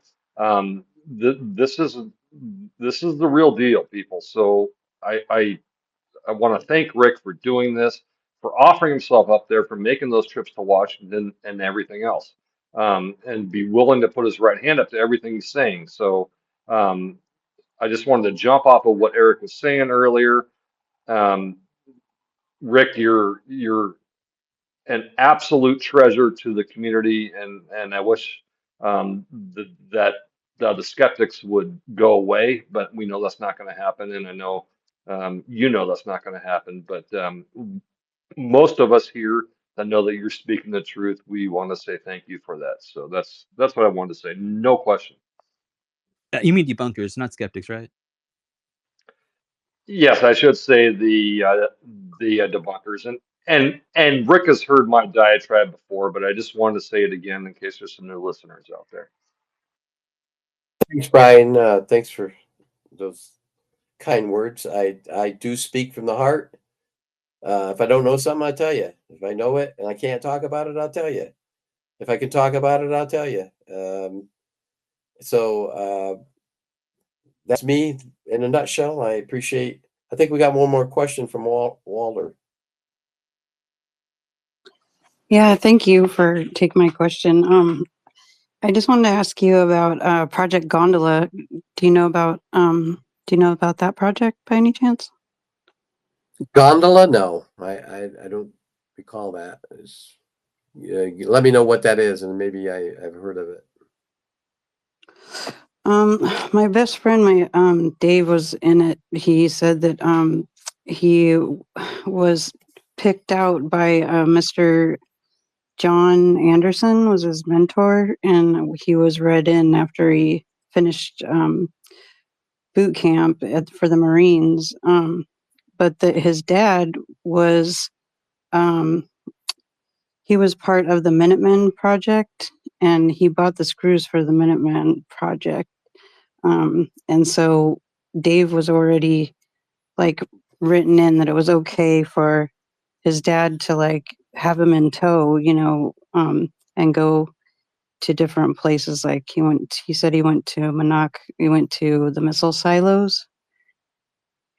And then when he joined the Marines, they read him in after he graduated, and he said, because he thought that his mentor was just a really good friend. He didn't know that his whole, childhood was not what he thought it was. So he was devastated, and he didn't take their offer to I guess the offer would be to go into intelligence or something. He said that he was trained and that they utilized his training, that he had Q clearance through the Department of Energy. And I don't know, Gondola, I think, was just to get, I mean, I think they targeted him when he was like 3 years old because of what his dad was doing. But he had he was at a ghost status from like 1980 to 1993. So he like doesn't exist. You know, it's not recorded anywhere. Never heard of I it. don't know. Does any of you never heard of it? All right. No, never heard of Cool. it.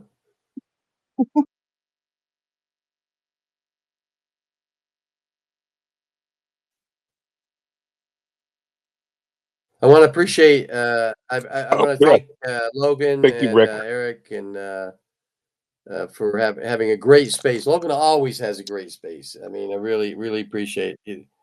He's above and beyond. And Eric, thanks for everything. And I want to thank all the questions.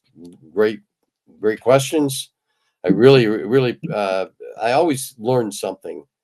I always take away from this space something that I didn't know before, and I did that tonight. So I want to thank everyone, and I wish everyone a wonderful weekend, and a great week ahead.